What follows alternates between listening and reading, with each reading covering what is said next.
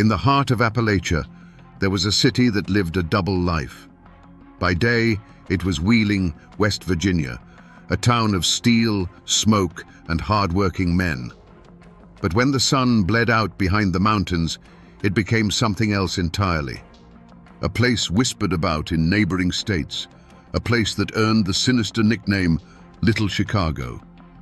How could a city in the middle of conservative America become a gangster's paradise, a capital of vice where the law was just a suggestion? The official records talk about crime, but the mountains remember a different story. The tragedy of a city that sold its soul for a few decades of neon lights and easy money. Wheeling wasn't born a monster. For generations, it was a city built on sweat and steel, nestled in a bend of the mighty Ohio River. Its lifeblood was the clanging of the mills and the rumble of the coal cars. The air was thick with the smell of industry, and the brick buildings were permanently stained with a film of soot. This was the Rust Belt in its prime, a tough, proud place where a man's worth was measured by the calluses on his hands. It was a world of simple, hard truths. You worked, you provided for your family, and you found your rest on Sunday. The people of Wheeling were the heart of this world. They were steel workers, miners, and factory hands who came home each night with their faces smudged with grime and their bodies aching.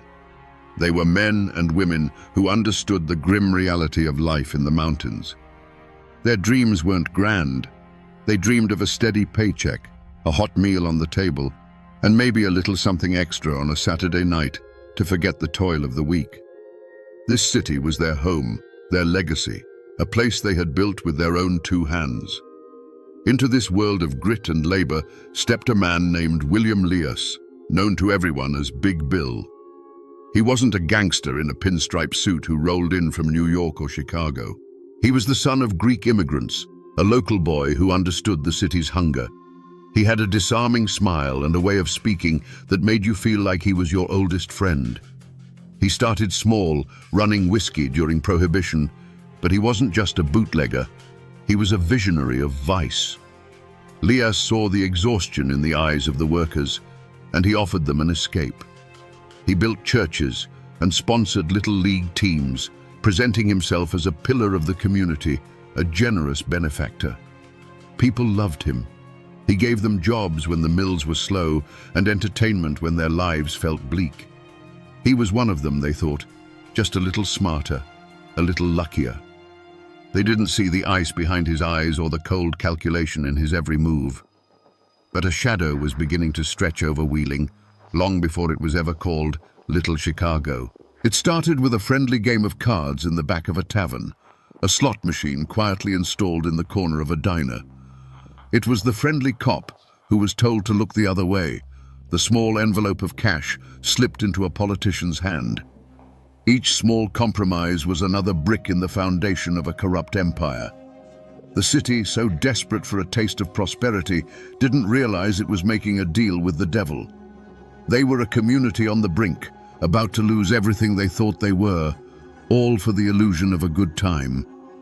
It wasn't a single gunshot that marked the point of no return for Wheeling. It was a sound, the constant mechanical grinding and clatter of hundreds, then thousands of slot machines. Big Bill Leas didn't conquer the city with an army of thugs.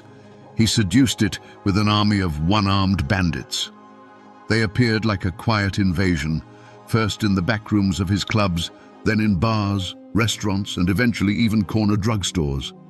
Each machine was a tiny, glittering promise of fortune, and a spigot for a river of untaxed silver that flowed directly into his empire. At first, the city's honest lawmen tried to fight back. They would raid an establishment, confiscate a few machines, and make an arrest, feeling they'd done their duty. But it was a fool's errand. The arrested man would be out on bail within an hour, the case mysteriously dismissed by a compliant judge. The next day, 2 new machines would appear in the same spot. It was a demoralizing, soul-crushing charade. This is where the real poison took hold.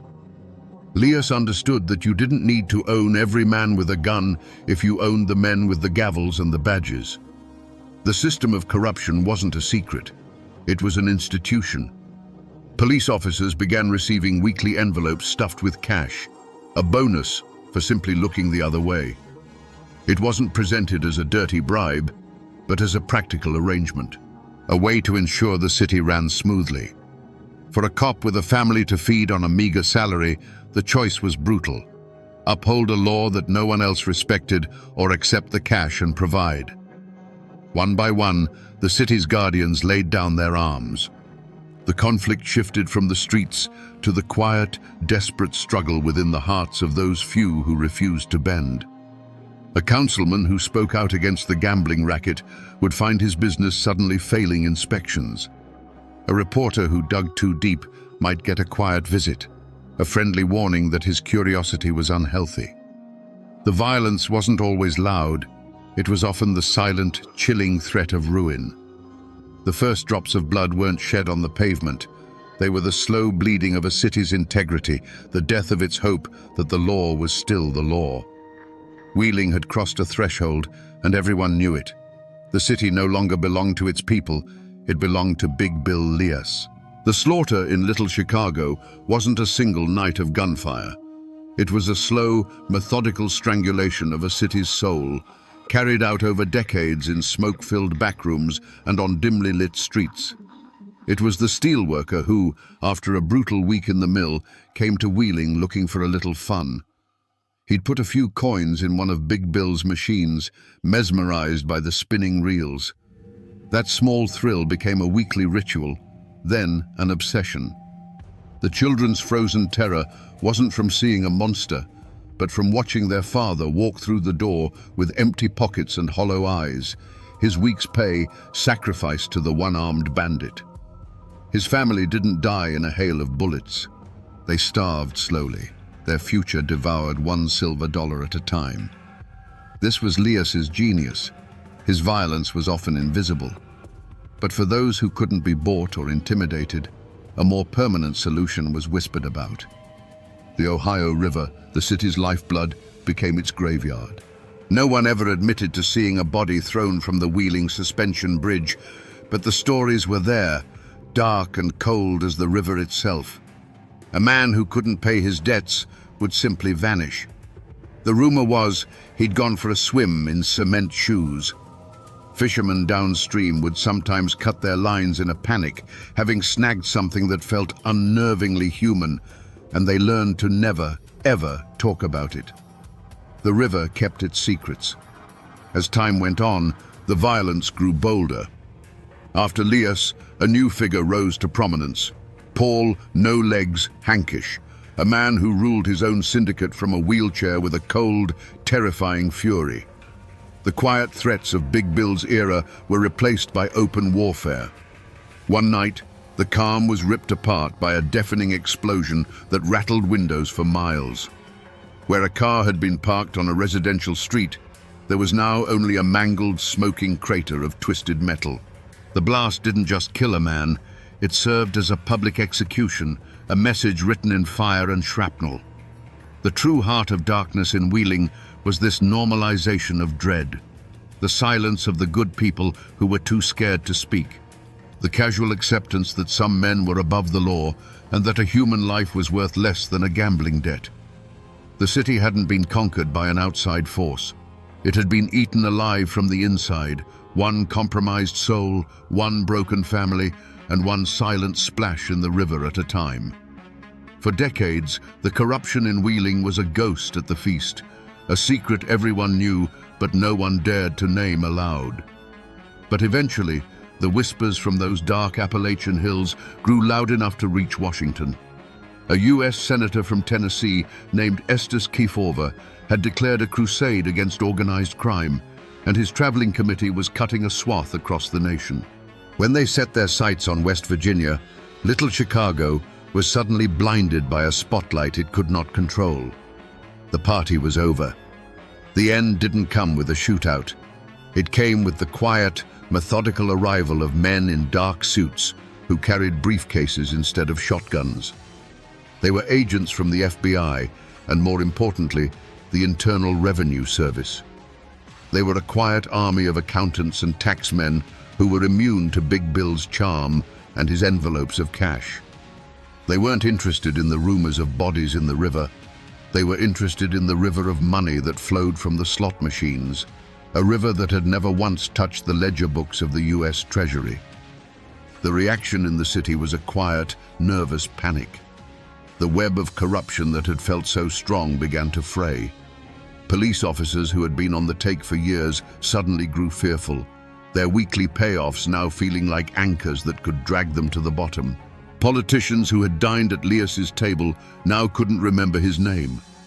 For the first time in a generation, a force had arrived in Wheeling that Big Bill could not buy, control, or intimidate. The fear that had held the city in his grip was now turned against his own people. Then came the raids. But these were not the staged, theatrical raids of the local police. Federal agents moved with cold efficiency. They didn't just seize a few slot machines, they swept through the city like a cleansing fire. In a single day, thousands of one-armed bandits were confiscated. They were dragged out of the bars and clubs, piled onto trucks, and taken to be destroyed. The signature sound of Little Chicago, that constant, hopeful, greedy grinding of the machines, was replaced by the sound of smashing glass and splintering wood as they were broken apart with sledgehammers. A new kind of silence fell over Wheeling. The neon lights of the gambling dens and backroom casinos flickered and went dark, one by one. The weekend crowds from Ohio and Pennsylvania stopped coming. The flow of easy money that had been the city's lifeblood and its poison simply ceased. What was left was a city in a state of shock, holding its breath. The king was cornered, his empire was in ruins, and the ashes of his fallen kingdom were still settling in the quiet, empty streets. The federal courthouse in Wheeling wasn't one of Big Bill's smoky backrooms. It was a place of cold marble, polished wood, and unwavering fluorescent lights, a world where his charisma and cash held no power. His trial was the greatest show the city had ever seen. The courtroom was packed every day with a strange mix of his loyalists, his victims, and the morbidly curious, all wanting to see if the king would finally fall. Armed federal marshals stood guard, their presence a stark reminder that the old rules no longer applied. For the first time, justice in Wheeling would be decided not by a backroom deal, but by a jury of 12. In the defendant's chair sat William Lias, and he looked like a man out of time. The confident, charming benefactor was gone. In his place was an aging man in an ill-fitting suit, looking confused and diminished under the weight of federal authority.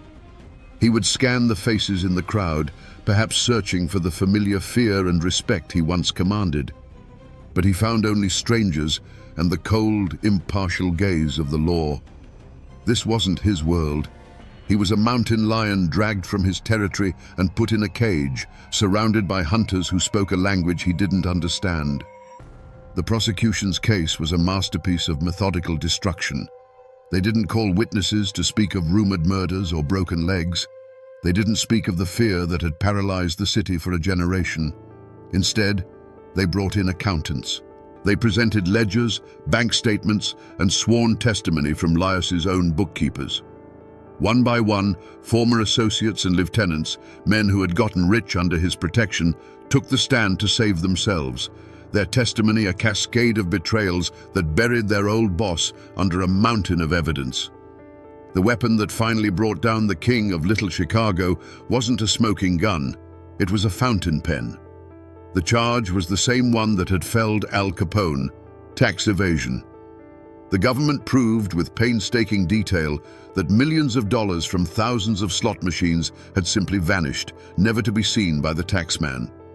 It was a simple, brutal, and undeniable truth. While the newspapers screamed about racketeering and the whispers on the street told of bodies in the river, the case itself was as dry as dust. It was a cold, mathematical execution. When the jury returned, the verdict was a formality. Guilty. William Big Bill Lias, the man who had owned a city, who had built an empire on vice and fear, was sentenced to years in federal prison. The law of men had finally won. But as he was led from the courtroom, a free man no more, a question hung in the air, heavy and unspoken. Was this justice? The man who corrupted a generation of public officials and broke countless families on the altar of gambling was going to prison for a bookkeeping crime. The system had punished him, yes, but it felt like it had punished him for the wrong reasons. The city was free of its king, but the real sins of Little Chicago seemed to have been left unjudged, washed away like so many other dark secrets in the Ohio River. Big Bill Leas did eventually get out of prison. He returned to Wheeling, but the city he came back to was no longer his kingdom. He was a ghost from a bygone era, his power broken, his name now just a story whispered by old-timers. The man who had once been the uncrowned king of a city died not in a hail of gunfire, but quietly, his empire already turned to dust. The vacuum he left behind was filled for a time by more vicious predators like No Legs Hankish, whose reign was one of bombs and fear, but that too eventually crumbled under the relentless pressure of federal law enforcement.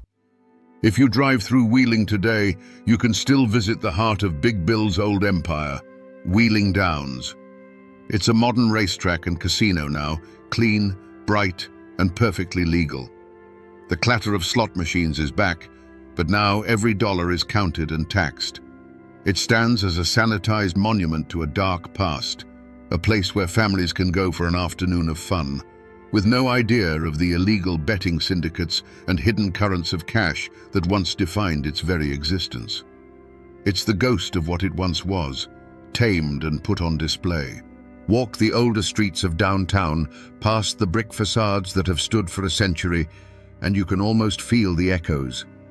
That building there, now a law office, might have been the 19th hole, where deals were made in clouds of cigar smoke. That empty storefront could have been a club where a politician and a gangster shook hands. The neon signs are gone, the secret tunnels are sealed or forgotten, and the Ohio River flows on, carrying its secrets silently to the sea. Most people who live in Wheeling now have only a vague sense of this history. Little Chicago is a nickname, a local legend. But the deepest scars left by that era aren't in the brick and mortar. They are in the city's soul. It's an ingrained distrust of authority, a cynical belief that every system can be bought. It's in the stories passed down from grandfathers who remember the open secret of the city's double life.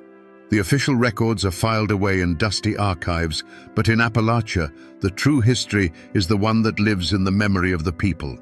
The mountains saw it all, and the mountains never forget. So we come back to the question that hung in the smoky air at the start of our story. How did a hard-working Appalachian city become a gangster's paradise? The answer is as simple as it is tragic. Little Chicago wasn't built by force. It was built on a quiet, desperate bargain. Big Bill Leas didn't conquer Wheeling. He seduced it.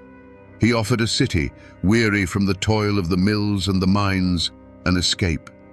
He offered them the illusion of prosperity, the thrill of the jackpot, and all he asked for in return was their silence and their soul. This is more than just a crime story. It is a cautionary tale, a lesson etched into the very hills of West Virginia. It's a story about the danger of looking the other way, of accepting small compromises until there is nothing left of your integrity to compromise. The tragedy of Wheeling wasn't just that a criminal empire rose in its streets, but that so many good people stood by and let it happen, convinced that the easy money was worth the moral rot that came with it. It is a timeless story of how a community, desperate for a better life, can make a deal with the devil, never realizing the price is always far higher than they can imagine. The steel mills have cooled, and the bright neon signs are dark. But the ghost of Little Chicago still haunts these hills, a cold lesson written in the heart of Appalachia. Its legacy is a reminder that the most dangerous monsters are not always the ones who break down your door, but the ones you willingly invite inside.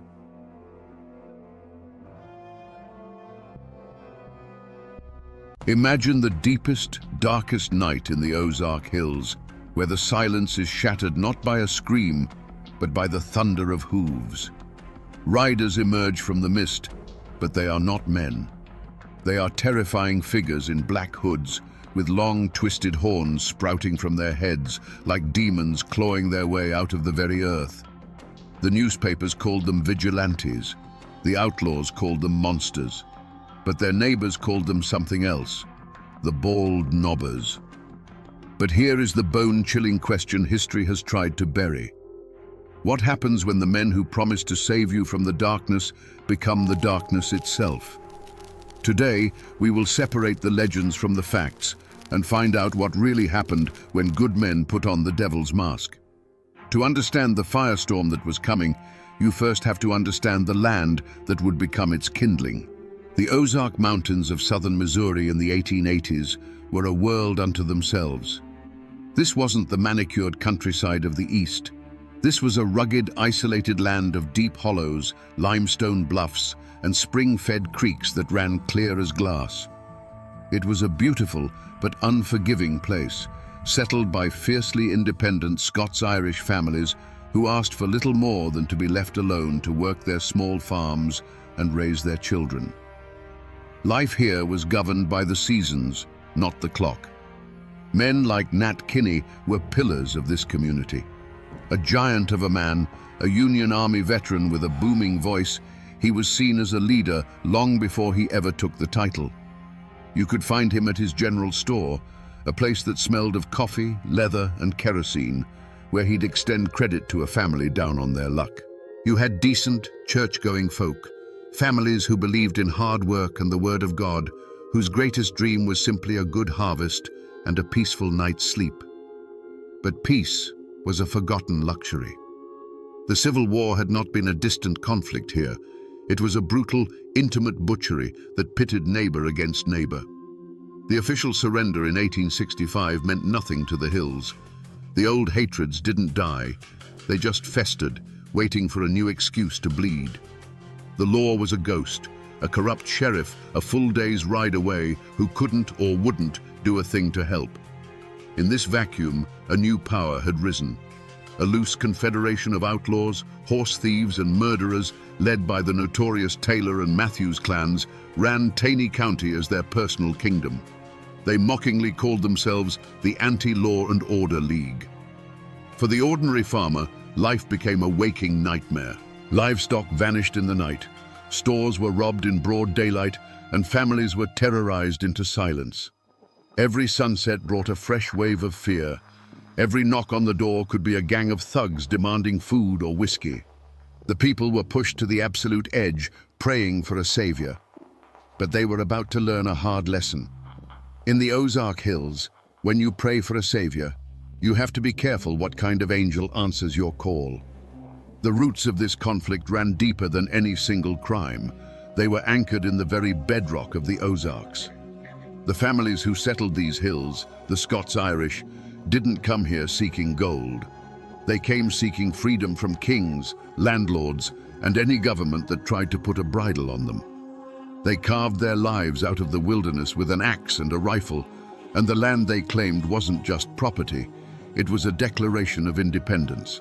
This patch of earth, this creek bottom, this ridge, it was a legacy paid for in sweat, heartbreak, and blood.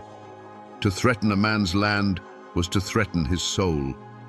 But the most poisonous memory, the wound that never healed, was the Civil War.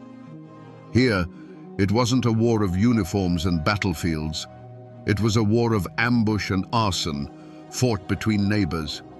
Pro-Confederate bushwhackers and pro-Union jayhawkers turned the Ozarks into a slaughterhouse.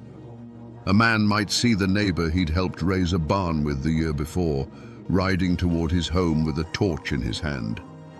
The official surrender at Appomattox was just a whisper from a world away. In these hills, the war never truly ended.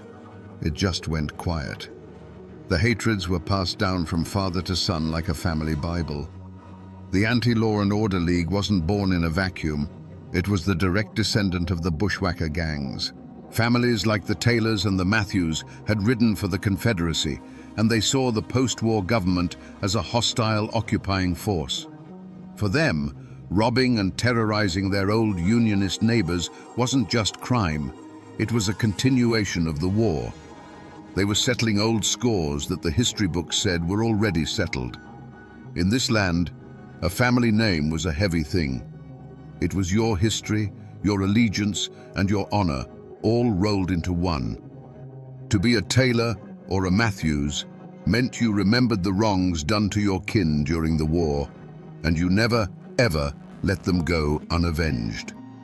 To be a Kinney, a proud Union veteran, meant you believed in order, in the flag, and in the idea that the war was over and the law should be respected. The coming storm wasn't just about crime.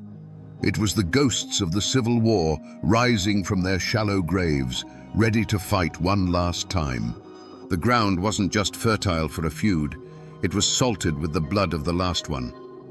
In a place as small and tight-knit as Taney County, there was no neutral ground. Friendships that had weathered droughts and hard winters now fractured under the weight of a single whispered question: are you for Kinney, or are you against him? The general store, the church, the blacksmith shop, these weren't just places of commerce or worship anymore. They were listening posts where every word was weighed and judged. Siding with the outlaws could get your barn burned by reformers. Siding with the reformers could get your throat cut by the outlaws. The simmering conflict gave old grudges a new, deadly purpose. A fistfight over a stray hog 10 years prior was suddenly remembered. A bitter argument over a boundary line marked by an old oak tree became a justification for violence. Men who had simply disliked each other for personal reasons now found themselves on opposite sides of a brewing war, giving their private hatred a righteous banner to fly under. The chaos was a perfect cover for settling old scores, and everyone knew it. Whispers became the currency of the hills, and they were poison. A story told at the grist mill in the morning would be a full-blown death threat by the time it reached the far hollows at dusk. Rumors traveled faster than a man on horseback, twisting and growing with every retelling. Did you hear that so-and-so was seen sharing a drink with one of the Taylor boys? Did you hear that man's wife say she thought Kinney was going too far? In this atmosphere, accusation was as good as a conviction, and suspicion was a death sentence waiting to be carried out. And then there were men like William Edens. He wasn't an outlaw. He hated the thieves and killers as much as anyone. But he was a stubborn, honest man who believed that justice delivered from the shadows was just another kind of crime. He spoke out, not in saloons, but in public, arguing that a secret committee of men acting as judge, jury, and executioner was a cure far worse than the disease. To Nat Kinney's supporters, this wasn't principled opposition, it was treason. Edens was marking himself and his family as an obstacle. He was a voice of reason in a world that was rapidly going deaf with rage. The community was no longer a community. It was a tangled web of fear, loyalty, and festering resentments. Every man was sizing up his neighbor, wondering which side he'd be on when the shooting started. The air itself felt heavy, charged with unspoken threats. It was a place holding its breath, waiting for the first man to reach for his gun.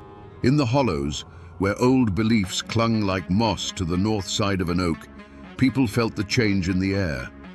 The old folks would tell you the land itself was sick. They said the panthers cried with a human voice at night, a sound that meant blood was about to be spilled. A strange, unseasonable fog would roll in before dusk and refuse to burn off by morning, shrouding the hills in a ghostly silence.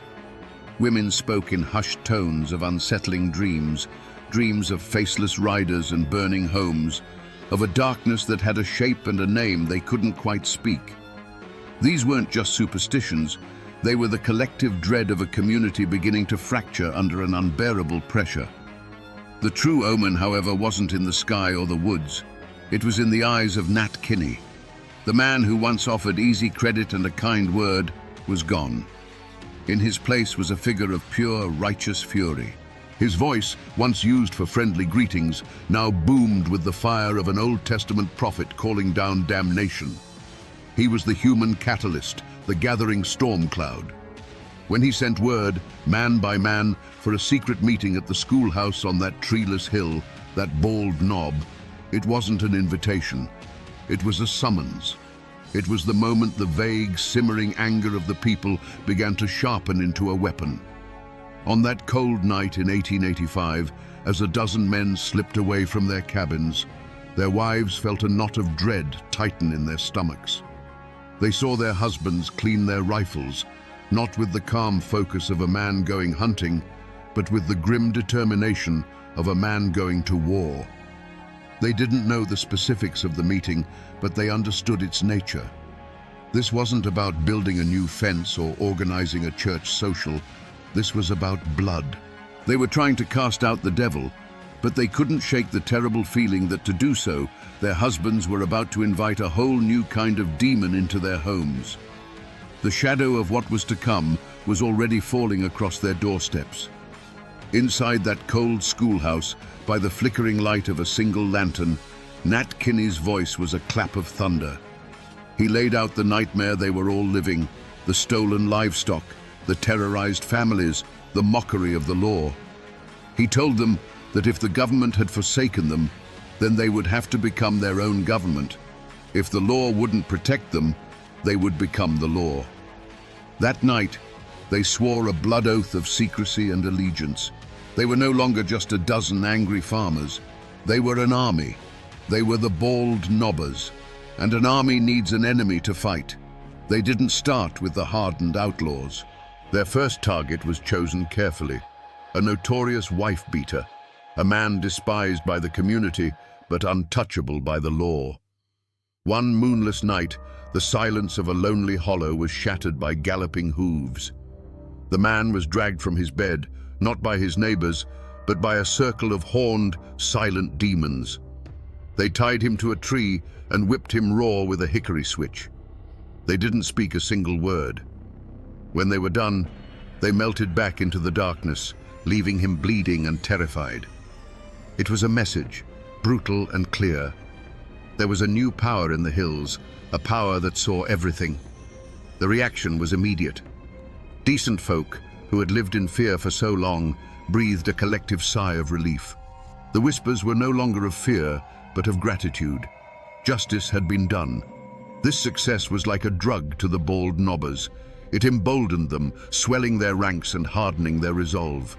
They moved from punishing social outcasts to targeting the outlaws themselves. They burned down the corrupt saloons and gambling dens that served as the gang's headquarters, a direct assault on their power. The true point of no return came a few weeks later.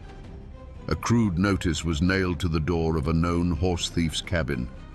It didn't have a signature, only a crude drawing of a horned mask. It gave the man and his associates 24 hours to leave Taney County. There was no negotiation, no trial. It was an ultimatum: leave or be found hanging from an oak tree. This was no longer about punishing a single sin. This was a declaration of war. The bald knobbers had taken it upon themselves to cleanse the entire county by force. The first drops of blood, drawn by a hickory switch, had been a test. Now, having found their power, they were promising a flood. The outlaws, for the first time, were scared. And a scared man with a gun is the most dangerous thing in the Ozark Hills. The war had begun. Power born from rage is a fire that eventually consumes the hand that wields it. The bald knobbers, once hailed as saviors, had begun to believe their own legend. Their enemy was no longer just the outlaw, it was anyone who questioned their methods. William Edens, the outspoken farmer who dared to call their shadow justice a crime, became the focus of their festering anger. On a cold night in 1887, they decided his voice would be silenced forever. This time, there were no ghostly horns, no pretense of demonic judgment. A large group of men, their faces bare in the moonlight, surrounded the small, isolated cabin. The pretense was over. This wasn't a warning, it was an execution. Inside, the Edens family and their house guest, Charlie Green, were asleep, unaware that their world was about to end. The first sound was not a knock, but a chorus of angry shouts from all sides, a predator's cry that left no room for escape. Then, the night exploded. It wasn't a single shot, but a deafening, continuous roar as dozens of rifles opened fire at once. The thin wooden walls of the cabin offered no protection. They might as well have been made of paper. The air filled with the shriek of splintering wood and the high-pitched shattering of the window panes. Inside, it was a hurricane of lead and splinters. The lantern on the table danced crazily from the impacts before its glass chimney burst, plunging the room into a terrifying darkness pierced only by the muzzle flashes from the tree line. Through the eyes of Edens' wife, it was a nightmare of incomprehensible chaos. She felt a searing pain in her own body as she fell. She heard a sharp final gasp from her husband, followed by the heavy, dull thud of his body collapsing onto the floorboards he had laid with his own hands. From the corner where their guest, Charlie Green, had been sleeping, there was a second thud, and then a profound silence. The attackers kept firing long after any movement inside had ceased, their fury needing to exhaust itself into the unresisting wood. And then, just as suddenly as it began, the shooting stopped. The silence that rushed back in was heavier, more terrifying than the noise. The only sound was the wind whistling through the new, ragged holes in the walls. The sharp, acrid smell of gunpowder hung in the air, thick enough to taste. It was the smell of murder. When the first rays of dawn finally crept into the shattered cabin, they illuminated a scene of utter devastation. The moonlight streamed through dozens of fresh holes in the walls, creating a horrifying constellation of death. There were no masks, no warnings, no hickory switches. This wasn't vigilante justice. This was a cold-blooded massacre. The bald knobbers had crossed a line from which there was no return. The heroes of the Ozarks were now just murderers. To the men who surrounded that cabin, this wasn't murder. It was a grim, necessary surgery. In their minds, William Edens was not an innocent man exercising his right to speak. He was a cancer. His words were a poison that threatened to undo everything they had accomplished. They had faced down killers and thieves. They had brought a semblance of peace to a land of terror.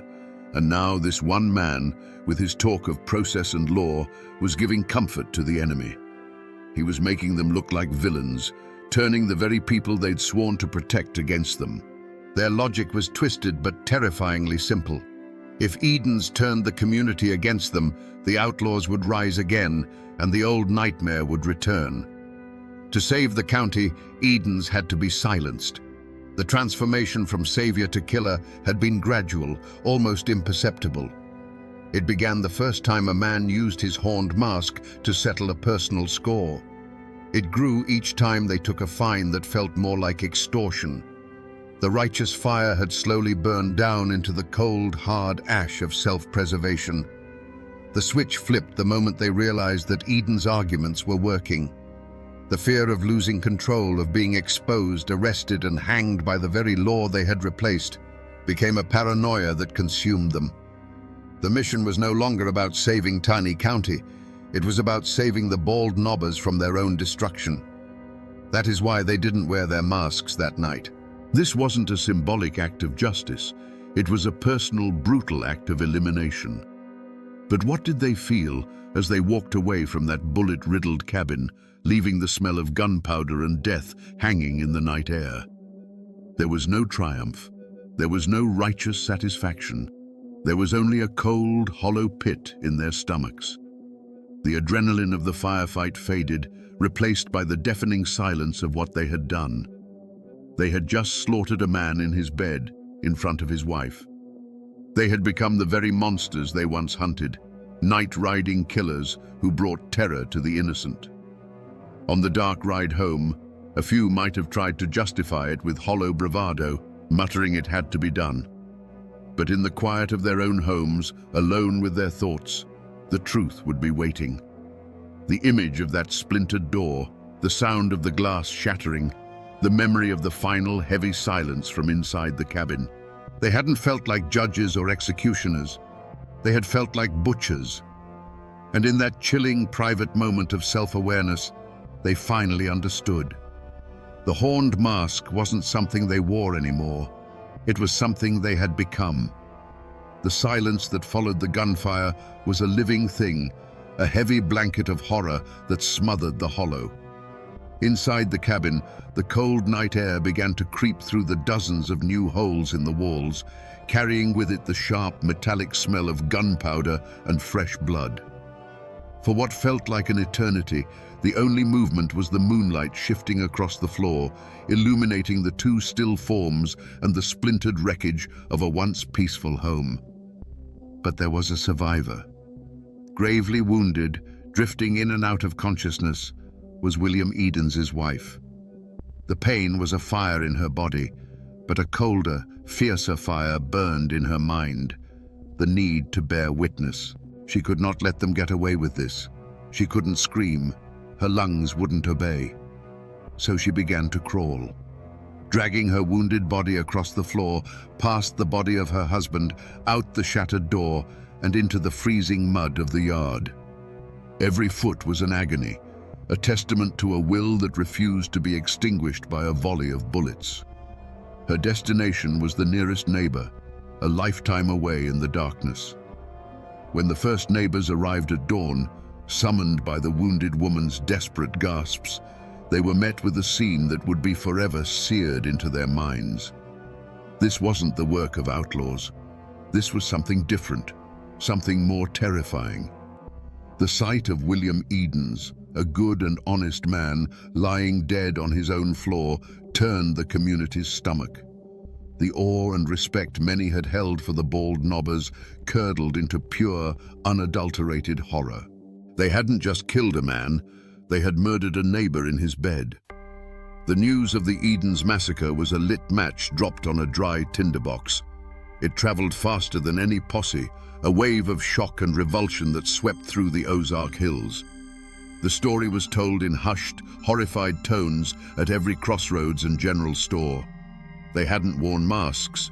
They had shot the house to pieces. Mrs. Edens had survived. The killers' identities, long whispered in secret, were now spoken openly, names attached to an unforgivable crime. This was too blatant, too savage for even the corrupt local authorities to ignore. The flimsy shield of public support for the bald nobbers had been utterly shattered. The state was finally forced to act. The governor of Missouri, his hand forced by the public outcry, authorized the use of the state militia and hired the famous Pinkerton Detective Agency to hunt the killers down. A substantial reward was offered for their capture, turning friends into potential informants.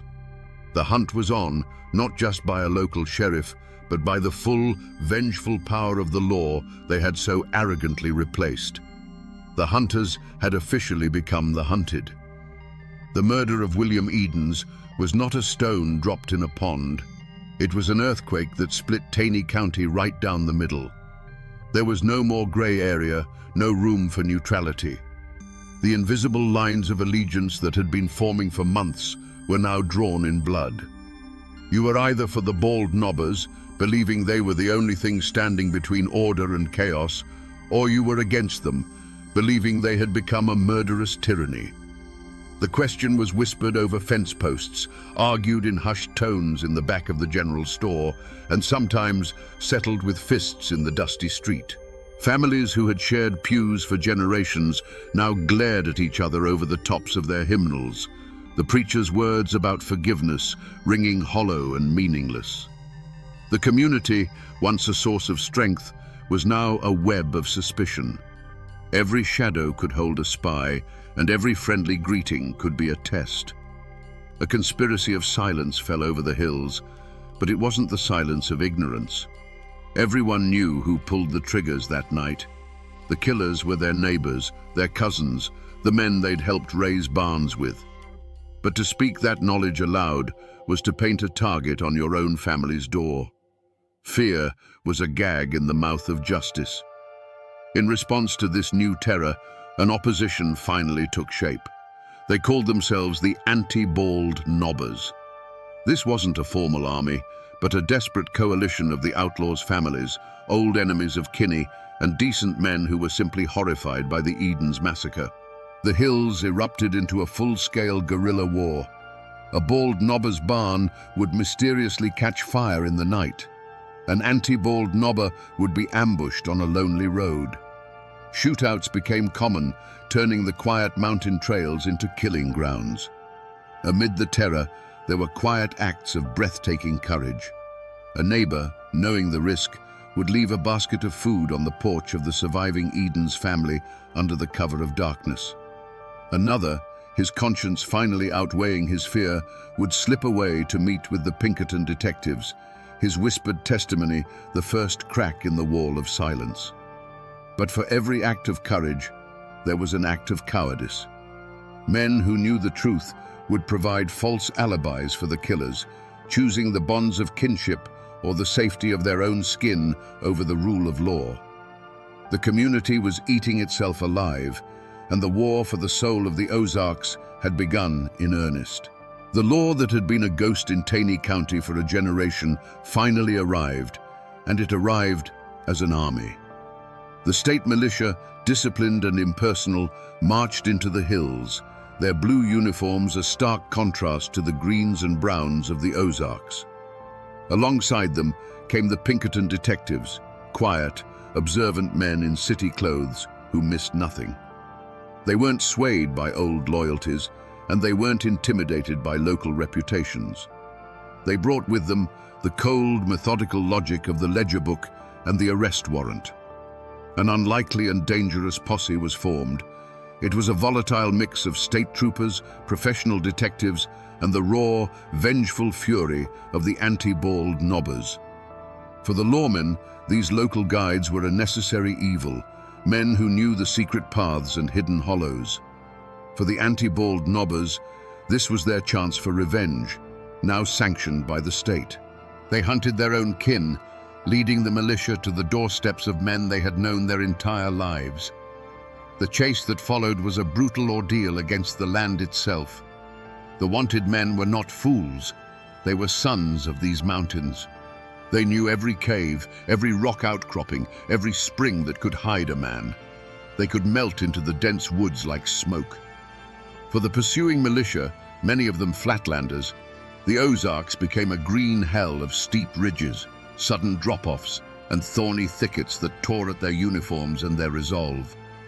Days turned into weeks of grueling patrols, of false leads and near misses. The mountains, which had been the bald nobbers' fortress, were now their last, desperate sanctuary. But the real weapon that brought them down wasn't the rifle, it was the whisper. The governor's reward money was a powerful temptation, but it was the presence of the militia that truly broke the spell of fear. For the first time, people who knew the truth felt safe enough to speak it. A farmer, his conscience gnawing at him, would secretly meet a detective and trade a name for a promise of protection. A woman, tired of the bloodshed, would leave an anonymous note detailing a hiding spot. One by one, the cracks in the wall of silence began to spread. The end came not in one epic firefight, but in a series of swift, merciless raids. Acting on the new intelligence, the militia would surround a cabin in the pre-dawn darkness, their rifles appearing like a thorny crown around the house. Some men were taken from their beds, blinking in confusion as the cold steel of handcuffs snapped onto their wrists. Others tried to fight, their defiance ending in a brief, desperate exchange of gunfire. A few, run to ground in a remote cave, simply gave up, their faces gaunt with hunger and the knowledge that the game was over. The once feared night riders, the horned demons of the hills, were rounded up by the dozens, their reign of terror ending not with a thunderclap, but with the quiet, final click of a jail cell door. The trials of the bald nobbers were not a quiet legal proceeding. They were the final battle of the war, fought not with rifles, but with testimony and lies. The entire county descended on the small town of Ozark, Missouri, turning it into an armed camp. State militia with bayonets fixed stood guard on the courthouse steps and at the doors, their stoic presence a thin wall against the seething tension in the streets. Inside, the courtroom was packed to the rafters, a stifling, airless space filled with the families of the accused, the families of the victims, and curious onlookers, all watching each other with a mixture of hatred and fear. The air was thicker than summer molasses, heavy with the unspoken threat that the violence outside could erupt within these walls at any moment. This was a clash of two worlds. In the dock sat the accused, hardened hillmen, their weathered faces looking utterly out of place against the polished wood of the court. Facing them was the machinery of the state, slick, confident lawyers from the city whose legal arguments felt like a foreign language in a place where disputes were settled with a handshake or a shotgun. Witnesses were called to the stand, their hands trembling as they swore on the Bible. You could see the terror in their eyes. As they spoke, their gaze would drift to the gallery, where the kin of the accused sat in stony silence, a silent but powerful reminder that after the judge and jury were gone, the mountains and their long memories would remain. Witness intimidation didn't require a single word, only a steady, unblinking stare. The defendants themselves showed no remorse. Led by Dave Walker and his son, they carried themselves not with the shame of murderers, but with the defiant pride of captured soldiers. They rarely looked at the judge or the jury. Their eyes were fixed on their own people in the crowd, a silent exchange of loyalty that defied the authority of the court. In their minds, they were being tried by a foreign power for an act of war, for executing a traitor who threatened their cause. They did not recognize this law, and they would not bow to it, even with the shadow of the gallows falling over them. The great captain, Nat Kinney himself, was not among them in the dock for this final judgment. He had a solid alibi for the night of the Eden's murder and was acquitted in a separate trial, a legal technicality that felt like a dagger in the heart of true justice. The mastermind, the voice that had summoned the demons in the first place, would walk free. The state needed convictions, and it focused its full weight on the men whose triggers had been pulled that night. The jury, a group of terrified local men, deliberated under immense pressure, knowing their decision could make them heroes to one half of the county and targets to the other. Finally, they filed back in, their faces grim. The foreman stood, his voice shaking slightly as he read the verdict. Guilty. 4 men, Dave Walker, his son Bill, John Matthews, and Tubal Matthews, were sentenced to be hanged by the neck until dead. A collective gasp sucked the air from the room, followed by a single piercing sob from the Walker family pew. The condemned men did not flinch. They simply stood, their faces like granite, and were led away. The law of men had spoken. The gallows would have its due. But as the crowd shuffled out into the tense evening air, the question hung unspoken between them. With dozens of others who fired into that cabin walking free, with the leader of the whole movement absolved, was this justice? Or was it just a sacrifice, a few lives taken by the state to pretend that the war was finally over? On a bright spring day in May of 1889, a gallows was built in the town of Ozark. A crowd gathered, not to cheer, but to watch in grim silence as Dave Walker, his son Bill, John Matthews, and Tubal Matthews were led to the platform. The trapdoors fell, the ropes snapped taut, and the law of men had its final, brutal word. But for the Ozark Hills, this was not an ending. It was simply the beginning of a long and bitter reckoning. The great captain, Nat Kinney, had walked out of the courtroom a free man, but the Ozark Code of Justice he had unleashed had a long memory. In August of 1888, months before the hangings, he was standing in his own general store. His sworn enemy, Billy Miles, walked in, raised a shotgun, and fired. There was no fiery speech, no final plea, just the deafening roar of a shotgun and the thud of the giant falling behind his own counter. The man who had sought to bring his own law to the mountains died by that same law.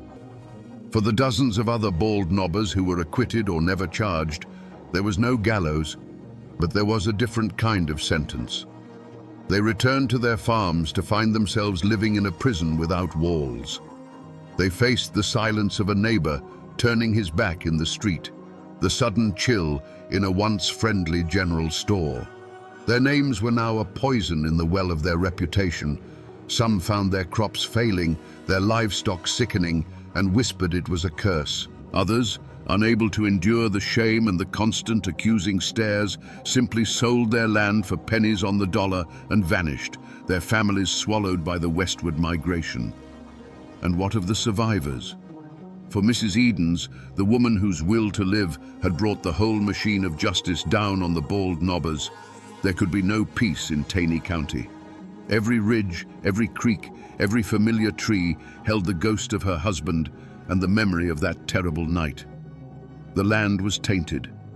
Soon after the trials, she and her family packed what little they had left into a wagon and left the Ozarks forever, becoming refugees from their own home. The creak of their wagon wheels on the dusty road was the sound of a final, heartbreaking goodbye. The community, ripped apart by the violence and the trials, did not heal. It simply scarred over. A thick, heavy blanket of silence was pulled over the whole affair. People stopped talking about it. The names Bald Knobber and Edens became words spoken only in hushed whispers. It was a shared, unspoken agreement to forget. The story was too ugly, the wounds too deep. They buried the history, hoping that if they piled enough dirt on it, the ghosts would eventually stay down. For generations, the official history of Taney County was a story with a missing chapter. But the past never truly dies. It just goes to ground. Today, the descendants of both the Bald Knobbers and the anti-Bald Knobbers still live in those hills. They are farmers, business owners, and teachers. But they carry a heavy inheritance. A name like Walker or Matthews still carries a faint echo of that old war, a history that is rarely, if ever, spoken of aloud. It's a private knowledge, a story kept behind closed doors, because in a place this small, the great-grandchildren of the hanged man might still live just down the road from the great-grandchildren of the men who hanged him. The physical traces are harder to find, but they are there for those who know where to look. The old schoolhouse on the Bald Knob is long gone, reclaimed by the woods. But the hill itself remains, a quiet, windswept place that feels different from the land around it. In the old cemeteries, you can still find the tombstones. There's the grave of Nat Kinney, the murdered captain, and not far away, the final resting places of the men who were hanged. The simple, weathered stones, with just a name and a date, give no hint of the firestorm that consumed their lives. The mountains have quietly swallowed the evidence, leaving only the ghosts. But the story refused to stay buried. In 1907, an author named Harold Bell Wright published a novel called The Shepherd of the Hills. The book was a sensation, one of the most widely read American novels of its time. In its pages, the raw, bloody truth of the Bald Knobbers was sanded down, romanticized, and transformed into a mythic tale of heroic mountain men fighting for justice. Wright turned the complex and brutal vigilantes into archetypes of the American frontier spirit. He gave the world a legend it could stomach, and in doing so, he cemented the name Bald Knobbers in the nation's memory forever. And then came the final, strangest chapter of their legacy.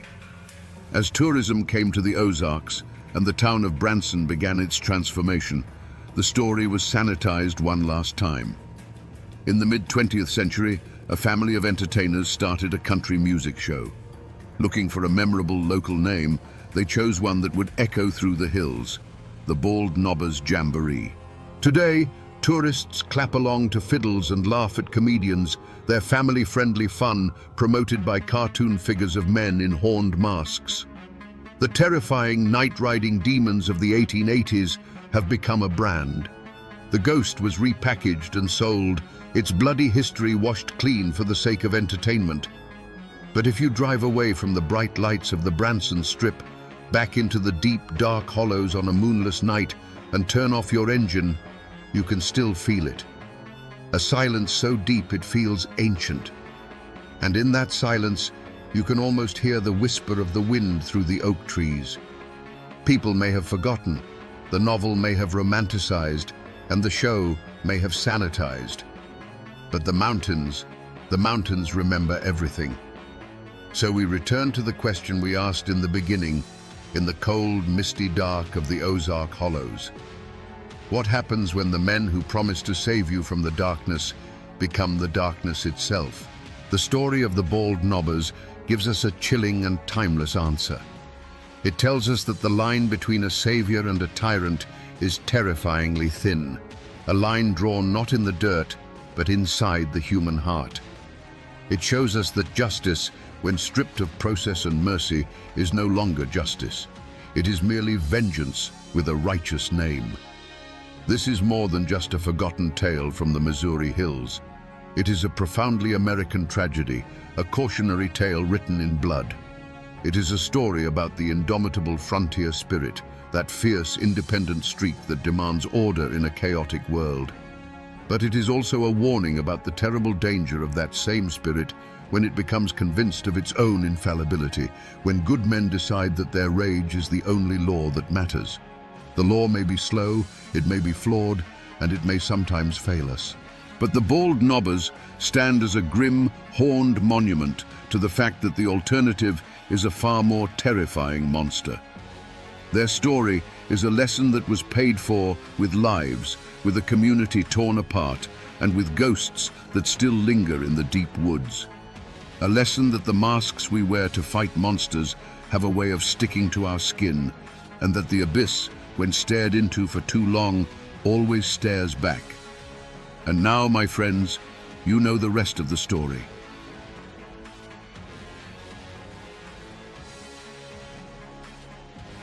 In the mountains of Harlan County, Kentucky, there came a time when the law was not your friend.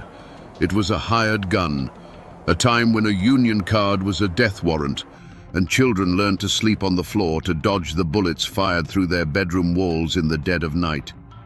The outside world called it a labor dispute, but for the people living it, it was a war. A war so brutal that its anthem was not just a song, but a desperate question. Which side are you on? Today, we descend into the darkness of bloody Harlan to tell the story of the decade-long battle that forced every man, woman, and child to choose.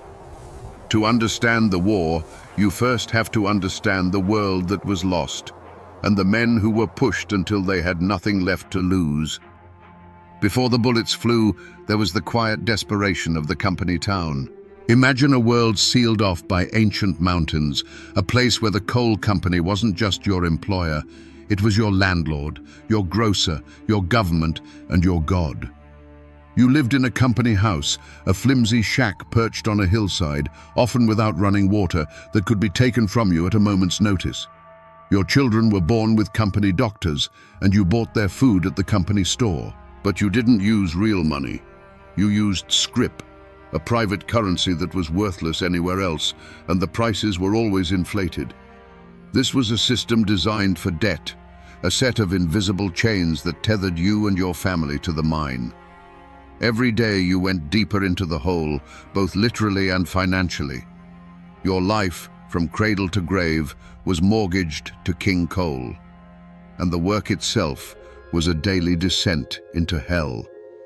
Deep beneath the beautiful green hills, men crawled on their bellies in the dark, breathing in the fine black dust that would one day choke the life from their lungs.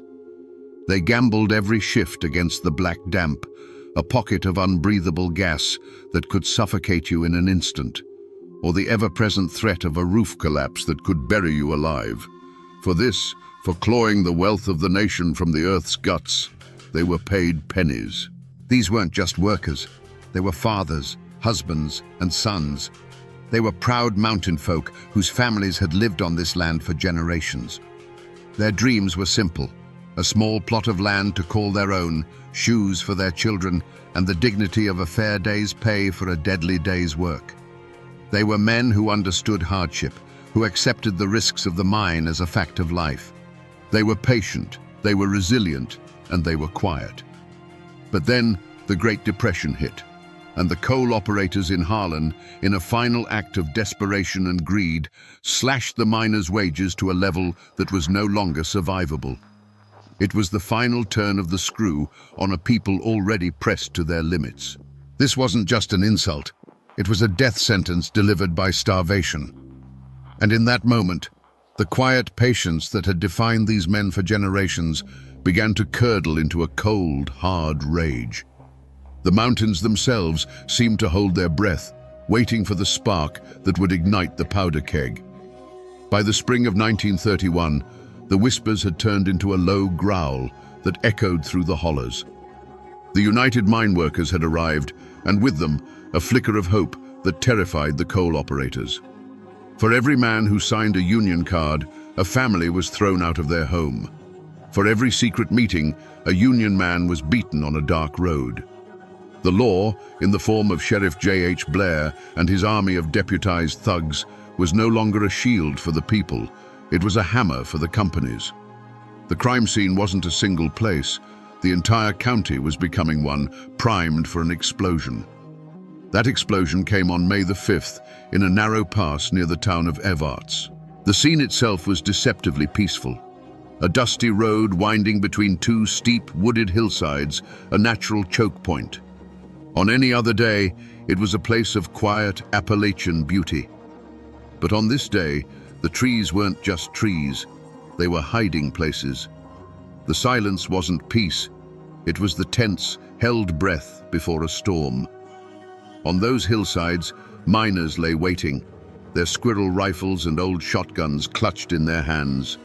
They were men who had been hunted, and now they had become the hunters. When the shooting finally stopped, a new kind of silence fell over the pass, a heavy, ringing silence punctuated by the groans of the wounded. The scene left for the authorities was one of utter chaos. 3 company cars, riddled with bullet holes, sat stalled on the road. The dust was littered with a confusing mix of shell casings, the heavy brass of the deputies' machine guns, and the simple spent shells from the miners' hunting rifles. Blood stained the dirt road, a testament to the ferocity of the 15-minute battle. The immediate evidence told a terrifying story, but offered no easy answers. 3 deputies and 1 miner were dead. The official report would call it a cold-blooded ambush, an act of insurrection by lawless miners. But the miners would whisper a different tale, one of self-defense, of a motorcade of gun thugs on their way to shoot up another picket line, of a people who finally decided to shoot back. The tracks leading away from the road vanished into the dense woods, swallowed by a wilderness that knew how to keep its secrets. The Battle of Evarts left behind more than bodies and brass. It left behind a bone-chilling question that hung in the smoke-filled air. This wasn't a simple murder. This was an organized, armed uprising. Who had planned it? Who gave the order to fire? The scene spoke of desperation and rage, but the wilderness offered no confessions. It only confirmed a terrible new reality. The war in Harlan County had gone hot, and the mountains themselves had become the first and most mysterious witness to the bloodshed. In the chaotic hours after the Battle of Evarts, as the bodies of the deputies were carried out of the pass, Sheriff J.H. Blair didn't need a detective to find his prime suspects. He already had his culprits. For months, a clear and public enemy had been challenging his authority and the absolute power of the coal operators. The finger of blame pointed squarely, and without a moment's hesitation, at the organizers of the United Mine Workers of America. These were the men who had come into his county preaching a gospel of discontent. They were, in the eyes of the establishment, outside agitators with foreign ideas about collective bargaining and workers' rights.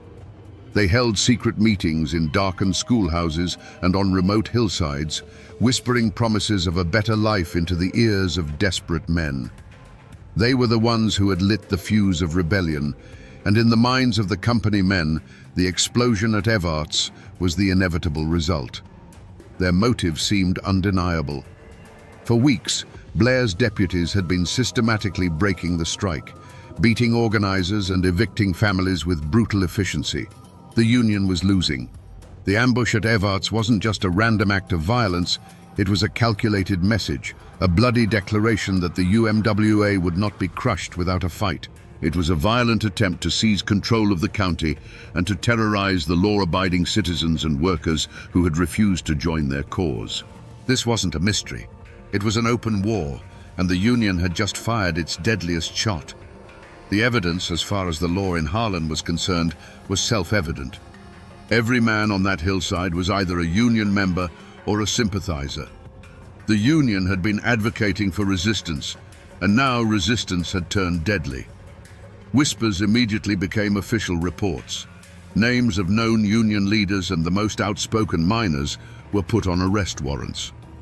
The narrative was simple and powerful. The Union came, and then there was violence. Therefore, the Union was to blame. For Sheriff Blair, the case was already open and shut, and the manhunt for the Union men began immediately. But while Sheriff Blair's fury was aimed squarely at the Union men on the hills, a colder, more complicated suspicion began to take root behind the closed doors of the Coal Operators Association. The ambush at Evarts had been too perfect, too precise. The miners were desperate, yes, but this level of coordination suggested something more than just spontaneous rage. It suggested information. It suggested a leak, and a leak could only come from the inside. Suspicion, like a mountain mist, began to curl around the figures who stood between the two warring camps, the mine foreman and the company guards who had been deputized by Blair. These were men who came from mining families themselves, who spoke the same language and understood the grievances of the men in the pits, yet they drew their paychecks directly from the operators. They were trusted by both sides, and therefore trusted by neither. Could one of these men, a man who walked the line between loyalty and blood, have been the true architect of the massacre? The motive wouldn't have been a simple cry for workers' rights. It would have been something far more personal and venomous. Imagine a foreman whose father had been killed in a roof collapse years earlier, a death ruled an accident, but always whispered to have been caused by company negligence. He had risen through the ranks, his loyalty a perfect mask for a patient, simmering hatred. For a man like that, the Union wasn't a cause, it was a weapon. Looking back, the signs were there. One particular foreman, known for his harsh discipline, had been conspicuously absent from the convoy that day, claiming a sudden illness. In the aftermath, his grief seemed hollow, his questions to the other deputies sharp, not with sorrow, but with the careful precision of a man confirming the details of a plan gone right. He knew the convoy's route, their departure time, and their numbers. A single, anonymous tip to a Union contact was all it would have taken to turn that dusty road into a killing field, sacrificing a few of Blair's thugs to ignite a war that could burn his true enemies to the ground. The thought was chilling, that the Battle of Evarts wasn't an act of rebellion, but a calculated act of revenge, orchestrated by a traitor who wore the company's own badge. But there was a third shadow that fell across the mountains, one that terrified the Union and the operators alike. This wasn't a local feud. The Great Depression had set the entire nation on edge, and whispers of revolution were drifting out of the cities and into the forgotten hollows of Appalachia. This third suspect wasn't a man, but an idea, a radical, violent ideology that saw the struggle in Harlan not as a labor dispute, but as the first battleground in a new American Civil War. Agents of more extreme movements, men who found the United Mine Workers too tame, began to slip into the county. They weren't miners. They were professional organizers, hardened veterans of bloodier conflicts in other parts of the country. They spoke not of contracts and wage increases, but of seizing the mines and overthrowing the system entirely. They saw the miners' desperation not as a problem to be solved, but as fuel for a much larger fire. Their motive was pure and terrifyingly impersonal: chaos. For them, a negotiated peace was a failure. They needed martyrs. They needed headlines. They needed a war. The Battle of Evarts, with its shocking death toll, was a perfect victory in their eyes. It escalated the conflict beyond the point of no return, forcing the hand of both the Union and the state.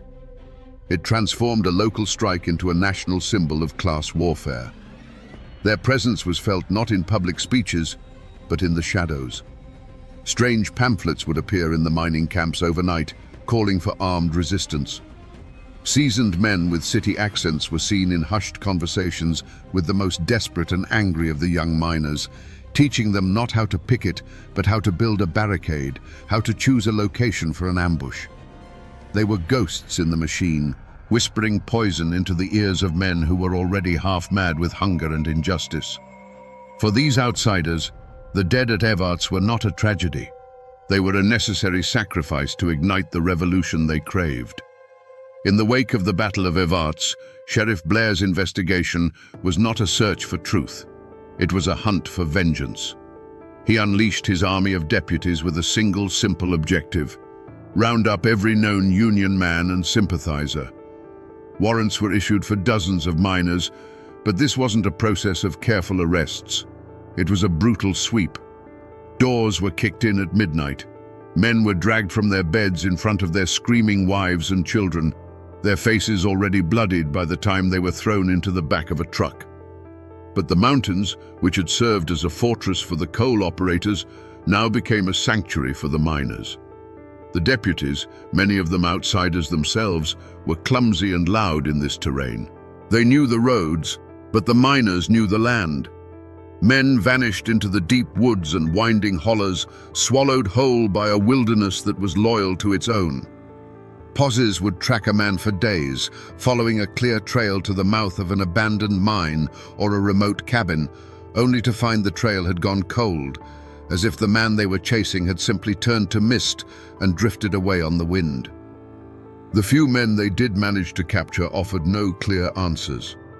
Under the brutal persuasion of a deputy's blackjack, stories changed and collapsed. Some men, desperate to stop the beating, would name anyone, spinning wild tales of a grand Union conspiracy led by organizers who were already long gone, having fled the state. Others, defiant to the end, would say nothing at all. The evidence Blair presented to the prosecutors was a tangled mess of coerced confessions and contradictory testimonies. The promise of a swift, clean conviction for the murder of his deputies evaporated into a fog of confusion and lies. The investigation was hitting a wall, and Blair's frustration festered into a more indiscriminate cruelty. Unable to catch the supposed ringleaders, his deputies turned their rage on the community at large. They would stop cars on lonely roads, not to ask questions, but to deliver beatings. They prowled the edges of the mining camps, their presence a constant, suffocating threat. The initial assumption that a few Union leaders were responsible was proving impossible to prove. The hunt for a specific culprit devolved into a general war on the mining population, and with every failed raid and fruitless interrogation, the fear in Harlan County grew deeper, and the truth buried itself a little further in the dark, silent earth. As Sheriff Blair's hunt intensified, his deputies slammed into a wall. It wasn't made of stone or wood, but of something far stronger, the absolute, unyielding silence of the mountain people. The louder the deputies shouted, the deeper the silence became. Questions were met with blank stares. Threats were answered with a shrug. Men who had worked side by side their whole lives, who knew every secret in the holler, suddenly saw nothing, heard nothing, and knew nothing. An invisible pact of silence, an omerta of the coalfields, had descended upon Harlan County. This silence was not born of ignorance, but of a cold, calculated understanding of survival. To speak to Sheriff Blair's men was not to help the cause of justice. It was to paint a target on your own front door. Everyone knew the price of talking. It meant a visit in the dead of night, the sound of heavy boots on your porch, a beating that left you unable to work for a week. It meant your wife and children being terrorized by gun thugs who would shine their headlights into your windows just to let you know they were watching.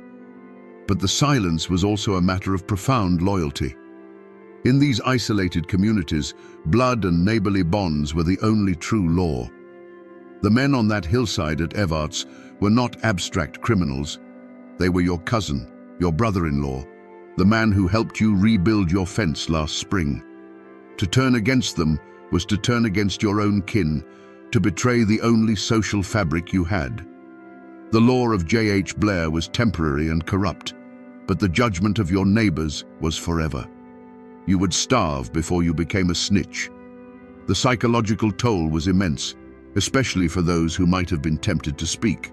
Old man Hemphill, who lived on the road to Evarts, made the mistake of telling the postman he'd seen a car he didn't recognize parked near the pass the day before the shooting.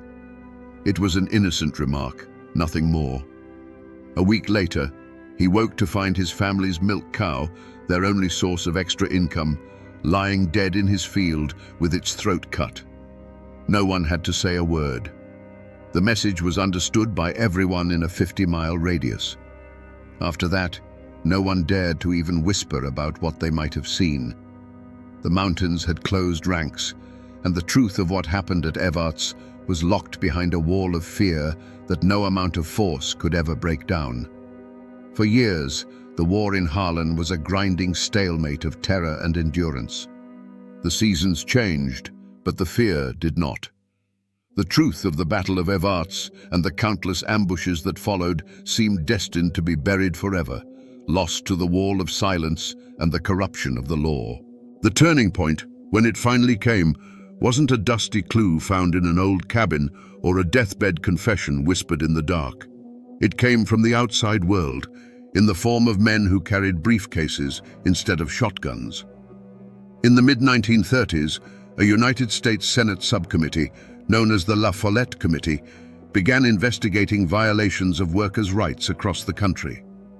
And their gaze finally fell upon the dark and bloody ground of Harlan County. These men from Washington were a new kind of power, one that Sheriff Blair couldn't intimidate and the operators couldn't buy. They came armed not with guns, but with subpoenas, and they began to do something no one in Harlan had dared to do for years. They began to listen.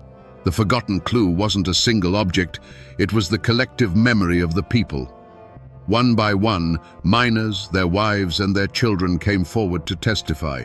Each story, on its own, had been just a whisper of pain. But now, under the protection of federal marshals, the whispers became a roar.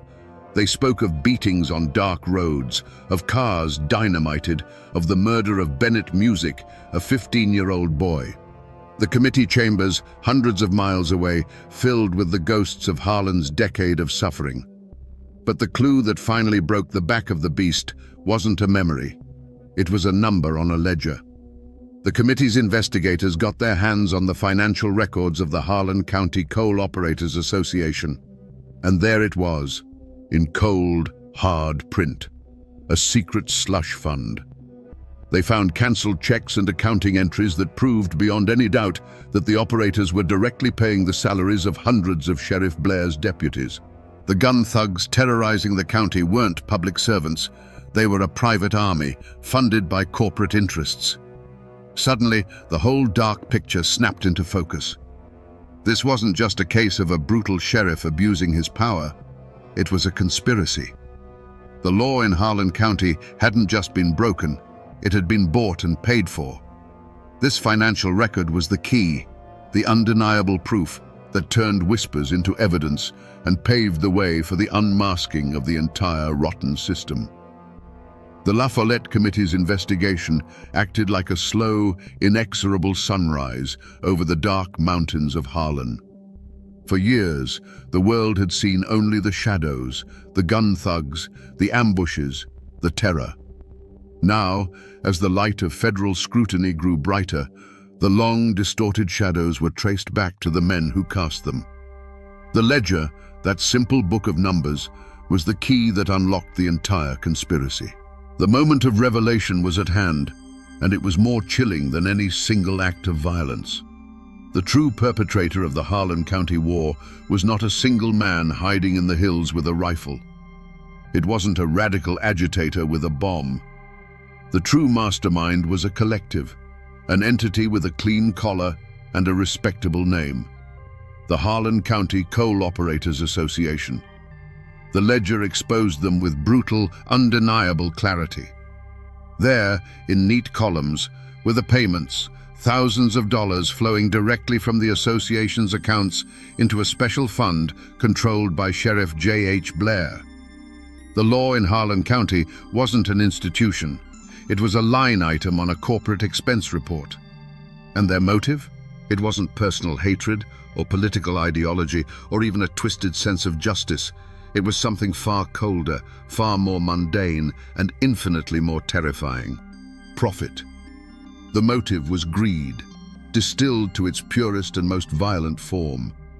A union contract meant paying livable wages, investing in mine safety, and giving up the feudal control they held over their workforce. It was cheaper to hire killers.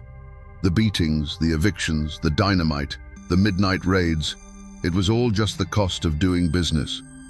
It was a simple, brutal equation where a miner's life was worth less than the cost of a union contract. This single damning revelation unmasked the entire decade of terror. Sheriff J.H. Blair was not a rogue lawman. He was the highly effective, well-paid manager of the association's security forces. His deputies were not peacekeepers. They were mercenaries on a corporate payroll. The violence wasn't random chaos. It was a calculated, systematic campaign of intimidation designed to protect profits at any human cost. The web of terror that had seemed so tangled and confusing was, in fact, devastatingly simple. It was a privately funded war waged by the rich against the poor. The unmasking was complete.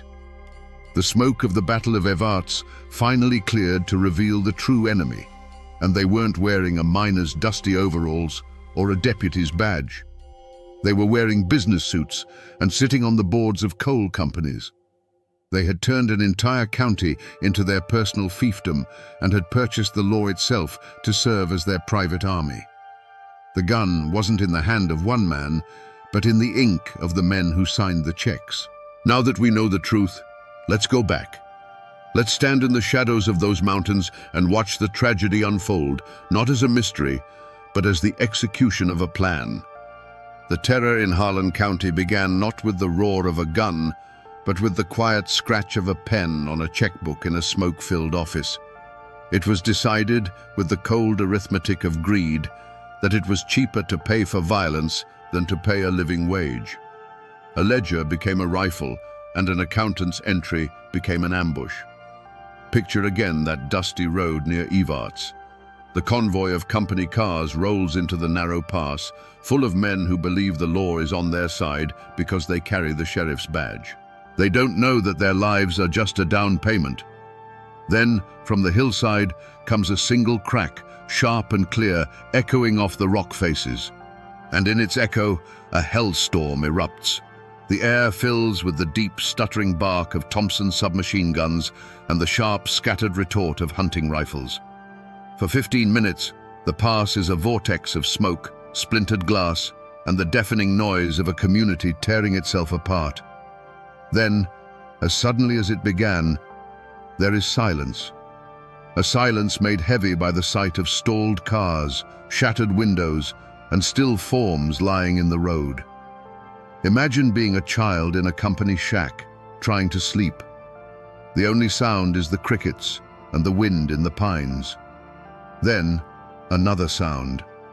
The low rumble of a car coming slowly up the holler, a car that doesn't belong. Your mother's hand is suddenly on your shoulder, pulling you from the bed to the floorboards. You lie there, heart hammering against your ribs, smelling the damp earth beneath the house. A moment later, the night explodes. The window shatters inward, and the wall next to your bed splinters as a shotgun blast tears through the thin wood. The car speeds away, its taillights vanishing into the darkness, leaving behind the tinkle of falling glass, your mother's whispered prayers, and a fear that will never, ever leave you. The roads themselves became weapons. A union man driving home to his family would see a pair of headlights appear in his rearview mirror, growing closer, pinning him in their glare. He would grip the wheel, his knuckles white, his mind racing. Was it just a neighbor, or was it them? Every curve in the road was a potential trap. Every dark stretch of woods a place to be run off into a ditch. The county, once a home, had become a hunting ground, and the journey from the mine to your front porch was the most dangerous part of the day. And then there was the ultimate act of this calculated terror. A union organizer, Marshall Music, is driving with his family. The road ahead is clear. For a moment, it might feel like a normal day, but then the world is ripped apart by a deafening roar. The force of the blast throws the car from the road, twisting it into a barely recognizable shape of steel and smoke. In that single horrific instant, a journey is ended. A family is shattered. A 15-year-old boy's life is extinguished, not in a moment of passion or rage, but as a consequence of a line item in a corporate budget titled "Strike Expenses." This was the war in Harlan. It wasn't a fight between two equal sides. It was a systematic campaign of terror, planned in boardrooms and executed by men who had sold their badges and their souls.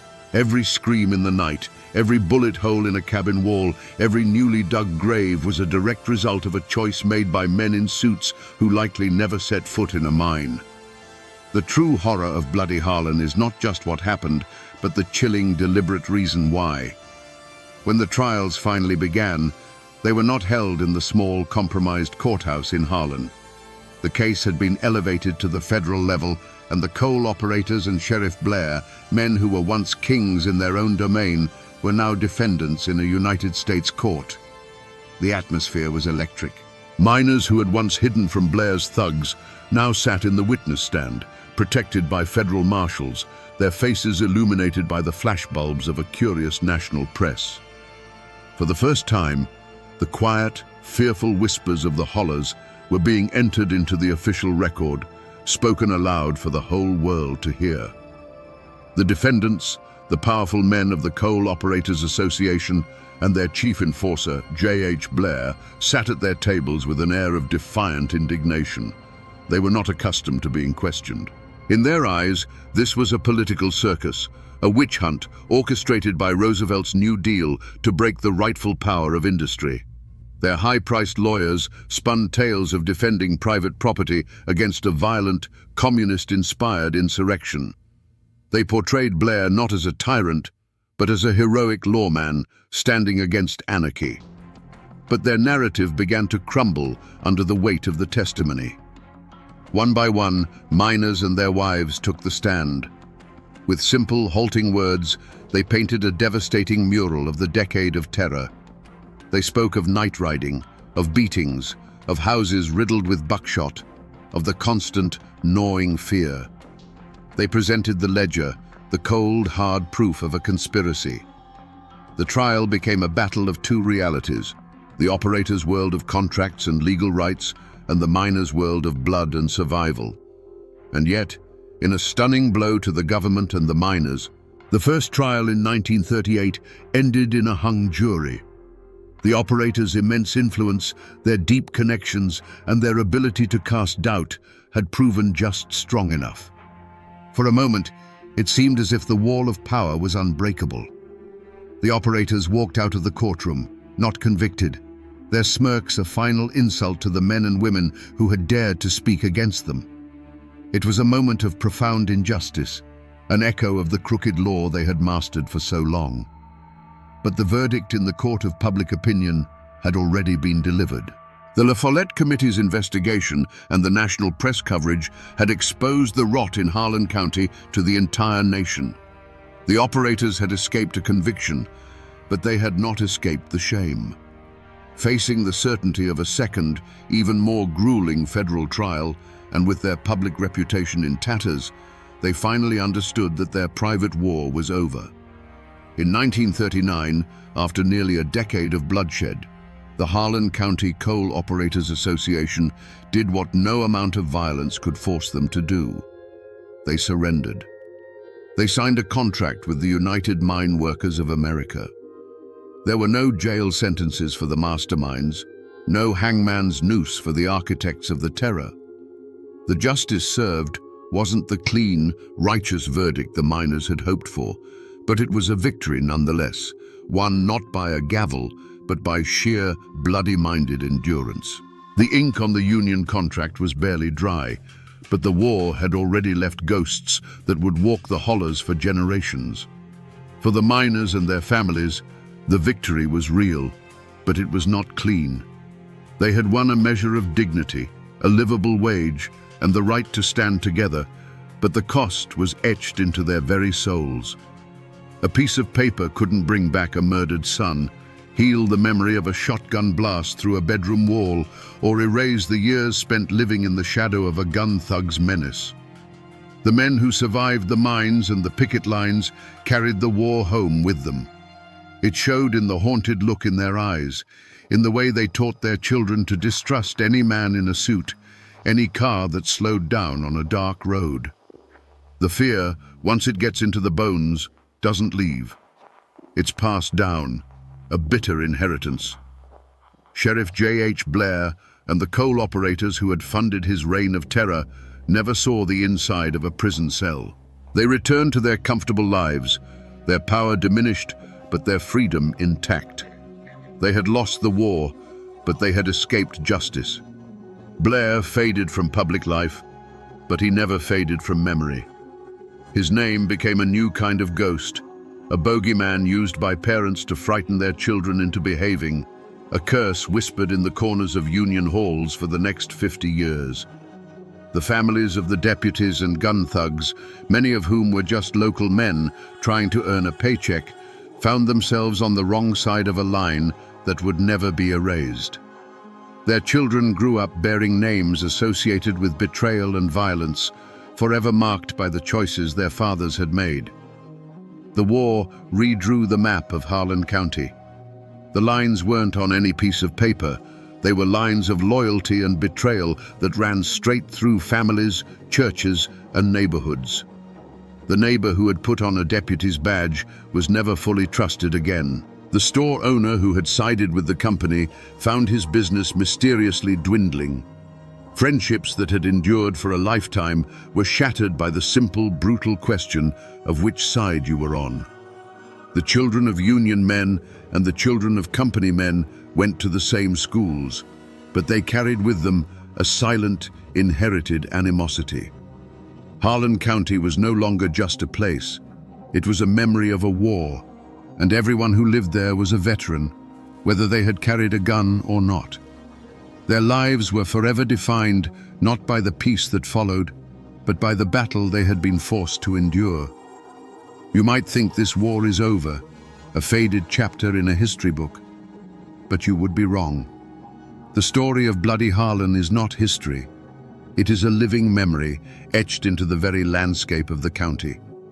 Go there today and stand in that narrow pass near Evarts.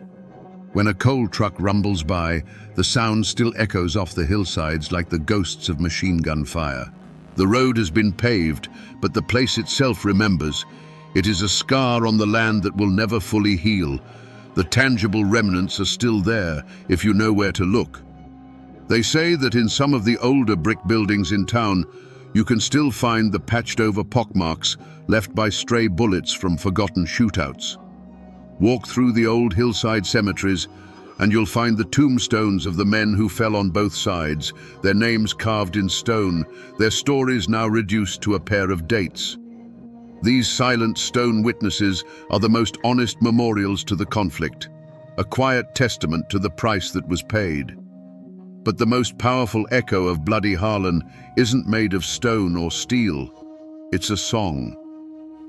That night, when Florence Reese, a hungry and terrified Union man's wife, tore a page from a calendar and scribbled down the words to "Which side are you on?"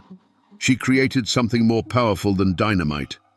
That song escaped the mountains. It became the anthem for the oppressed everywhere, sung on picket lines from Detroit to London, chanted in the streets during the civil rights movement, and translated into dozens of languages. A simple question, born of desperation in a Kentucky shack, became a global call to arms for justice. And the stories themselves are a living remnant. Sit on a porch with the old-timers, the grandsons and granddaughters of the men who fought, and they will tell you. They will tell you about the night the gun thugs came, stories passed down like family heirlooms. They'll tell you that the deep-seated distrust of outsiders and authority isn't paranoia. It's a lesson learned in blood.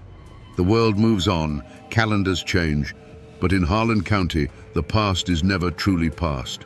It breathes in the mountain air, a constant whispering reminder that you must always be ready to answer that one simple question. And so we return to where we began, to that simple, haunting question, born of terror and hunger. Which side are you on? For a decade, the war in Harlan County was the answer. It wasn't a dispute over wages. It was a bloody 10-year war fought to decide if a man's life was worth more than a ton of coal. It was a war to determine if the law belonged to the people or if it could be bought and sold like any other commodity on the open market. This is a story not just of a crime, but of a conspiracy written in a ledger book. It's a chilling reminder of what happens when corporate greed is given a badge and a gun, when human lives are reduced to columns of profit and loss. But it is also a fierce testament to the enduring power of the human spirit when pushed to the absolute edge. The coal operators had the money, the guns, and the law. But the miners had something more powerful. They had their solidarity. And they had a song that turned their suffering into a shield, and their defiance into an anthem that would outlive all the men who tried to silence them. The guns in Harlan County are silent now. The picket lines are gone. But the story remains, a warning carried on the mountain wind. It reminds us that there are moments in history when there are no neutrals, when silence itself is a choice. And now, my friends, you know the story of Bloody Harlan, a story written in coal dust and paid for in blood that still asks every single one of us, which side are you on?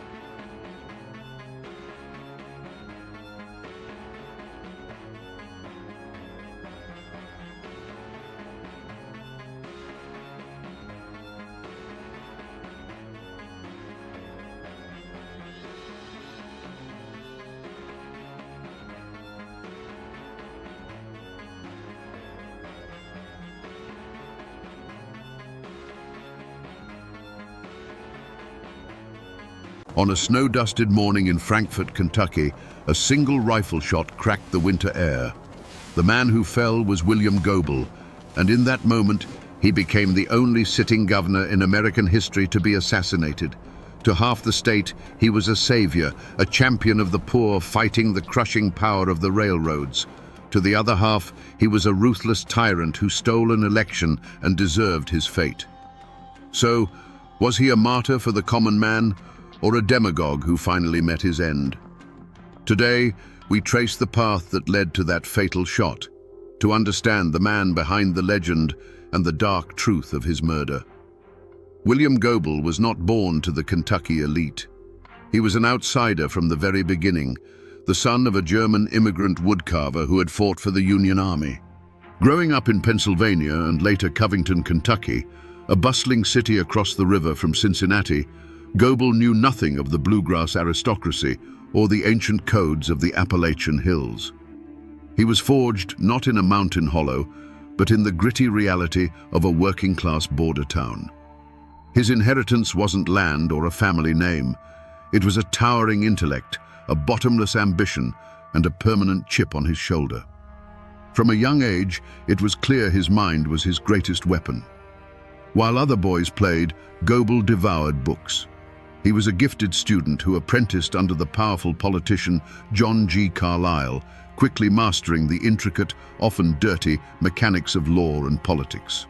He sharpened his mind like a blade, learning that power wasn't something you were given, it was something you took inch by bloody inch. His battlefield was the courtroom and the backrooms of the State House, where he built a political machine that was ruthlessly efficient and fiercely loyal only to him. The moment that truly defined the man, the act that foreshadowed the governor, happened on the streets of Covington. Goebel, then a state senator, had a bitter rivalry with a local banker and political adversary named John Sanford. After a heated exchange of public insults, they met by chance outside Sanford's bank. Words turned to threats. Both men went for their guns. When the smoke cleared, John Sanford lay dead on the cobblestones. Goebel claimed self-defense, arguing Sanford drew first, and a jury acquitted him. But the event became his creation myth. The duel sent a chilling message across the Commonwealth. William Goebel was not a man to be trifled with. He would not be intimidated, he would not be insulted, and he would not back down, even if it meant a lethal confrontation in broad daylight. This single violent act cemented his reputation as a man of cold nerve, a political fighter who took every challenge as a personal war. It was the ultimate demonstration of his personal code. That code was a world away from the clan-based honor of the mountains. Goebel's loyalty wasn't to bloodkin, but to his political cause and the machine he built to serve it. His honor was tied to absolute victory. He saw the law not as a set of sacred principles, but as a tool, a weapon to be wielded against his enemies, the most powerful of which was the Louisville and Nashville Railroad, an entity he viewed as a corporate monster strangling the life out of the common people. This was the man, forged in ambition and violence, who set his sights on the governor's chair. Long before the governor's race that would seal his fate, William Goebel was the undisputed king of the Kentucky Senate. In the years leading up to the storm, he was at the peak of his power, a brilliant and feared legislative tactician. This was Goebel in his element, not as a target, but as a hunter. His supporters didn't just respect him, they revered him. They saw a man who had clawed his way up from nothing, using his formidable intellect to fight for them in the halls of power where they had never had a voice. His life's work was a single-minded crusade against the corporate behemoths that treated Kentucky like a private colony. Chief among them was the Louisville and Nashville Railroad. The L&N wasn't just a company, it was a shadow government. It owned politicians, controlled newspapers, and set freight rates so high that farmers often lost money just trying to get their crops to market. Goebel attacked them relentlessly, pushing for laws to regulate their rates, tax their vast properties, and break their stranglehold on the state's commerce. To the working man, he was David, fighting Goliath. Goebel's personal life was entirely consumed by this fight. He was a lifelong bachelor, a man of simple, almost Spartan habits. He had no wife, no children, no home life to retreat to. His law office and the legislative chambers were his only sanctuary. His family was the tight-knit circle of political loyalists who stood by him, and the thousands of faceless farmers and miners who pinned their hopes on his success. The political crusade wasn't just his career, it was his entire existence. This singular focus earned him a fierce, almost fanatical loyalty from his followers. When he spoke, they heard a man who understood their struggles, who wasn't afraid to name their enemies, and who possessed the cold, hard will to do something about it. They knew he was ruthless. They knew he was a political boss who bent the rules. They didn't care. They believed he was using the devil's tools to fight the devil himself, and they loved him for it. This was the world William Goebel had built and sought to protect, a fragile coalition of the forgotten and the angry, united behind a leader as tough and unforgiving as the times themselves. It was a vision of Kentucky where the power belonged not to the boardrooms in Louisville, but to the people in the fields and the mines. This was what was at stake, and for Goebel, it was a cause worth dying for. William Goebel's greatest strength was also his most profound, fatal weakness, a righteous fury that consumed everything in its path, including the very idea of compromise. He was so utterly convinced of his own moral superiority in the war against the corporations that he came to believe the rules of democracy were an inconvenience. In his mind, any action that led to his victory was not just justified. It was necessary for the salvation of the common man. He wasn't just fighting for the law, he believed he was the law. Nowhere was this flaw more apparent than in the creation of the infamous Goebel election law. This wasn't just a piece of legislation, it was a masterpiece of political warfare, as brilliant as it was corrupt. Pushed through the legislature by the sheer force of his will, the law created a state election commission, a three-man board controlled entirely by his own party, with the absolute power to review county returns, throw out votes, and certify the final winner. It was a legal mechanism for stealing an election, plain and simple. Republicans and even some of his fellow Democrats were aghast. They called it a license to steal, a force bill, an act of tyranny that destroyed the sanctity of the ballot box. But Goebel was deaf to their outrage. In his unbending self-righteousness, he saw their protests not as a legitimate defense of democracy, but as the desperate squeals of the corrupt establishment he was determined to crush. He couldn't see that in his quest to slay a monster, he was becoming one himself.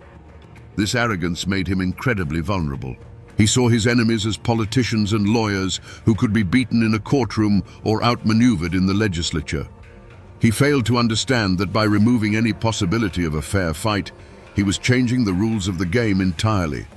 He was backing men, hard men from the mountains who lived by a different code, into a corner where they felt their only recourse was not the ballot box, but the rifle.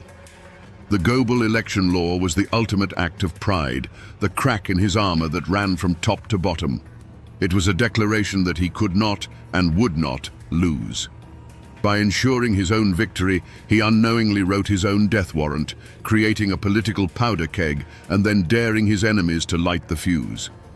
The gubernatorial election of 1899 was not a campaign. It was a contest of pure political bloodsport. The air across Kentucky was thick with accusations of bribery, voter intimidation, and outright fraud.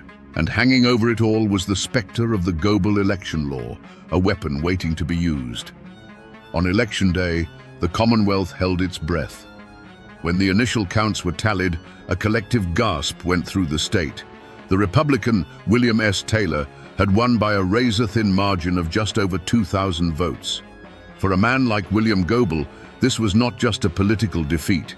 It was a personal and unforgivable insult. He believed the mountain counties, the Republican strongholds, had stolen the election from him through widespread corruption.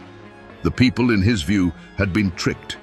But more importantly, his perfect system, his guaranteed path to victory, had been defied. The verdict of the voters was an affront to his entire crusade, and he would not accept it. His reaction was immediate and absolute. He did not hesitate. He did not concede. He declared war. Goebel immediately filed a formal contest of the election, turning the matter over to the very commission he had created. His political machine roared to life, preparing to use the full, crushing weight of the Goebel election law to invalidate just enough votes in Republican counties to reverse the outcome. To the Republicans, this was the ultimate betrayal of democracy. They had won the fight, and now Goebel was moving to steal the prize in broad daylight. This was the moment the conflict moved from the ballot box to the barrel of a gun. Enraged by Goebel's blatant attempt to overturn the election, Republican leaders sent out a call to arms. From the mountains of eastern Kentucky, a river of angry armed men began to flow towards Frankfort. These were not politicians. They were coal miners, farmers, and feudists, men with rifles on their shoulders and generations of distrust for the bluegrass Democrats in their hearts. They came by the trainload, over 1,000 strong, to make sure their governor, William Taylor, was inaugurated and that Goebel's commission did not dare to steal their victory. Frankfort was no longer a capital, it was a tinderbox. The State House grounds became an armed camp. The local militia was called in, but their loyalties were divided. Republican mountain men, bristling with Winchesters, faced off against Goebel's Democratic enforcers. The air crackled with tension. Goebel's refusal to accept defeat, driven by his unshakable self-righteousness, was the spark. The arrival of the mountain men was the powder. All that was needed now was for someone to strike the match. The city of Frankfort was no longer governing. It was holding its breath. The sight of armed mountain men on every corner was a warning more potent than any telegram. It was a physical manifestation of the state's rage, a clear signal that the political dispute was about to be settled by older, more brutal methods. The air itself was a warning, thick with the scent of coal smoke, cheap whiskey, and the metallic odor of impending violence. Any prudent man would have seen this and searched for an escape route. But William Goebel was not a prudent man. Even within his own party, whispers of caution turned into pleas. The old guard of the Democratic Party, men who had managed Kentucky politics for decades through careful compromise and backroom deals, were terrified. They saw Goebel's hardline stance not as strength, but as a form of madness that was about to tear the Commonwealth apart. They urged him to find a political solution, to let the courts decide, to offer some concession that would allow the armed men to go home. Goebel viewed their advice with contempt. He saw them as weak, as part of the very establishment that had allowed the railroads to grow so powerful in the first place. His own bodyguards, former lawmen chosen for their nerve and loyalty, begged him to take precautions. They saw the cold, hard looks in the eyes of the mountain men. They knew a dozen good places for an ambush between Goebel's hotel and the state capitol. They pleaded with him to vary his routine, to take a carriage, to stay indoors until the legislature had officially declared him governor. Goebel refused. To show fear in his mind was to show weakness. He would walk the same path to the Capitol every day in open defiance. It was a daily act of political theater, a silent declaration that he was not afraid of these railroad thugs. You have to understand, Goebel was so completely consumed by his crusade that he was blind to the nature of the threat. He saw the armed men not as a legitimate popular uprising, but as a rented army, paid for by the L&N Railroad. He believed they were bluffing, a show of force meant to intimidate him. He could not comprehend that for these men, this was not about money. It was about honor. They believed their votes had been stolen, their will had been spat upon, and they were prepared to kill and die to defend it. Every action he took pushed the situation closer to the brink. He pressed forward with the election contest, showing no signs of slowing down. He made public statements that were defiant and inflammatory, pouring fuel on an already raging fire. Each day that he walked, chin held high, past the glowering crowds of his armed enemies, he was rejecting another chance for peace. He was making his choice over and over again. With every warning ignored and every offer of caution rebuffed, the path narrowed. He had slammed and bolted every exit. The political machinery for overturning the election ground forward, and in response, the informal machinery of mountain justice began to grind as well. A violent outcome was no longer a possibility. It was an appointment William Goebel was striding with grim determination to keep. On the night of January 29, 1900, Frankfort was a city holding its breath in the dark. The state teetered on the precipice of civil war. It was on this night, in the tense quiet of his room at the Capitol Hotel, that William Goebel was presented with one last, clear chance to walk away from the abyss. The offer came not from his enemies, but from his oldest friends, the seasoned Democratic leaders who now saw the abyss yawning before them.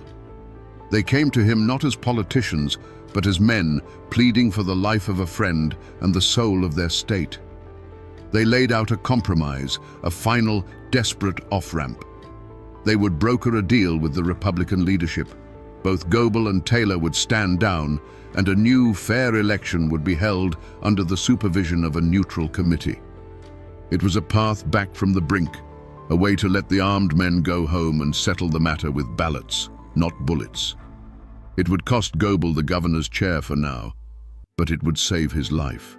For a long moment, the fate of Kentucky hung in the air of that smoke-filled room. You can just imagine the scene, the earnest, fearful faces of his allies, the muffled sounds of the armed camp outside, and William Goebel, silent, listening. This was his final crossroads. He could accept the compromise, live to fight another day, and pull his state back from the edge of chaos. He could choose life, or he could choose his crusade. But to William Goebel, compromise was just a prettier word for surrender. In his mind, to accept their offer was to admit that the L&N Railroad's army of thugs could stare down the will of the people and win. It was a betrayal of every farmer, every miner, every forgotten man who had placed his faith in him. A cold fire burned in his eyes. He cut his friends off with a sharp wave of his hand and gave them his answer. He would not back down. The election contest would proceed. He would be governor.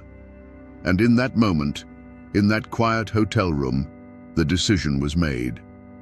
He consciously and deliberately rejected the final offer of peace. His friends left his room that night with the heavy hearts of men who had just left awake. William Goebel stood alone, looking out his window toward the darkened dome of the old state capitol.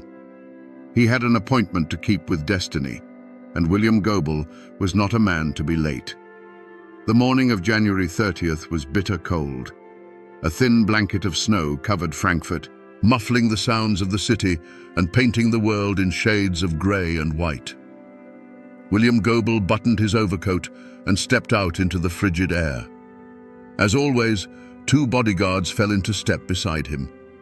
It was a short walk from his hotel to the old state capitol, a walk he had made countless times, a walk that had become a daily act of defiance against the armed men who watched him from every corner. He was not thinking about rifles. He was thinking about victory. The legislature was set to meet that day, and he knew he had the votes. The long, brutal fight was almost over. The world around him seemed to fade into a blur of grim-faced men in wool coats and slouch hats. Their glares were meaningless. He was a creature of the law, of legislative maneuvering, of the backroom deal. The raw, physical threat of these mountain men felt primitive, almost irrelevant, to the game he was about to win. As he approached the Capitol grounds, the familiar crunch of his boots on the snow-covered path was the only sound in his world. He walked past the iron fountain, its water frozen into a silent sculpture. The grey limestone facade of the Capitol building loomed before him, the symbol of the prize he had fought for his entire life. The world narrowed to that single point, that doorway through which he would walk in a matter of hours as the rightful governor of Kentucky. Then a sound, sharp and violent, split the winter air. It wasn't the sound of an argument or a carriage backfiring. It was a single, dry crack, like a massive tree branch snapping in the frozen woods. It was a sound of finality. For an instant, William Goebel felt nothing. Then a giant, invisible hand seemed to slam into his chest, stealing his breath and knocking him from his feet. The world pitched sideways, the grey sky and the stone capitol swapping places. He was on the ground, the impossible cold of the snow soaking through his coat, a white-hot fire spreading through his body. He looked up, his mind struggling to understand what had just happened. Confusion gave way to a strange, chilling clarity. He saw the panicked faces of his bodyguards leaning over him. He could hear shouting now, a chaos of running feet and horrified screams erupting around him. He knew, in that moment, that the game was over. The rules had been changed. As his friends knelt by his side, he is said to have summoned his last reserve of strength, forcing out the words that would become his own epitaph. "Tell my friends to be brave and fearless and loyal to the common people." The echo of the rifle shot faded, leaving behind it a new and terrible silence. The political argument that had torn Kentucky apart for months was suddenly, permanently over. A single, unseen finger had pulled a trigger, and in the space of a heartbeat had plunged a commonwealth into darkness. Panic seized the capital. The single shot had shattered the fragile truce, and in its place was pure chaos. Goebel's allies, their faces masks of fury and disbelief, swarmed around their fallen leader. They lifted his bleeding body from the frozen ground and carried him, not to a hospital, but back to the Capitol Hotel. The hotel, which had been his political headquarters, was about to become his death chamber, his hospital, and, for a few fleeting days, the governor's mansion. Inside, as doctors worked frantically to save him, Goebel drifted in and out of consciousness. The bullet had torn through his lung, and every breath was an agony. But in the moments of lucidity, his state of mind was not one of regret or fear. It was one of cold, unyielding resolve. His body was a ruin, but his mind was still a fortress. He was told the legislature was in an uproar, that his enemies were in disarray. He knew, even as his life was draining away, that this was his moment. The assassin's bullet had not ended his fight. It had given him the final weapon he needed to win it. While Goebel lay dying, his political machine, the most formidable in Kentucky, executed its final, brilliant, and ruthless maneuver. With the Capitol in an uproar and the Republicans reeling from the accusation of murder, the Democratic-controlled legislature moved with breathtaking speed. They met in a chaotic session, officially invalidated the election results from the mountain counties, and declared William Goebel the rightful governor of the Commonwealth of Kentucky. And so, in one of the most surreal and desperate acts in American political history, the Chief Justice of the Kentucky Supreme Court was rushed to Goebel's bedside. In that hotel room, heavy with the smell of chloroform and fear, surrounded by his weeping allies, the dying man raised his right hand. He swore the oath of office, his voice a ragged whisper. For 3 agonizing days, a ghost governed Kentucky from a deathbed. His first and only act was to sign an order disbanding the state militia that protected his rival. On February the 3rd, 1900, the fight finally went out of him. The end of his road had come. William Goebel, the 34th governor of Kentucky, was dead. His war, however, was just beginning. The shot that killed William Goebel did not bring peace. It unleashed a plague. His death was not the end of a war, but the beginning of a long and bitter occupation of the soul of Kentucky. The wreckage left behind was not measured in broken buildings, but in shattered lives and a poison of suspicion and hatred that seeped into the very soil of the Commonwealth for a generation. His personal tragedy immediately became everyone's tragedy. For his political allies, victory was a poisoned chalice. His lieutenant governor, J.C.W. Beckham, now sat in the governor's chair, but the office was haunted.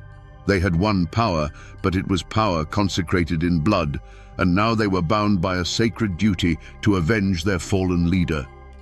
This quest for vengeance would consume them, turning the machinery of justice into an instrument of political retribution and ensuring the wounds would never be allowed to heal.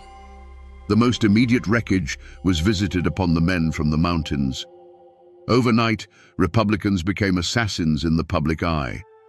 Men like Caleb Powers, the Secretary of State, and Jim Howard, the Clay County feudist, were hunted down. Their names were transformed from political players into murderers. The lives of their families were destroyed. They faced years of imprisonment, sensational trials, and the crushing weight of being blamed for a crime that had pushed their state to the brink of anarchy. They were the first, but not the last, to be consumed by the fire Goebel's death had started. Across Kentucky, the assassination carved a line of blood between neighbors. The old political divide between the Republican mountains and the Democratic bluegrass was no longer a matter of opinion. It was a feud. Friendships ended, business partnerships dissolved, and families were torn apart by allegiance. The name Goebel became either a martyr's cry or a villain's curse, and there was no ground in between.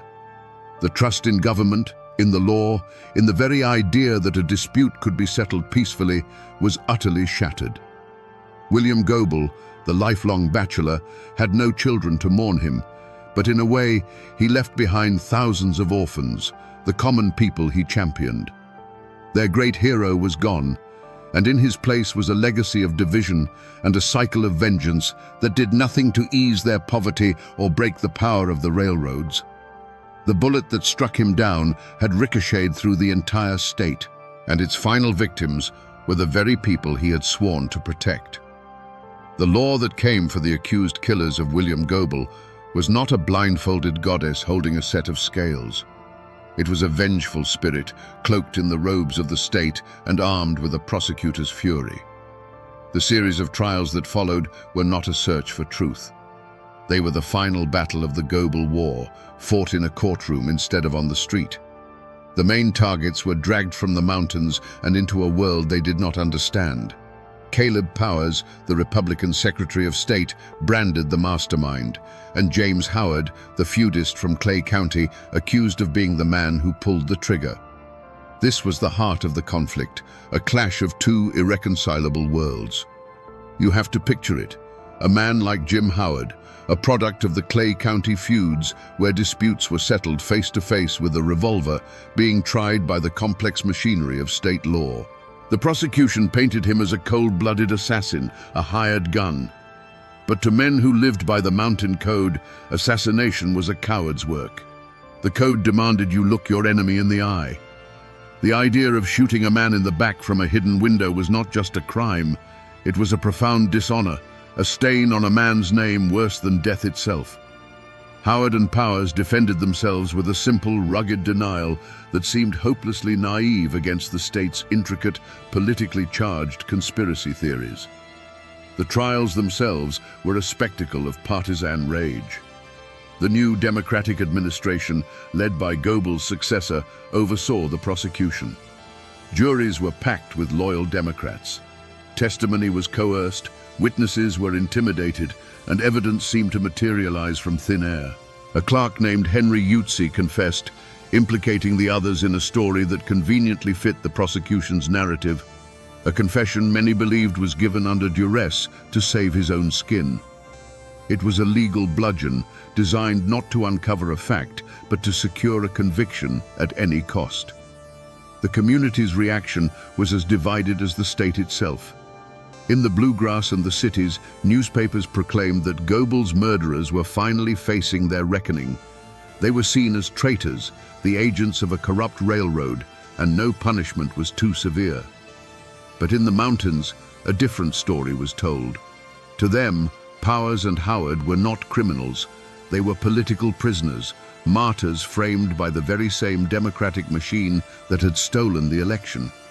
They were heroes, sacrificed on the altar of Goebel's ambition. The verdicts came in again and again. Guilty. Powers and Howard were sentenced to hang, then sentenced to life in prison over the course of multiple, grueling trials. But the ink was barely dry before appeals courts, looking at the tainted evidence and partisan atmosphere, overturned the verdicts. For 8 long years, the men languished in prison while the legal war raged on. In the end, was justice served? Not even close. The trials did not deliver clarity. They only cemented the divisions. They were a legal feud, as bitter and personal as any fought with rifles in the hills of eastern Kentucky. The final judgment came not from a jury, but from a Republican governor who, years later, pardoned the last of the men still in prison. The law had failed. It had picked its villains, held its show trials, and ultimately had let the true killer of William Goebel remain a ghost. So what became of the men who stood against William Goebel? If this were a simple story, his death would have meant their victory. But in the tangled, bloody history of Kentucky, there are no clean endings. The other side of this coin is not stamped with triumph, but with its own dark and complicated fate. Consider William S. Taylor, the Republican who won the election only to have it stolen from him. Did he rise to power over his rival's grave? No. He became a man without a country. Implicated in the assassination plot and facing indictment by a vengeful Democratic administration, Governor Taylor was forced to flee.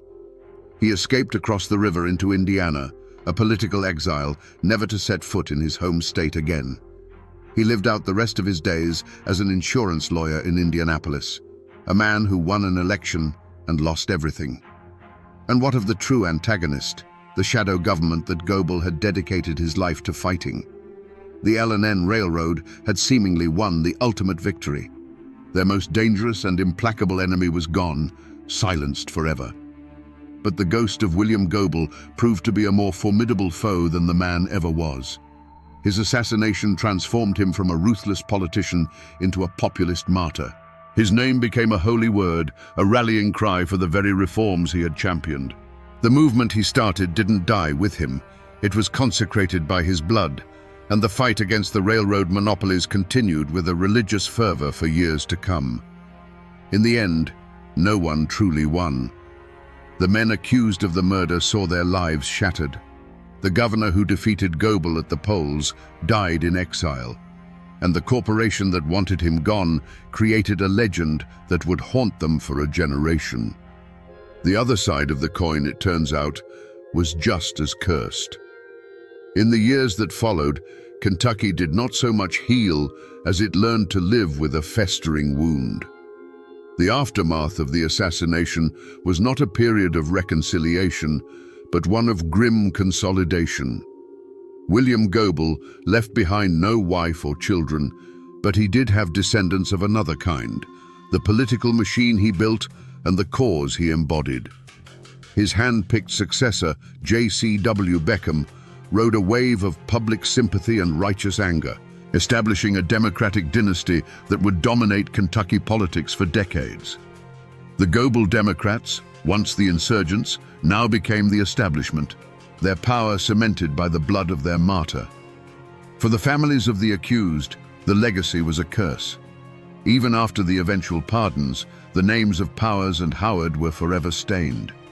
Their children and grandchildren grew up in the long, cold shadow of the gallows, marked as the kin of assassins. They lived under a cloud of suspicion and shame, a constant, unspoken reminder of the state's darkest hour. For them, the trials never truly ended. They simply became a life sentence of inherited infamy, a ghost they could never escape. The community of Frankfort and Kentucky as a whole rebuilt itself by choosing to forget. A great, unspoken pact of silence descended upon the state. The assassination was too traumatic, the divisions too deep, the truth too murky. To speak of it was to risk reopening the wound, to reignite the hatreds that had almost plunged the Commonwealth into civil war. So they buried it.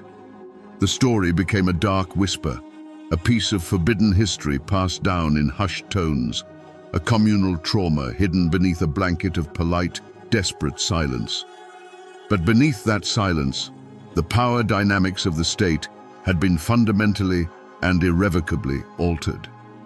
The Republican Party in Kentucky was crippled, branded as the party of murderers, a stigma that would take them more than a generation to overcome.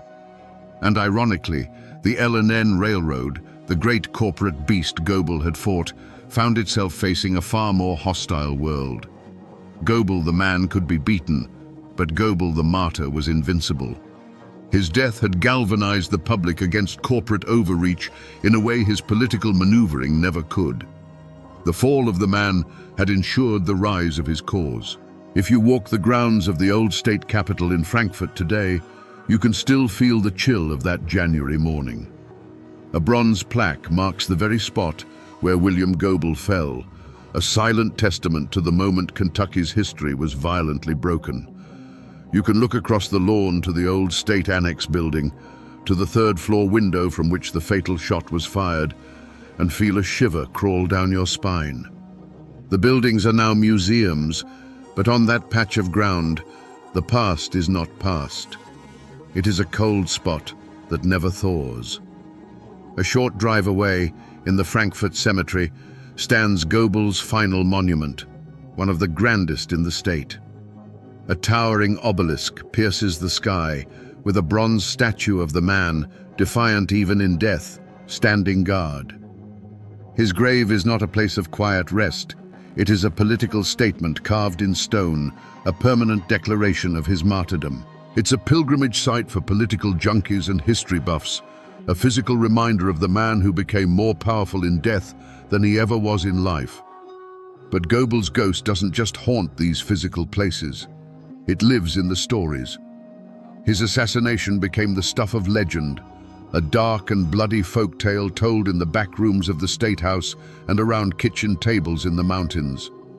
Folk singers wrote ballads about the man who fought the railroad and was shot down in the snow.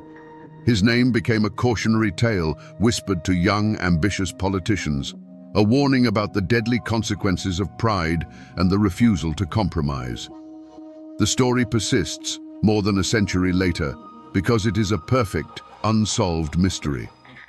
The question of who truly killed William Goebel was never answered, and so it can never die.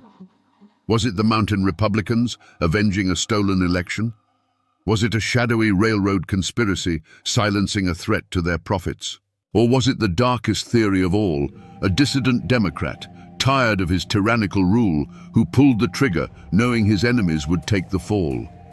The lack of a definitive answer allows the ghost to belong to everyone, his legend shaped and reshaped to fit any political narrative. And so, the spirit of William Goebel still walks the halls of Kentucky politics. Goebel's ghost became a term for the lingering bitterness, the deep partisan hatred that can still erupt in the state. The man is gone, his bones turned to dust beneath that stone monument. But the fury, the division, and the unanswerable question of his end, that part of him is immortal. It haunts the Commonwealth, a permanent echo of a single rifle shot on a cold winter morning. So, we come back to the question we asked at the very beginning, standing over the ghost of a man shot down in the snow. Was William Goebel a hero or a villain, a martyr or a tyrant? The hard truth, the one that a century of dust and argument has left us with, is that he was both. He was a man who saw a great evil, the unchecked power of corporations strangling the life from his state, and he chose to fight it with a fire so fierce it consumed everything, including himself and the very democratic principles he claimed to defend. In the end, this isn't just the story of a political assassination. It's a timeless Appalachian tragedy about how a man's greatest strength can become his most profound and fatal weakness. It's a chilling lesson on the poison of absolute certainty, a warning that when a man becomes so convinced he is on the side of the angels, he can't see that he's started using the devil's own tools. It is the story of a modern political machine crashing headlong into the ancient, unbending code of the mountains and the explosion that followed. The shot that killed William Goebel was an echo of 1,000 conflicts born in these hills, a brutal reminder that when you strip away the laws and the politics, some things are only settled with blood. It's a story about a war for the soul of a state, a war that left no victors, only ghosts. And that, my friends, is the ballad of William Goebel, the man who fought a war for the common people, but whose own pride was the one enemy he could never defeat.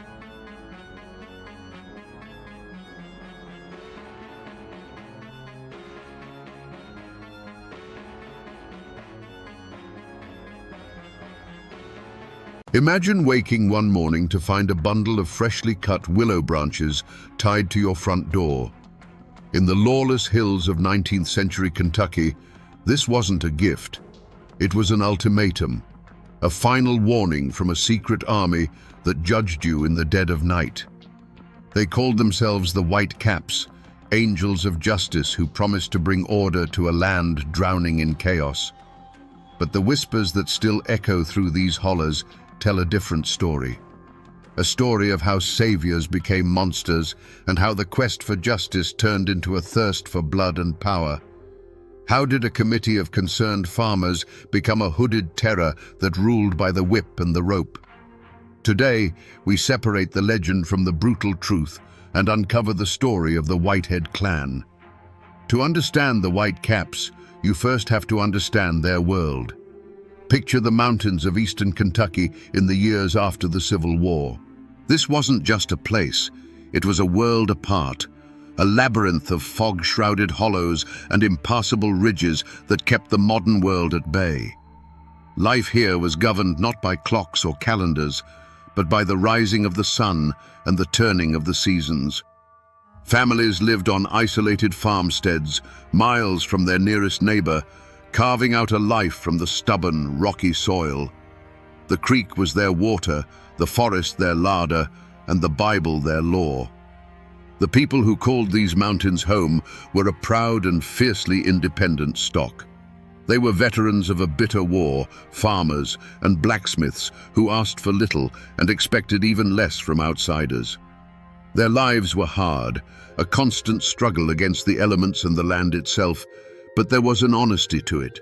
A man's worth was measured by the strength of his hands and the truth of his word. They wanted nothing more than to raise their children, work their land, and be left in peace under the watchful eye of God. But a shadow was falling over this simple life. In the dark corners of this isolated world, A rot had begun to set in. With no effective law to speak of, the worst of human nature was allowed to fester. There were the drunks, who would trade their family's last bit of flour for a jug of corn liquor. There were the petty thieves who would steal a neighbor's livestock in the dead of night, knowing there would be no consequences. And there were the family tyrants, men who ruled their homes with a fist, whose wives and children suffered in terrified silence. For these people, justice was a distant rumor, a story told about faraway cities. The local sheriff was often a man who either lacked the courage to enforce the law or was corrupt enough to ignore it for a price. To take a grievance to the county court was an expensive days-long journey that most couldn't afford, and even then, a mountain man's word meant little to a flatland judge. Honest, hard-working families felt powerless, watching as the fabric of their community was torn apart by men who feared neither God nor government. A quiet desperation began to settle over the valleys. It was a feeling shared in hushed conversations around the pot-bellied stove at the general store and in prayers whispered in small clapboard churches. People felt abandoned, left to fend for themselves against the growing chaos. And in that fertile ground of fear and frustration, a dangerous seed was planted. It was the old mountain idea that when the law fails, men must make their own. They didn't know it yet, but they weren't just seeking justice. They were about to unleash a terror far worse than anything they had ever known. The change didn't happen overnight. It didn't start with a gunshot or a hanging, but with a whisper. A whisper that traveled from farm to farm, a shared frustration that finally found a voice in a secret meeting in an old barn. They were respected men, farmers, veterans, even a preacher or two, men who had simply had enough. They decided that if the law wouldn't protect their families, they would become the law. They took a name for themselves, the White Caps, and for their uniform, they chose the simplest, most terrifying disguise imaginable, a plain white sack with holes cut for eyes. Their first target was a man known throughout the valley for his drunken cruelty, a man who beat his wife and starved his children while he spent his days in a stupor. One morning, he awoke to find that silent message on his door, a bundle of willow switches. It was a clear ultimatum, understood by everyone in the mountains. Straighten up or face the consequences. The man, arrogant in his belief that no one would dare challenge him, laughed it off. He threw the branches into his fire and went back to his bottle. It was the last mistake he would ever make in that county. A few nights later, the community learned what happened when a warning was ignored. A procession of silent riders, their faces hidden beneath those stark white hoods, descended on the man's cabin. There were no shouts, no threats. They moved with a chilling purpose, pulling the terrified man from his bed. They dragged him out into the cold night air, his wife's pleas echoing unanswered in the darkness. They tied him to a tree and one by one took up the same kind of willow switches he had burned and delivered their brutal judgment. It wasn't just a beating, it was a ritual of public shaming, a message delivered not only to him, but to everyone. When it was over, they gave him a new ultimatum: be gone by sunrise, or they would return. The next morning, the man, broken and bleeding, gathered his few belongings and left the county forever. And a strange quiet fell over the valley. The theft stopped. The town drunkards stayed home. For the first time in years, there was a sense of order. The White Caps had proven that their methods worked. They had tasted power, the absolute power to inspire fear and enforce their will. And in that moment of victory, without realizing it, they had crossed a line from which there was no return. The first drops of blood had been spilled not to kill, but to correct. Yet they had watered a seed that would soon grow into a monstrous tree. The taste of power is a poison, and it didn't take long for it to blacken the souls of the White Caps. The original mission of punishing drunks and thieves was forgotten, replaced by a much more profitable enterprise: fear for hire. Now, a man could pay the clan to settle a land dispute in his favor. A jealous husband could arrange a visit for a rival. The White Hood was no longer a symbol of justice. It had become a mask for greed, revenge, and pure, unadulterated terror. The willow switch was no longer enough. The lessons they taught now were final. Their new reign was cemented not by punishing the guilty, but by making an example of the innocent. Consider the story of a farmer, a man respected for his honesty and hard work. His only crime was courage.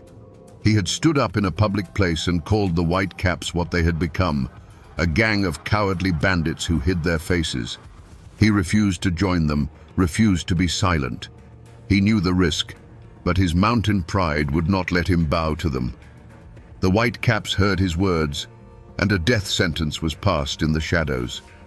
One moonless night, the family's dogs, usually fierce protectors, let out a single terrified yelp before falling silent. A moment later, the cabin door didn't just open, it exploded inward, splintering off its leather hinges. Silent figures, more like ghosts than men in their white hoods, filled the small room. They said nothing.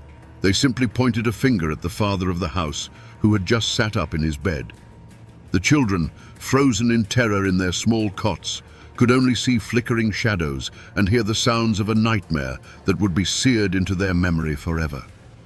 His wife threw herself at the intruders, begging, pleading, but she was thrown aside like a rag doll. They dragged the man from his home, his bare feet scraping on the cold, hard-packed dirt of the yard. His family was forced to remain inside the cabin, captives in their own home, made to watch through the shattered doorway. They saw the torchlight glinting on a rope as it was thrown over the thick branch of an old oak tree. They were being made to bear witness. This wasn't just a murder, it was a lesson, and his family were the first pupils. The children covered their ears, but it did no good.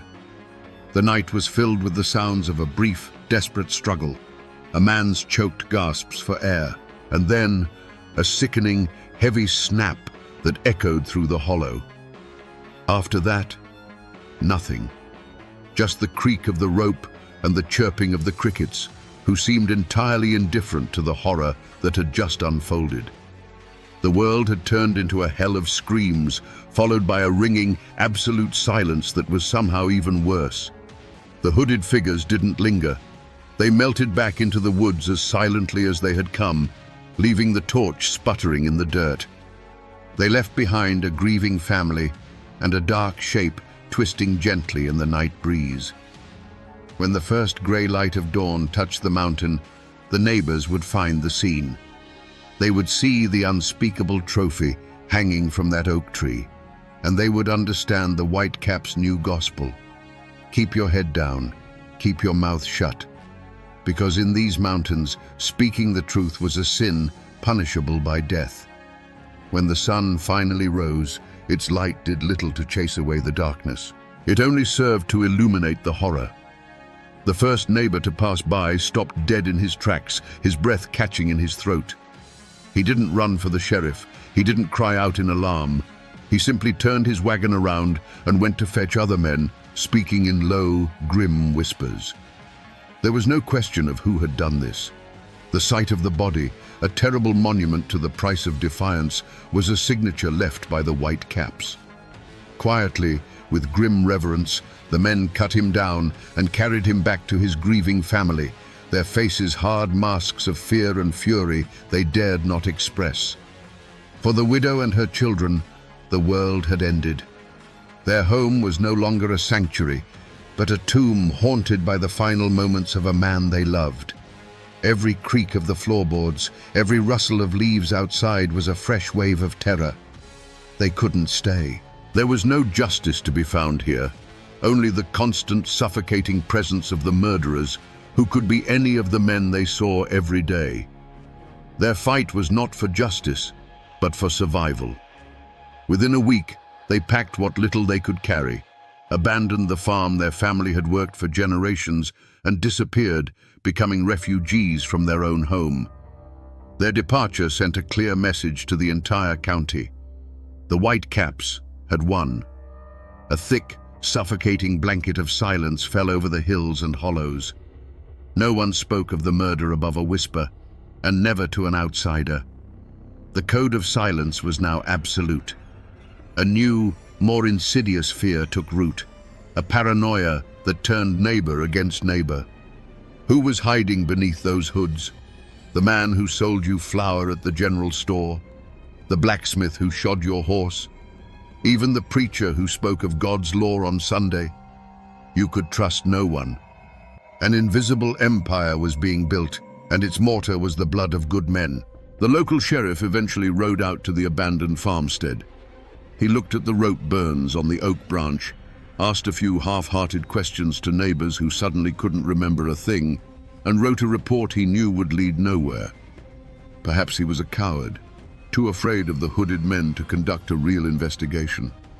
Or perhaps, and this was the most chilling thought of all, he was one of them, his badge just another mask he wore during the day. His visit was a formality, a hollow gesture that only proved one thing: the law of men had no power here anymore. The hunt for the culprits never began. How could it? You can't arrest a ghost, and the Whitecaps had become something more than men in the terrified minds of the people. They were specters of vengeance, ghost riders who emerged from the night fog to enforce their own brutal commandments. The story of the murdered farmer became a cautionary tale whispered to children, a local legend born from a truth too terrible to confront directly. The ashes of his life had fertilized the soil of their fear, and from it, the Whitecaps' reign of terror would grow unopposed, casting a long, dark shadow over the mountains. Terror cannot last forever. Eventually, a monster will devour itself. The Whitecaps grew too bold, too greedy, and their violence became indiscriminate. When they murdered the family of a state legislator over a petty land dispute, they finally crossed a line that even the cowed local authorities couldn't ignore.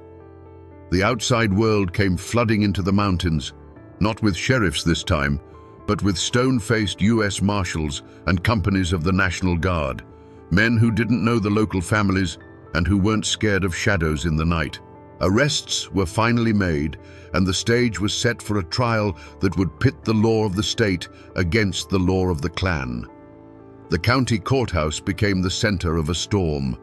The small town swelled with newspaper reporters from as far away as Cincinnati, with curious onlookers who wanted a glimpse of the monsters, and with the grim-faced families of both the victims and the accused. Armed guards stood on the courthouse roof, their rifles glinting in the sun, a clear sign that this was not ordinary justice. It was a war being fought in a courtroom. Inside, the air was thick with tension and sweat. Every man on the jury knew his decision would follow him home. They knew that no matter what the verdict, they would have to live with the consequences in a land where memories are long and grudges are passed down like heirlooms. The prosecution's case seemed impossible. How could you convict men when every witness was paralyzed by fear? The answer came in the form of a captured white cap, a young man facing the gallows who was offered a deal, his life for his testimony. The dam of silence finally broke. He was brought into the courtroom in chains, and with a trembling hand, he pointed out his former brothers. He named the leaders, described the secret oaths, and recounted the grim details of their night rides. You can just imagine the scene. A man confessing his sins, his voice cracking, while across the room, the men he condemned stared at him with a look of pure, cold hatred that promised a retribution beyond any courtroom's power. The defendants themselves were a portrait of mountain defiance. They weren't cowering criminals. Many of them, particularly the leaders, sat with a quiet, arrogant dignity.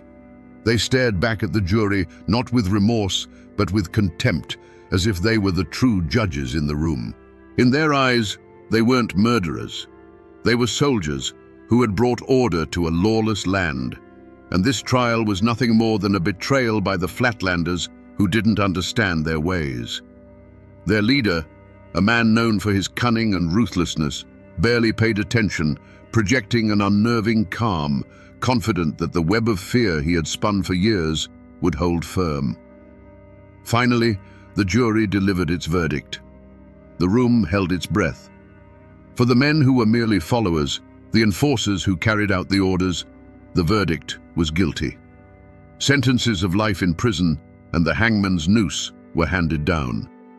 A quiet wave of relief and victory washed over the prosecution and the families of the victims. But then the jury foreman came to the last name, the mastermind, the man who had orchestrated the entire reign of terror.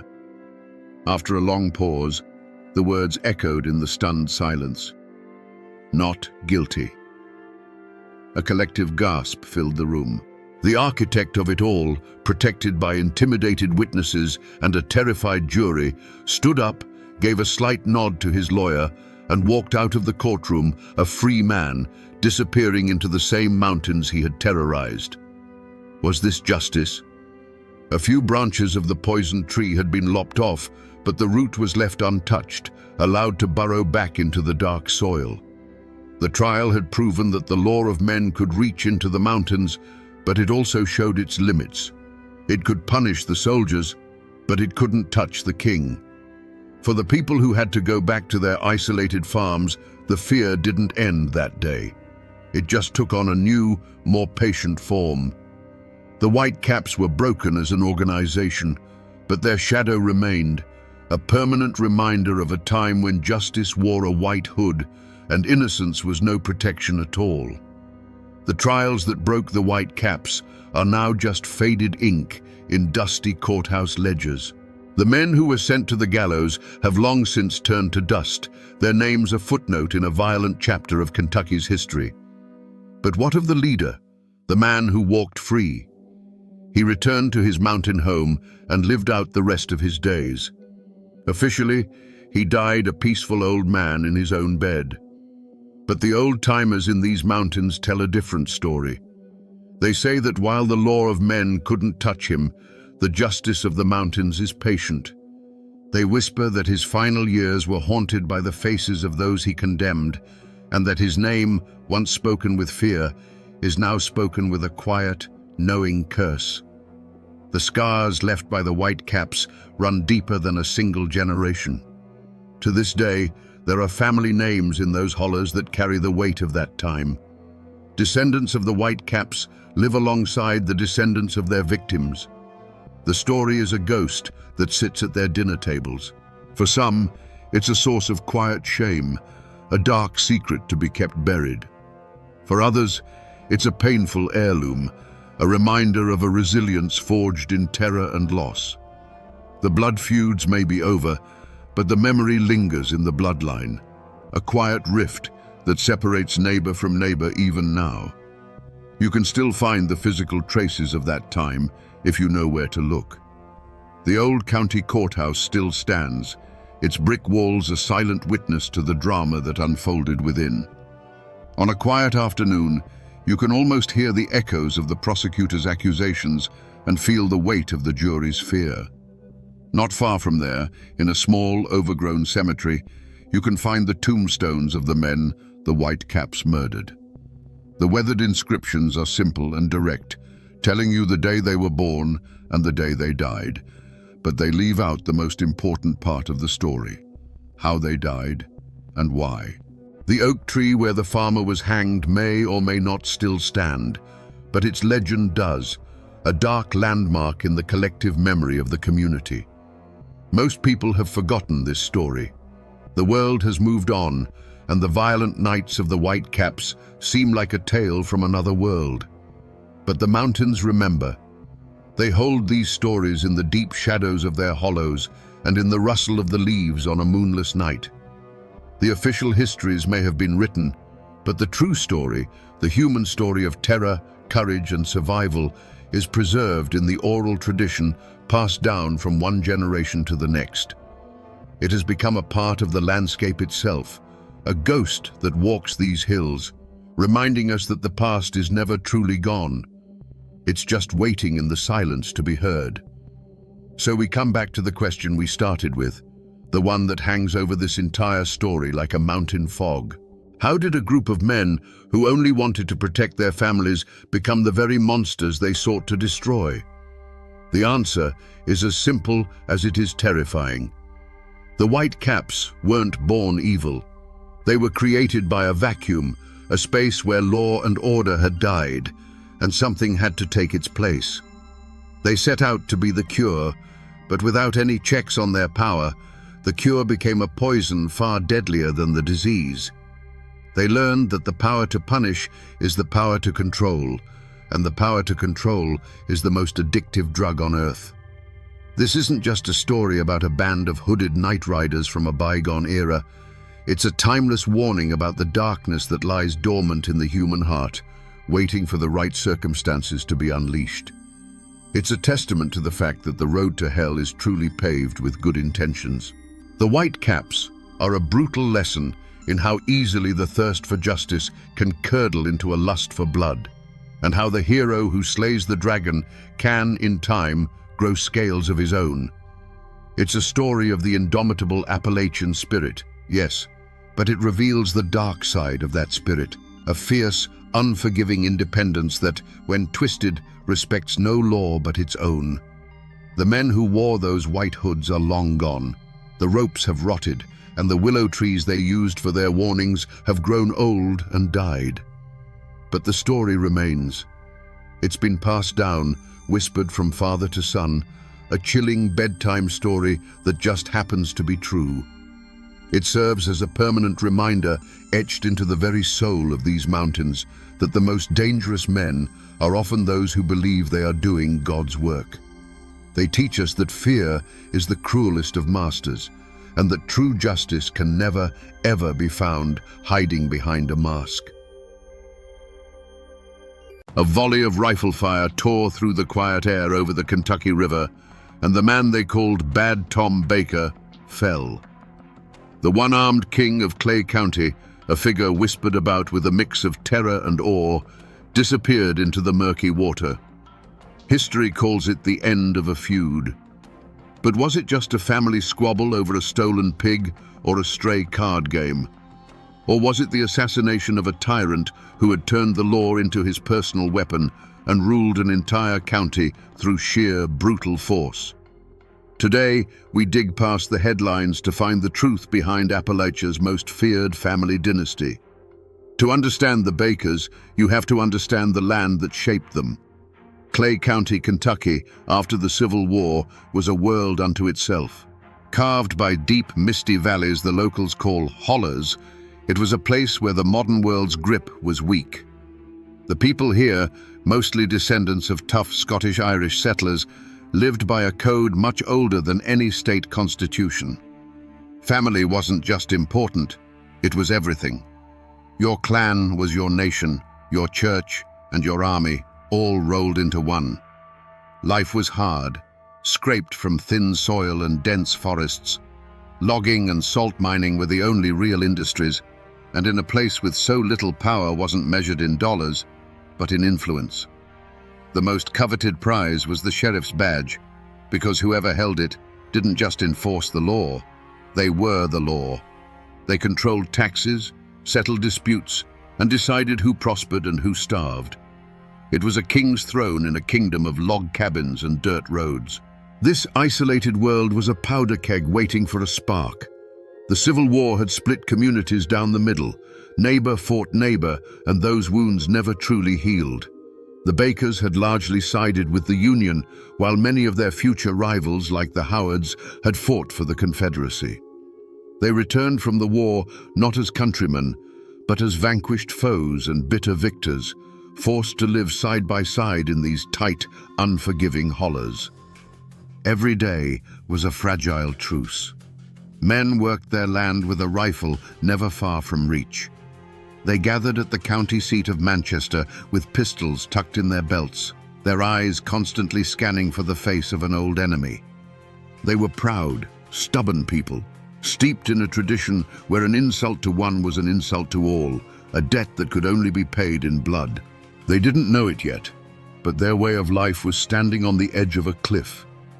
The world of quiet mountain self-reliance was about to be shattered by a feud so brutal it would become a legend.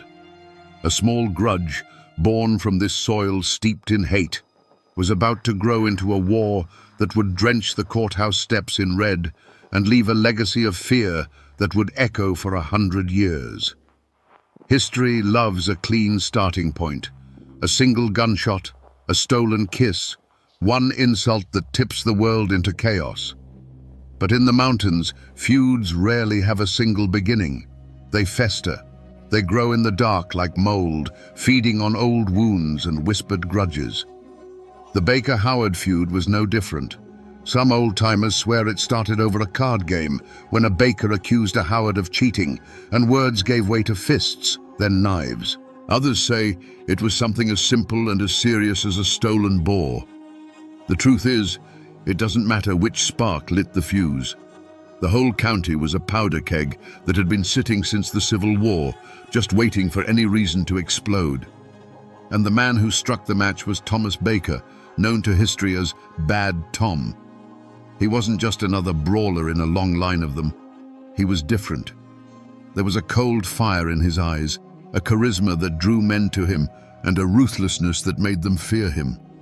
He'd lost an arm in a sawmill accident, but this only added to his mythic stature. With one hand, they said, he could handle a rifle better than any two-handed man in the state. He was the living embodiment of his family's pride and their rage, and he didn't just join the simmering conflict, he became its heart. The feud might have remained a series of back-alley brawls and drunken shootouts, if not for one thing: politics. Bad Tom saw that true power wasn't just in the barrel of a gun, but in the sheriff's badge that could legitimize its use. He ran for sheriff, and through a campaign of charm, intimidation, and likely a few backroom deals, he won. This was the point of no return. The law was no longer a neutral force in Clay County. It was now a weapon pointed directly at the heart of the Howard clan and their allies. Suddenly, the game had changed. This was no longer just about family honor. It was about survival. For the Howards, facing a sheriff who was also their sworn enemy, there was no court of appeal, no neutral ground. Their only path was to fight back with the same ferocity. The threats, once muttered in saloons, became open declarations of war. A loaded cartridge might be left on a windowsill, a silent promise of what was to come. A rider might gallop past a Howard cabin in the dead of night, firing a single shot into the darkness, not to kill, but to remind them that they were never safe. The time for talking was over. Under the reign of Bad Tom, the streets of Manchester, the county seat, became a theater of war. Court days were the most dangerous.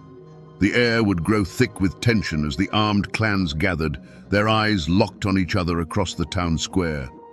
It wasn't a matter of if violence would erupt, but when. And one day, it did, in a way that would be seared into the county's memory forever. As the Howards and their allies stood on the courthouse steps, the world exploded in a deafening roar of gunfire. From concealed positions, the Bakers unleashed a coordinated volley. For a moment, there was only the thunder of rifles and the acrid smell of gunpowder smoke. Then came the screams. Men who had been standing tall moments before crumpled to the ground. The white columns of the courthouse, symbols of law and order, were stained with something other than rain. When the gunsmoke finally cleared and a ringing silence fell, the ground was littered with the fallen. The law hadn't just been broken, it had been executed in broad daylight. But the horror wasn't confined to these public spectacles. The war followed people home. It crept onto their porches in the dead of night, leaving a single bullet on a windowsill, a silent promise. Or worse, a small, crudely carved coffin, a message more chilling than any spoken threat.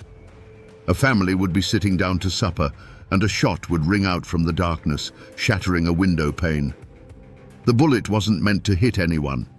It was meant to shatter their peace, to remind them that they were never safe, to exhaust their nerves until they broke.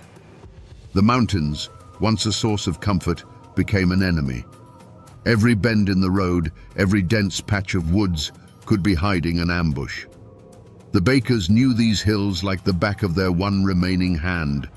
They would strike from the trees like ghosts, and melt back into the forest, leaving behind only chaos and fear. Travel between hollers became a life-or-death gamble. Perhaps the darkest tale whispered about Bad Tom was the one about his own cousin. The story goes that the man showed a moment of weakness, a flicker of cowardice in the face of the enemy. For Bad Tom, this was a betrayal worse than any other. He summoned the man to the family home, and as the cousin stood on the doorstep, a single shot echoed through the holler. It was a message to everyone, friend and foe alike. In the Baker clan, loyalty was absolute, and the price for breaking the code was paid on the spot, without hesitation. After the smoke cleared from the courthouse steps, a new kind of silence fell over Clay County. It wasn't peace, it was the suffocating quiet of absolute fear. Doors were bolted, windows were shuttered, and the streets of Manchester emptied as if a plague had swept through. The only ones who moved freely were the Bakers and their allies, who walked with the swagger of conquering heroes. The law, which had bled out on the town square, was now whatever Bad Tom Baker said it was. For the survivors of the Howard clan, grief quickly hardened into a cold, unbending resolve. They carried their dead back to their family plots in the quiet hollers, but they weren't just burying their kin. They were burying any hope of conventional justice. To appeal to Sheriff Baker to investigate a crime committed by the Bakers was not just futile, it was a death sentence. They knew then that the war would not be won in a courtroom or on a ballot. It would only end when Bad Tom Baker was in the ground. The fear was a poison that seeped into every corner of life. Neighbors who had known each other for generations stopped speaking, their eyes averting in the street lest a friendly word be misinterpreted as taking a side. Business ground to a halt. The mountains that had once been a sanctuary became a prison, and the legend of Bad Tom grew with every whispered story. People said he couldn't be killed, that he'd made a deal with the devil for his one-armed marksmanship. In the flickering firelight of their cabins, people began to believe that he wasn't a man at all, but a spirit of vengeance sent to punish the county for its sins. But the gunshots in Manchester echoed far beyond the hills of Clay County. Newspapers in Frankfurt and Louisville began to run sensational stories about bloody Clay, painting it as a savage land ruled by a one-armed tyrant. The state government, long content to let the mountain counties manage their own affairs, could no longer ignore the anarchy. The governor was embarrassed. Rewards were quietly offered for information, and the first whispers of sending in the state militia began to circulate.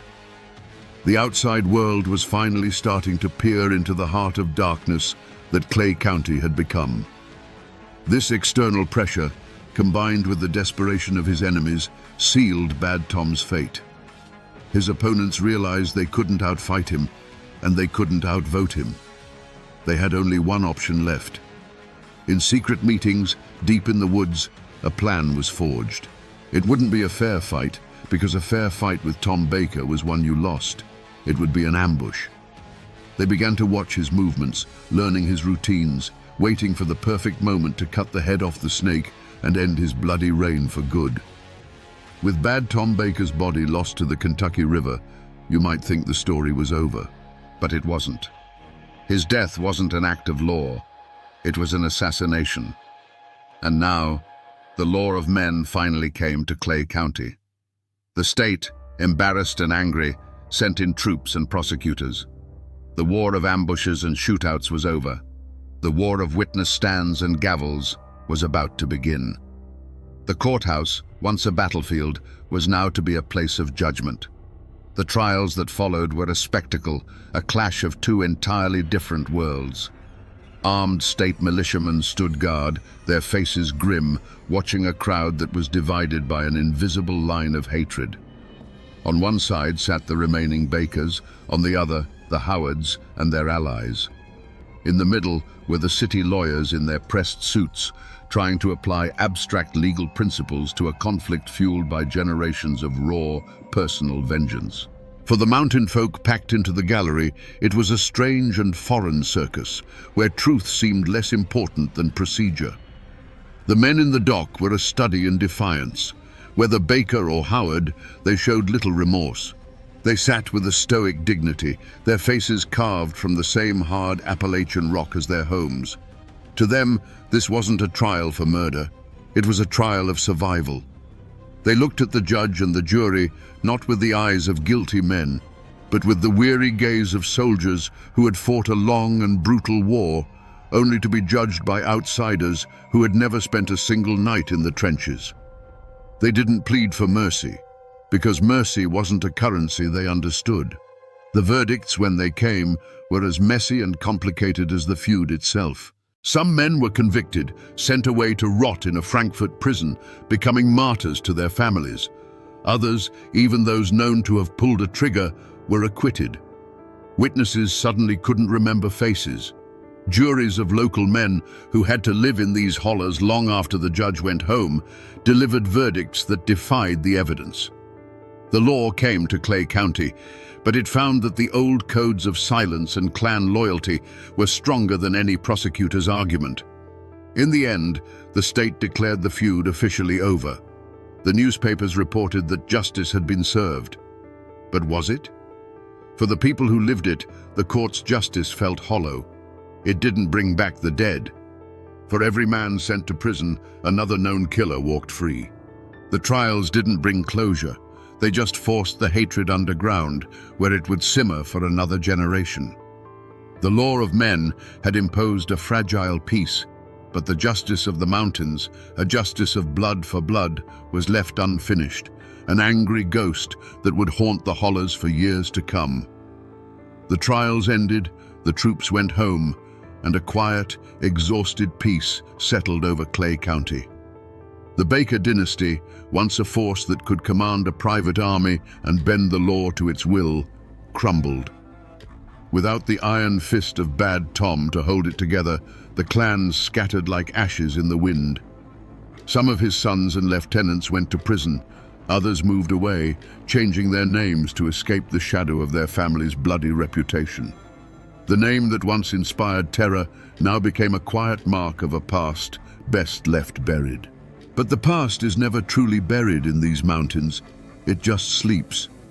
If you go to Manchester today, you'll see a modern town. The courthouse that once ran with blood has likely been renovated, its columns scrubbed clean. But if you look closely, the real story is still there. It's in the small, forgotten family cemeteries hidden up in the hollers, where weathered headstones bear the names of young men who didn't die of old age. The dates tell a silent story of a war that history books barely mention. The land itself seems to hold the memory. And if you find an old man sitting on his porch and you ask him about the feuds, you'll see a change in his eyes. The stories are still told, not as history, but as cautionary tales whispered on long winter nights. They'll tell you about Bad Tom, the one-armed king, and how he ruled this county with fear. The official records are sparse, but the oral history, passed down from grandfather to grandson, is rich and terrifying.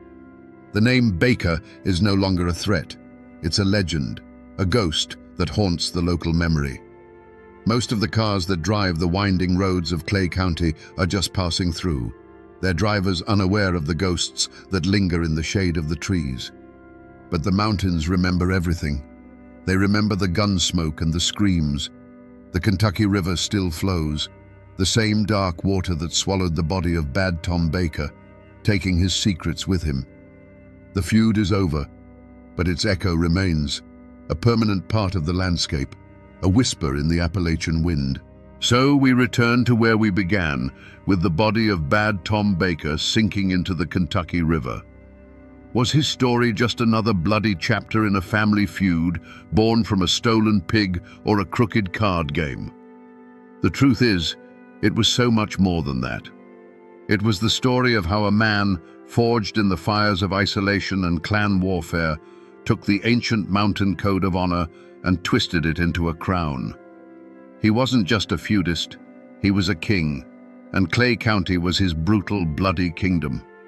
His death wasn't just an act of revenge, it was a regicide, the only way his subjects knew to end a tyrant's reign. The story of the Baker dynasty is a dark mirror held up to the heart of Appalachia. It's a testament to the indomitable spirit of its people, their fierce loyalty, their stubborn pride, and their refusal to bow to any authority but their own. But it's also a terrifying lesson in what happens when that spirit is poisoned by poverty and old hatreds. It shows us how thin the line is between a man protecting his family and a man destroying his community, between justice and vengeance. This isn't just a tale of outlaws and shootouts, it's a story about a forgotten America, a world where the only law that mattered was the law of blood. The men who fought and died in these hills weren't simple villains. They were complex, desperate men, living by the only code they'd ever been taught. Their legacy is a reminder that the past is never as clean or simple as the history books would have us believe. And that is why we must keep these stories alive, pulled from the shadows of the misty hollows. Because they remind us of the fire and the blood that shaped this land, and of the ghosts who still walk here. And now, my friends, you know the rest of the story. The streets of Morehead, Kentucky, were a slaughterhouse. For 2 terrifying hours, the town echoed with the roar of Winchesters as over 100 armed men laid siege to a hotel. When the gun smoke finally cleared, the most powerful man in the county, Craig Tolliver, lay dead in the dirt, his body riddled with bullets. The newspapers called it the end of a brutal feud. But what if it wasn't a feud at all? What if it was the final bloody battle of a war fought over politics, power, and the very soul of a county? Today, we separate the folklore from the facts and uncover the story of the Rowan County War.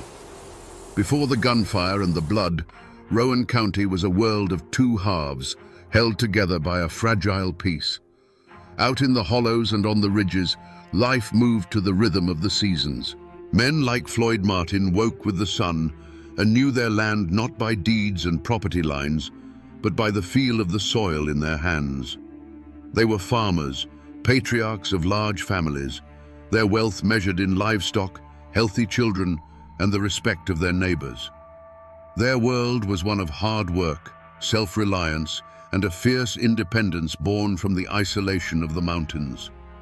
To them, the law wasn't written in a book down at the courthouse. It was a code of honor passed down through generations. Then there was the town of Morehead. It was the county's beating heart, and its pulse was controlled by one man, Craig Tolliver. His kingdom wasn't made of dirt and timber, but of influence and fear. From the bar of his Monarch saloon or a suite in his Galt House hotel, he orchestrated the county's politics. He was handsome, always dressed in fine clothes that stood out against the town's mud and dust, but his smile never quite reached his eyes. He was the democratic boss, the man who could make another man rich with a handshake or ruin him with a whisper. He saw Morehead not as a home, but as a chessboard, and every person in it was a pawn. These 2 worlds brushed against each other on market days. The Martin clan and their Republican allies would ride into town, their faces weathered by the sun, their conversations quiet and watchful. They'd trade their crops, buy supplies, and endure the smirks of Tolliver's men who ran the town. In the saloons, Democrats and Republicans drank at separate tables, the air thick with an unspoken history. Everyone knew who had worn the blue and who had worn the gray, or whose father had. It was a peace, but it was the kind of quiet you get in the woods just before a storm breaks. Every handshake was a calculation. Every glance held a question. The people of Rowan County were living on a fault line, a deep crack in the earth left by the Civil War, and everyone could feel the ground trembling beneath their feet. They were proud people, both in the town and in the hills, and pride in Appalachia is a dangerous thing. It can build a home, but it can also burn one to the ground with everyone still inside it. And on the horizon, an election was coming. It was August of 1884. To the rest of America, it was just another local vote. But in Rowan County, it wasn't about choosing a representative. It was a referendum on power itself. It was the spark falling toward a powder keg that had been filling for 20 years. Little did they know, this day of voting would not be settled with ballots, but with blood, and the world they knew was about to be lost forever in a haze of gun smoke. The hatred that fueled the Rowan County War wasn't born in a saloon brawl in 1884. Its seeds were sown 20 years earlier in the blood and fire of the Civil War. Kentucky was a state torn in half, a borderland where loyalties were not to a flag, but to family and to the ground beneath one's feet. Brother fought against brother, and neighbor took up arms against neighbor. When the war ended, the soldiers returned to their farms and towns, but they brought the conflict back with them. They laid down their rifles, but they never truly laid down the fight. In the rugged hills of Rowan County, these old battle lines hardened into political identities. To be a Republican, like the Martins, was to align with the Union, with the federal government that had preserved the nation. It was the party of Lincoln, a symbol of victory and order to some, but of occupation and overreach to others. To be a Democrat, like Craig Tolliver and his faction, was to carry the banner of the old Confederacy, of states' rights and resistance to that same federal power. It was a politics of pride and grievance, a burning resentment that the world had been turned upside down. This wasn't about policy debates, it was about memory. It was about which side your father fought on at Perryville or Shiloh. It was about remembering the Union patrols or the Confederate raiders who had passed through these very hollows. The land itself held these memories. For the Martins and their allies, their farms were a testament to their own hard work and independence, a legacy carved from the wilderness.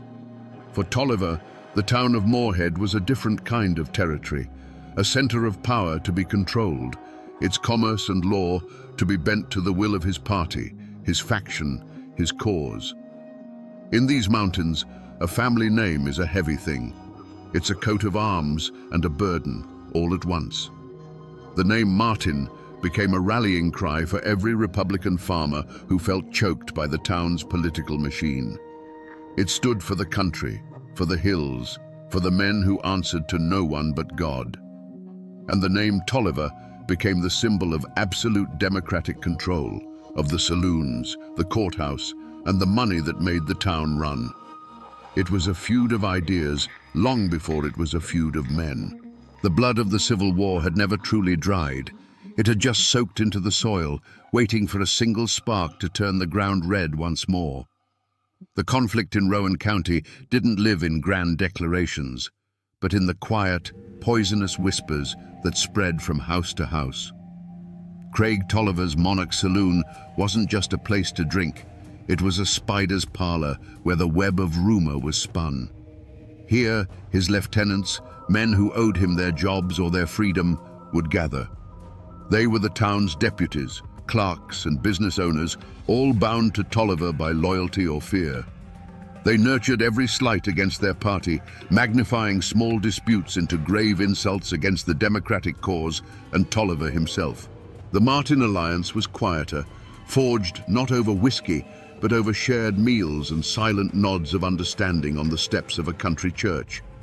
Theirs was a sprawling network of kin and fellow Republicans, families like the Coopers and the Hoggers, who saw Tolliver's grip on the courthouse as a tyranny that was slowly strangling them. They were men who had been denied loans, lost court cases on technicalities, or had their businesses squeezed by Tolliver's allies.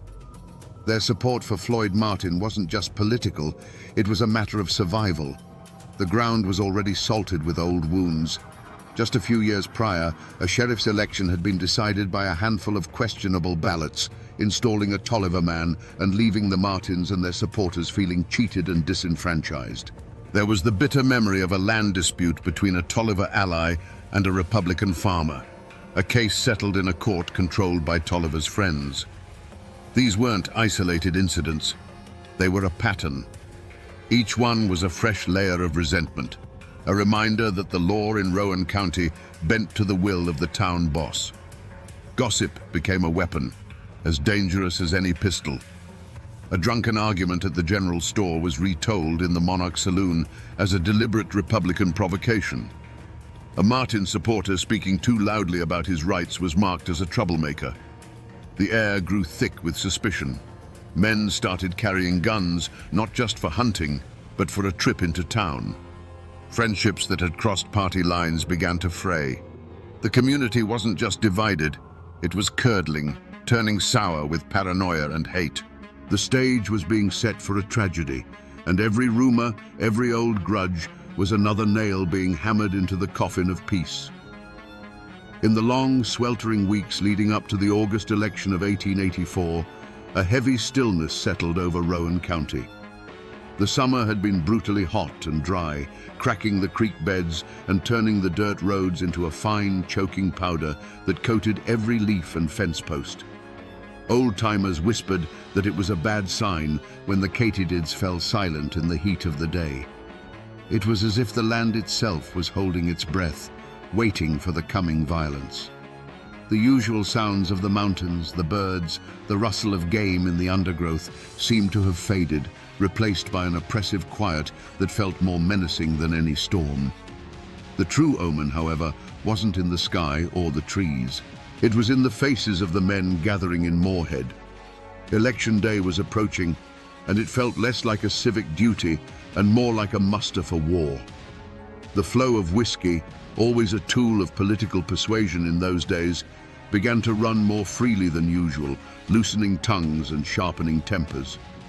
Craig Tolliver's men walked the town's boardwalks with a certain swagger, their hands resting near their hips, while the Martin men who rode in from the country were grim-faced and watchful, their eyes scanning every alley and doorway. A deep sense of dread, a cold knot in the gut, became a shared secret among the people of Rowan. Wives watched their husbands clean rifles that hadn't been fired since the last deer season, a silent question hanging in the air between them. Men who had been neighbors their whole lives now passed each other on the road with a curt nod, the old bonds of community straining under the weight of political hatred. This wasn't just another election. It felt like a final reckoning was at hand. They couldn't have known what was coming, not exactly, but they could feel the pressure building, a charge in the air that promised not rain, but lightning. Election day, August 4th, 1884, dawned hot and suffocating. At a polling place just outside Moorhead, the air was thick with more than just summer humidity. It was charged with whiskey and years of bottled-up hatred. Men from both factions gathered, their political affiliations worn like uniforms. Votes were being bought with liquor, and every conversation was a low growl of intimidation or defiance. This wasn't democracy in action. It was a standoff, a test of nerve where everyone was waiting for the first man to flinch. The spark came in the form of a drunken slur. John Martin, Floyd Martin's own son, got into a heated argument with a fervent Tolliver supporter named Solomon Bradley. The exact words were swallowed by the noise and the heat, but they were likely the same insults that had been traded for years. Taunts about the war, about family, about honor. But this time, fueled by cheap whiskey and the tension of the day, words were not enough. Shouts turned to shoves, and shoves exploded into a vicious, desperate brawl. It was over in a flash of chaotic violence. The crowd surged, men yelled, but no one dared to intervene. In the midst of the scuffle, in the dust and the confusion, Solomon Bradley fell to the ground, mortally wounded. Whether a knife flashed in the sun, or if he was simply beaten to death, the accounts would forever conflict. But the result was brutally clear. Bradley lay dying, and John Martin stood over him, his knuckles raw, the grim reality of his actions beginning to dawn on his face. The cheering and the jeering died instantly, replaced by a stunned, horrified silence. The news ripped through the county faster than a telegram. For the Martin clan, it was a tragedy, but a defensible one. They called it a fair fight, a drunken brawl that went too far, provoked by Tolliver's men and their liquor. John Martin was arrested, and his family prepared for a legal battle. But for Craig Tolliver and his faction, This was no accident. This was a declaration of war. It was the son of their political enemy striking down one of their own on election day. They saw it as a calculated act of aggression, an assassination meant to send a message. The law might have had John Martin in a cell, but the code of the mountains now demanded a different kind of justice. The political quarrel had been baptized in blood. It was no longer about who would control the courthouse, it was about vengeance. The first drop of blood had hit the dry Kentucky dirt, and a war was about to bloom from it. There was no going back now. What followed was not an open war, but a slow, creeping plague of violence that lasted for 3 years. The law of the gun replaced the law of the land, and Rowan County became a place of shadows and fear. Death could come from anywhere, at any time. A man might be plowing his field, the only sound the harness creaking and the birds singing, when the tree line would suddenly erupt with a volley of gunfire. He would simply fall, another life erased without a word. A riderless horse returning to a barn at dusk became a common and dreaded sight, a silent messenger of another ambush.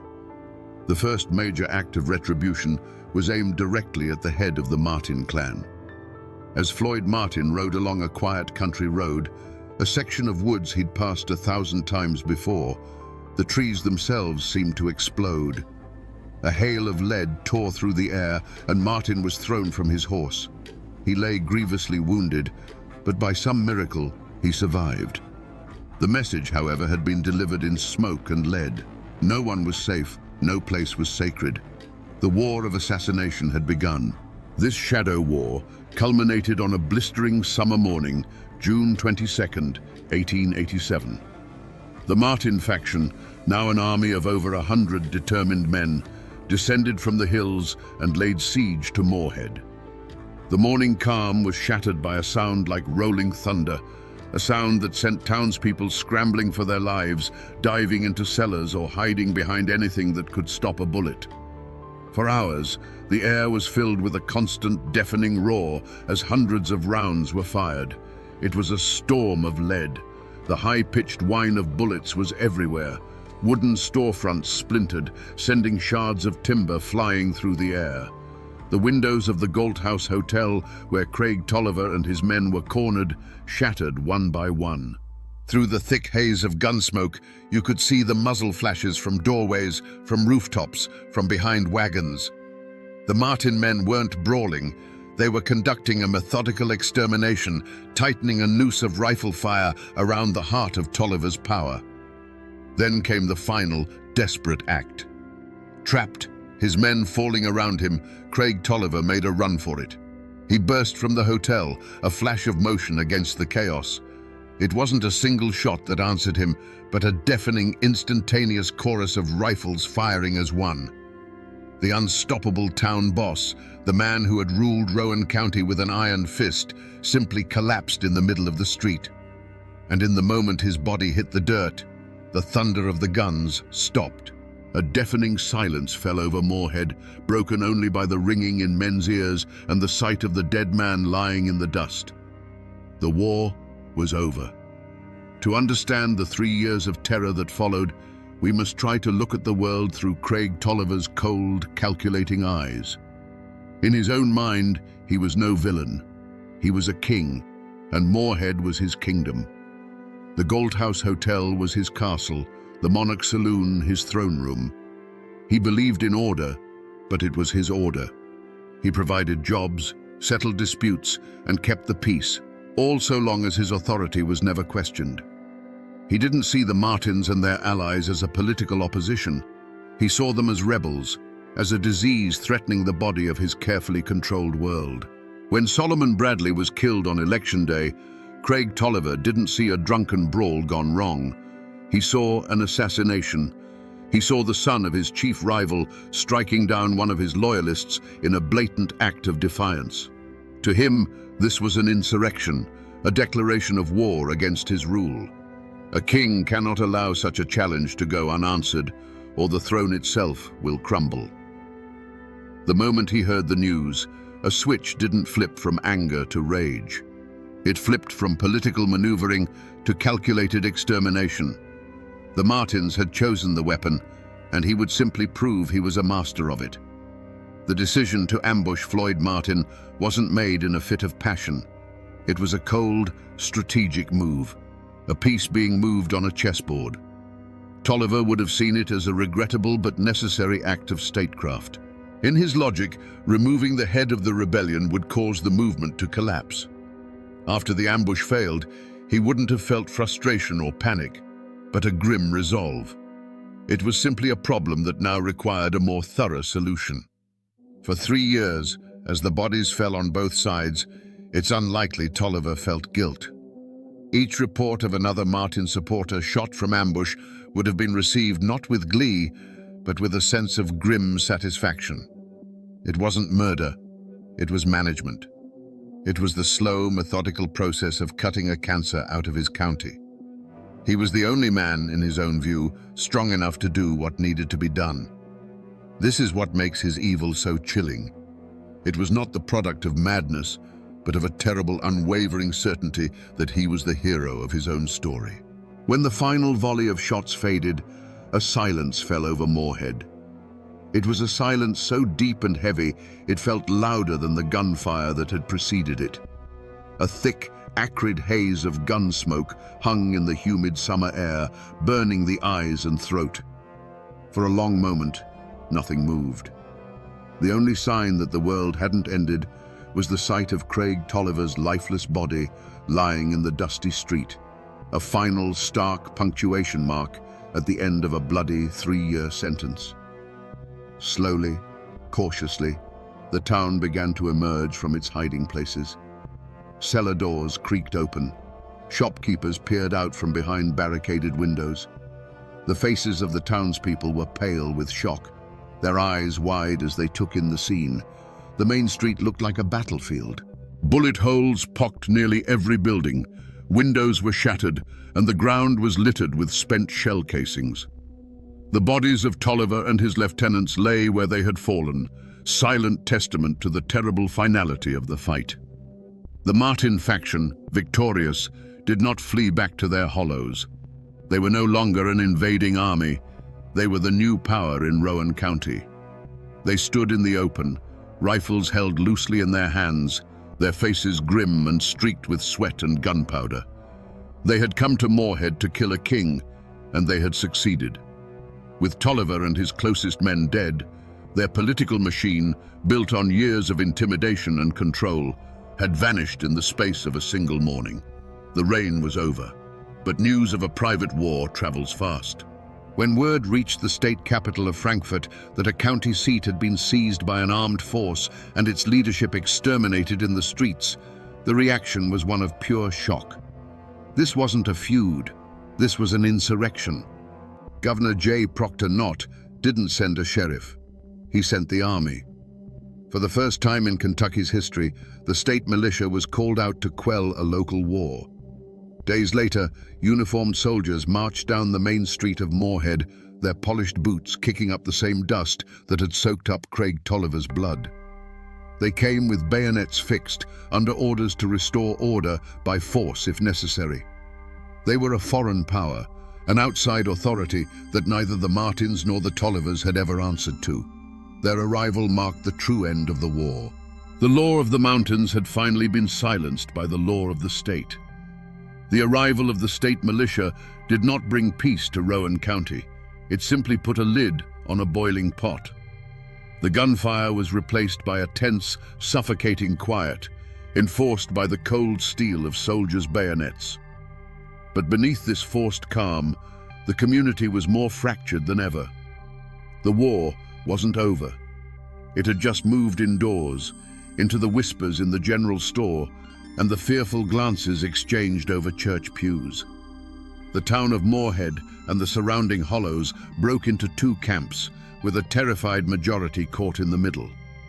For the Republicans and the families of the Martin faction, it was a moment of liberation. They saw themselves not as killers, but as patriots who had overthrown a tyrant.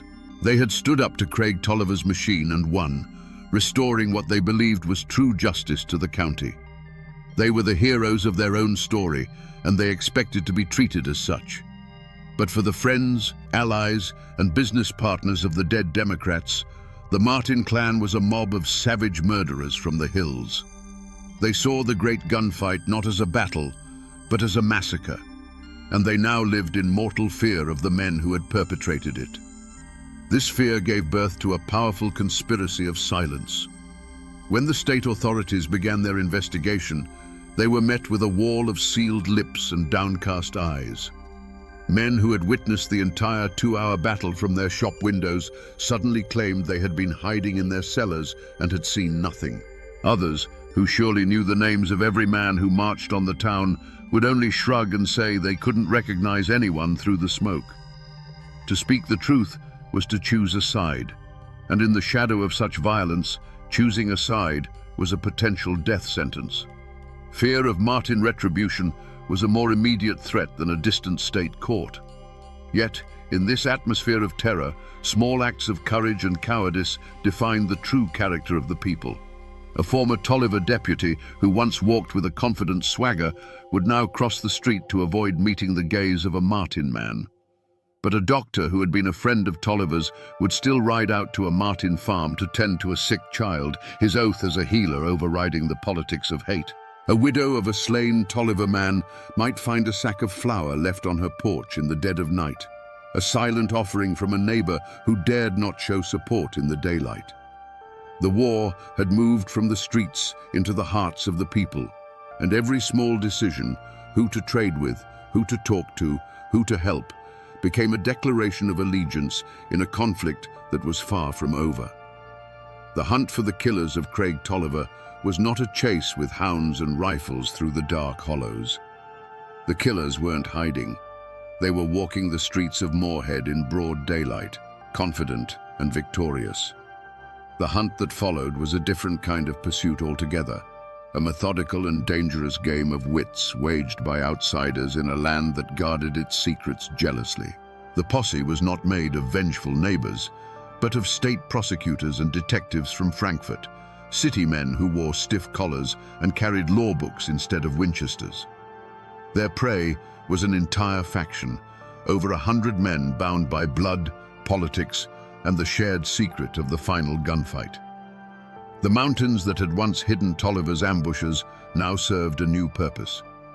They hid the truth.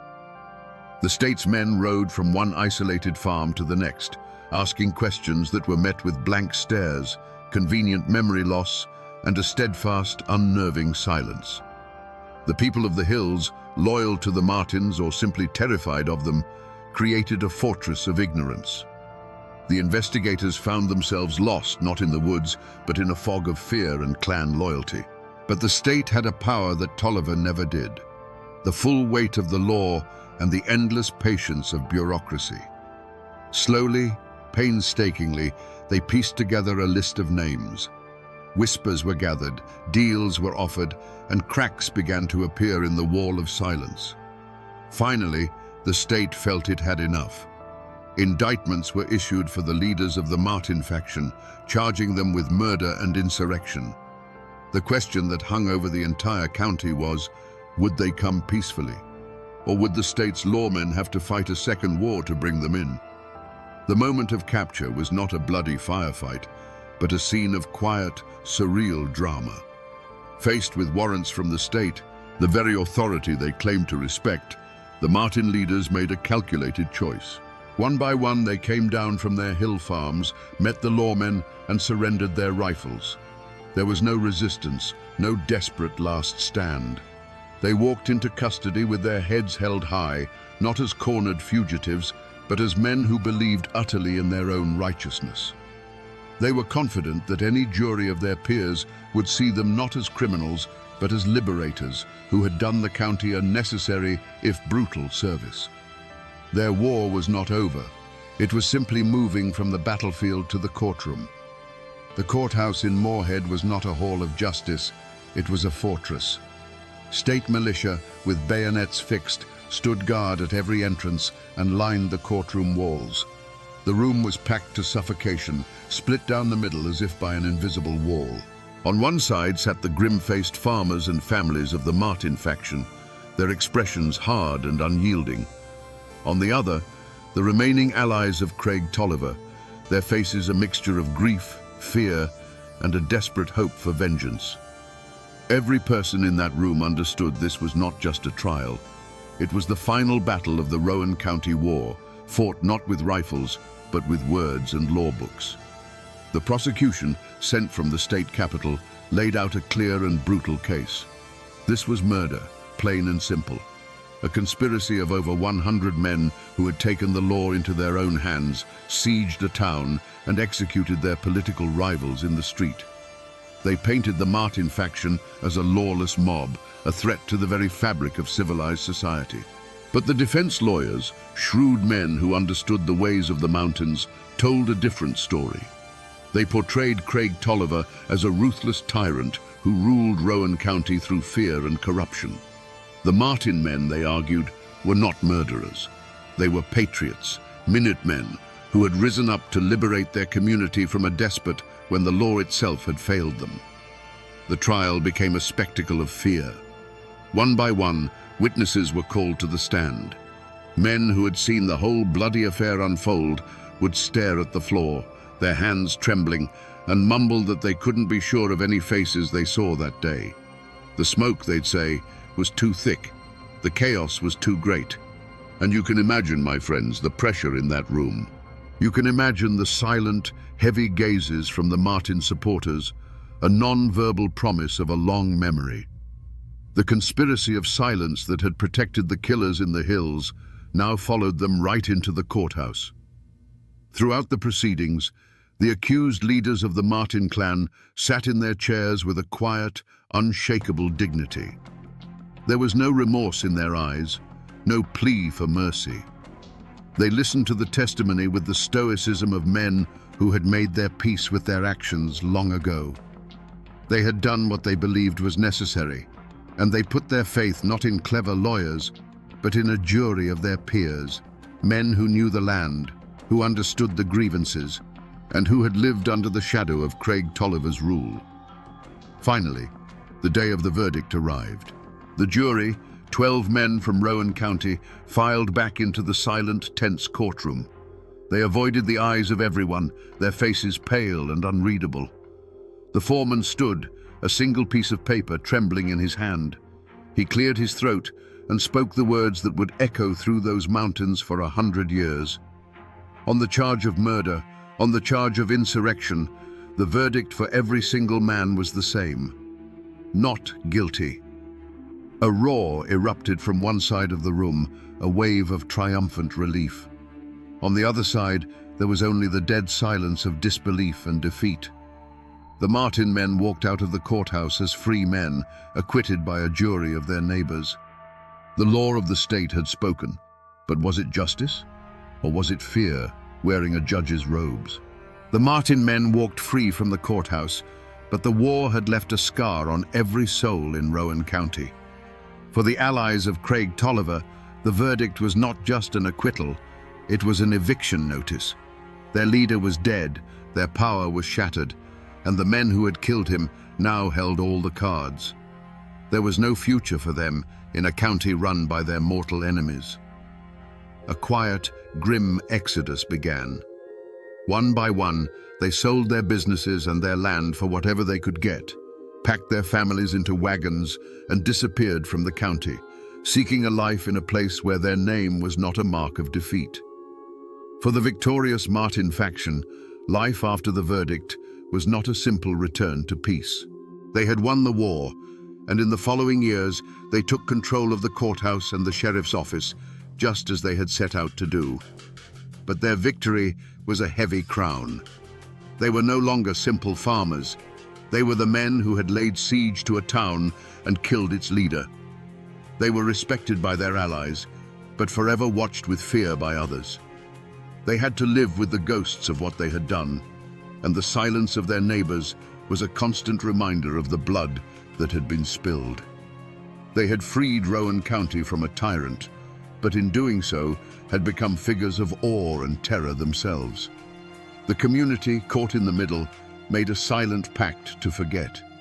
It was a wound too deep to be discussed, a memory too painful to be preserved. The bullet holes in the storefronts were patched with new wood.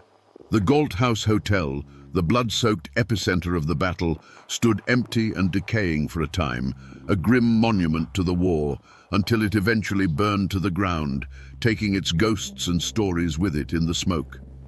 People stopped talking about the feud. A generation grew up knowing only a sanitized version of the story, or perhaps none at all. The great gunfight became the county's dark secret, a history that everyone knew, but no one dared to speak aloud. For the sake of peace, Rowan County buried its own past under a thick, heavy blanket of collective silence. If you walk the streets of Moorhead, Kentucky today, you won't see the scars of a battlefield.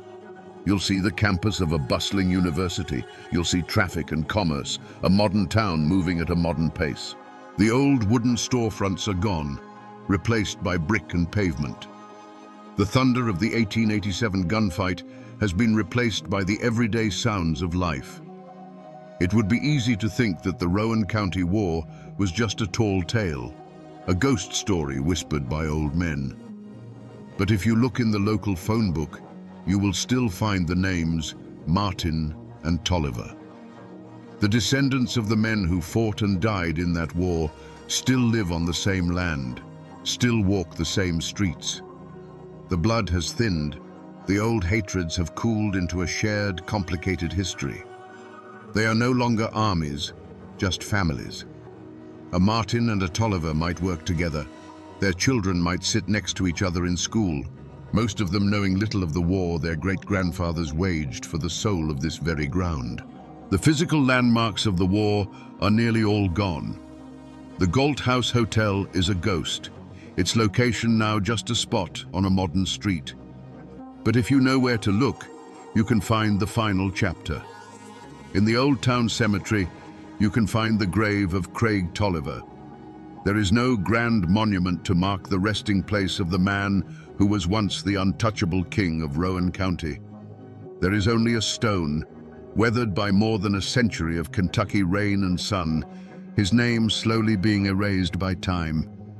It's a quiet, humble end for a man whose life was so loud and violent. People have tried to forget. For generations they buried the story, hoping silence would heal the wounds. But in Appalachia, the land has a memory longer than any person's. The mountains that surround Moorhead stood as silent witnesses to the ambushes and the final bloody siege.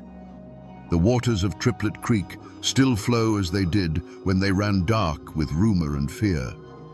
The buildings are gone, the guns are rust, and the men are dust, but the mountains remember everything.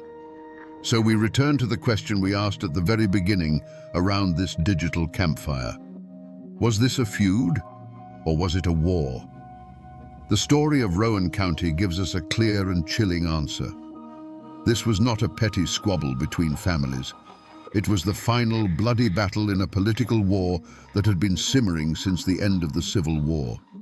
It's a brutal lesson in what happens when the law serves one man instead of all men, and when an entire community feels it has no recourse but the rifle. The great tragedy of the Rowan County War is that there were no simple heroes. To defeat a tyrant like Craig Tolliver, who had wrapped the law around himself like a shield, the Martin faction had to become a mirror of his own ruthlessness. They had to abandon that very law and become an army, delivering a verdict with a volley of lead because they believed a jury never would. This story forces us to confront an uncomfortable truth, that the line between a liberator and a killer can sometimes be as thin as a puff of gun smoke. This is a story of the indomitable and sometimes terrifying Appalachian spirit. It is a testament to a code that says a man's honor is his own to defend, and that power taken by force can be taken away by force. It is a dark and violent chapter in our history, but one we must remember, for it reminds us that beneath the quiet surface of our towns and our histories, there are sometimes wars that have never truly ended. And now, my friends, you know the rest of the story.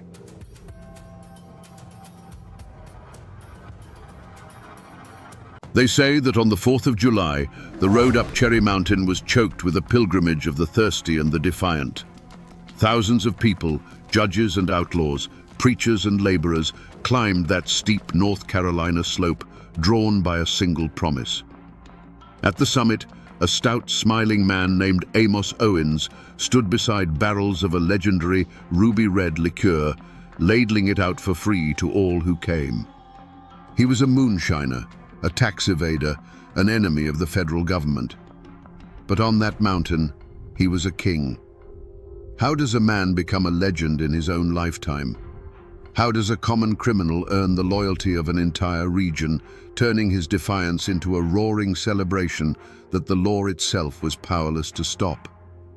Was he a simple man breaking the law for profit? Or was he the last bastion of a fiercely independent mountain spirit? Today, we're going to pour a glass of history and trace the life of the one and only Cherry Bounce King, to understand the man who built a kingdom from corn, wild cherries, and an unbreakable will. To understand a man like Amos Owens, you have to understand the ground he was raised on. He was born in 1822 in Rutherford County, North Carolina, a place where the Blue Ridge Mountains begin to claw their way toward the sky. This wasn't just a landscape, it was a fortress. The people who settled these hollows were mostly Scotch-Irish, folks who carried a deep and abiding distrust of distant governments in their bones. They had fled kings and landlords once, and they weren't about to bow to a tax collector from Washington, D.C. Life here was a constant struggle against rock, weather, and isolation. A family's wealth wasn't measured in dollars, but in the yield of their corn patch, the health of their livestock, and the strength of their kin. Corn was life, but it was heavy and difficult to transport over rugged mountain trails. Turning that corn into whiskey was simple economics. It was a way to concentrate a year's worth of hard labor into a portable, profitable, and potent form. For these mountain families, the smoke from a copper still wasn't the sign of a crime. It was the smell of survival. This world operated on a code older than any federal law. Your word was your bond. Your family was your nation.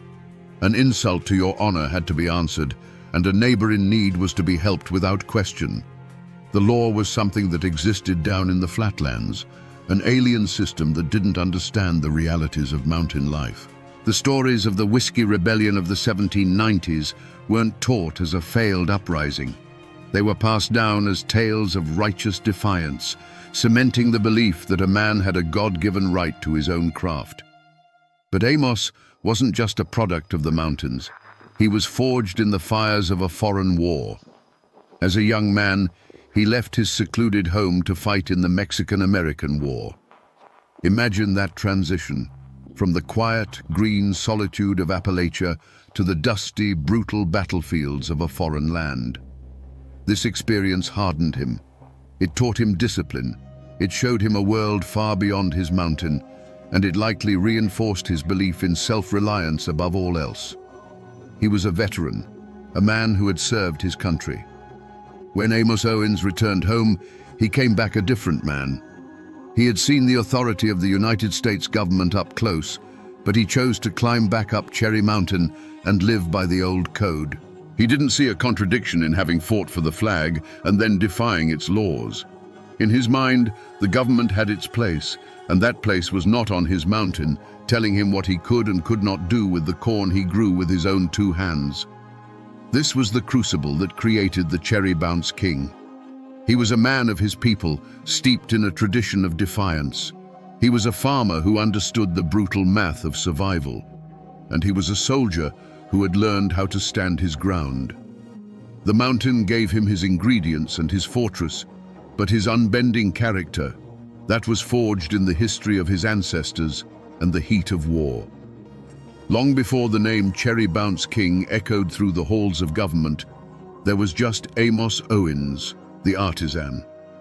Before the roaring crowds and the legendary defiance, there was the quiet solitude of the pre-dawn hours, the gentle hiss of the copper still, and the steady hand of a man who was a master of his craft. He wasn't just brewing moonshine, he was practicing an art form passed down through generations. He knew the corn by its feel, the fire by its sound, and the final product by a single practiced taste.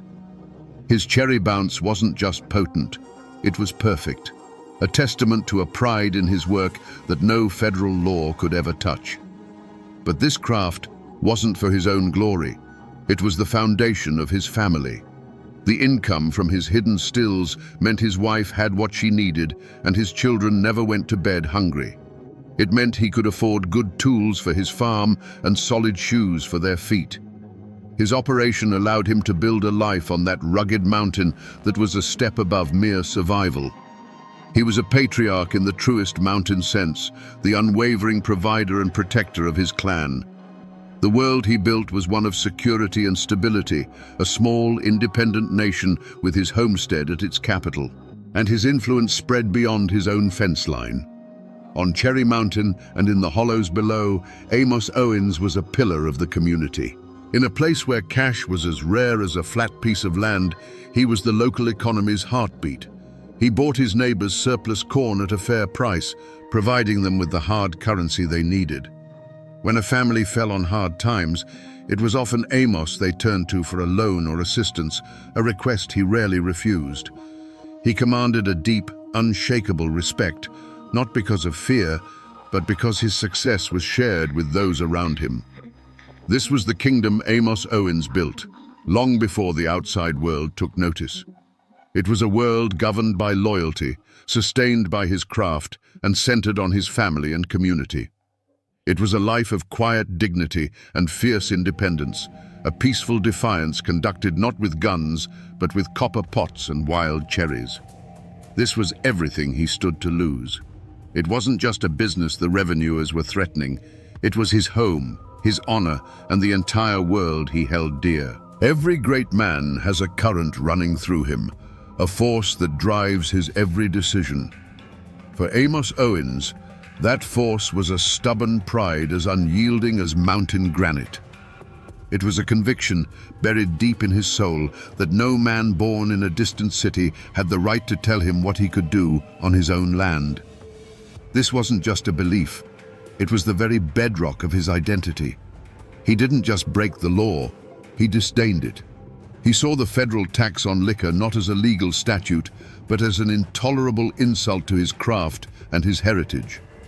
This pride wasn't a quiet, internal thing. It was loud, bold, and defiant. While other moonshiners operated in the shadows, speaking in whispers and moving by moonlight, Amos Owens built a lighthouse. His legendary 4th of July and Christmas celebrations, where he gave away his cherry bounce by the barrelful, were the ultimate expression of this flaw. These weren't just parties, they were public declarations. He was telling the world, and specifically the federal government, I am here. This is my craft, and I am not ashamed of it. Come and get me if you dare. There's a story, told and retold until it's become gospel in those parts, that perfectly captures this audacious spirit. After one of his many arrests, Amos was brought before a judge who, tired of their game, levied a particularly steep fine against him. The courtroom fell silent, expecting the old moonshiner to protest or ask for time to pay. Instead, Amos simply nodded, reached deep into the pocket of his overalls, and pulled out a thick wad of cash, bills still smelling faintly of corn mash and wood smoke. He counted out the full amount, placed it on the bench without a word, and walked out a free man. It was not an act of submission, it was an act of mockery. He was using the profits of his crime to pay the penalty, reducing the judge's sentence to a mere business expense. This pride, this absolute refusal to bend, was his greatest strength in the eyes of his neighbors. It's what made him a folk hero. But it was also the crack in his armor. It made him visible. It made him a target. A lesser man might have laid low after a raid, moved his still, and sold his product quietly.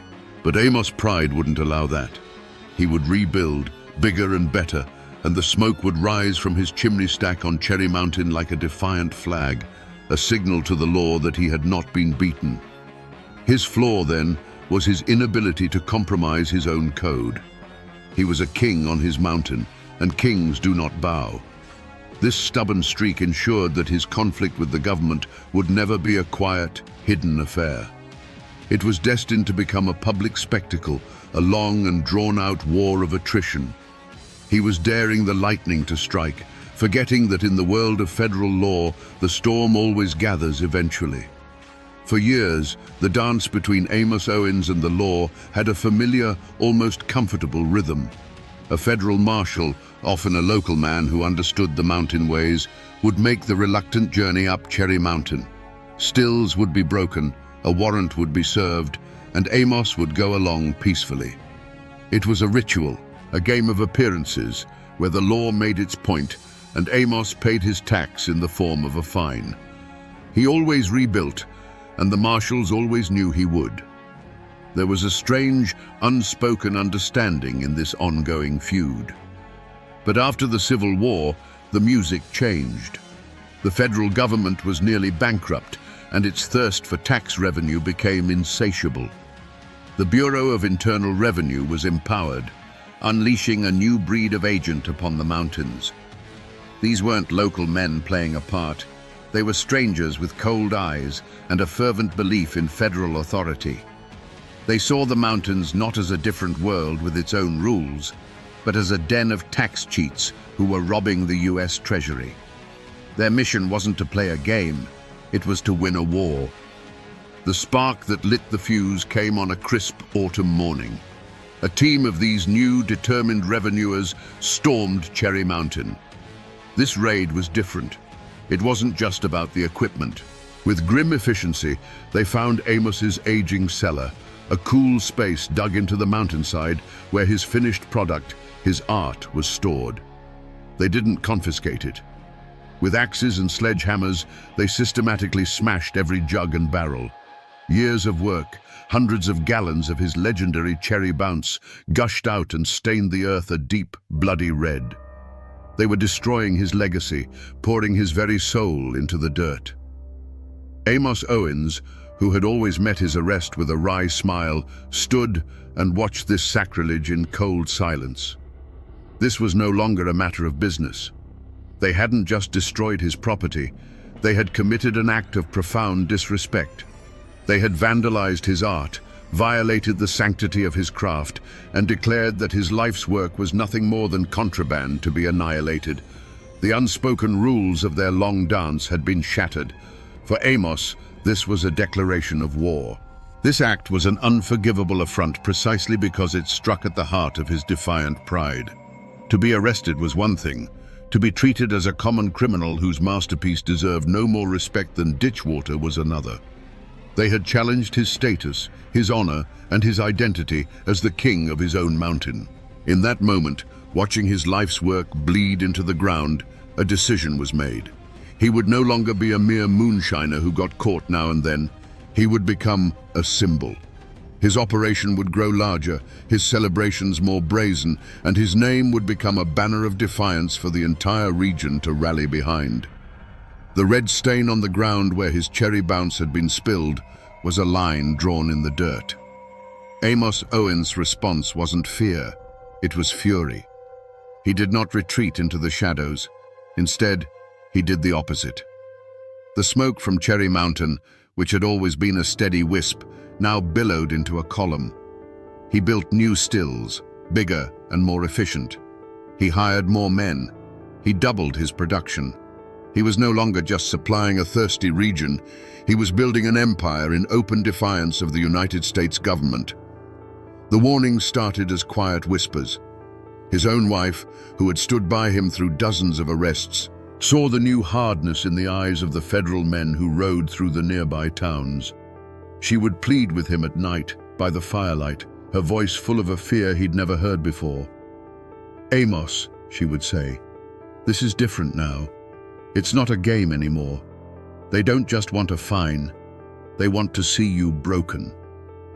He would listen, pat her hand, and tell her that a man who bows to a bully invites him to kick again. The whispers grew louder in the community.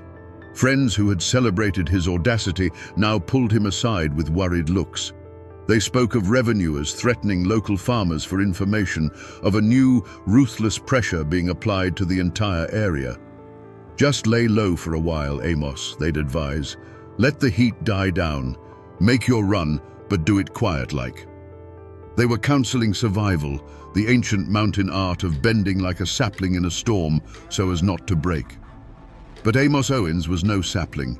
He was a great old oak, and he would not bend.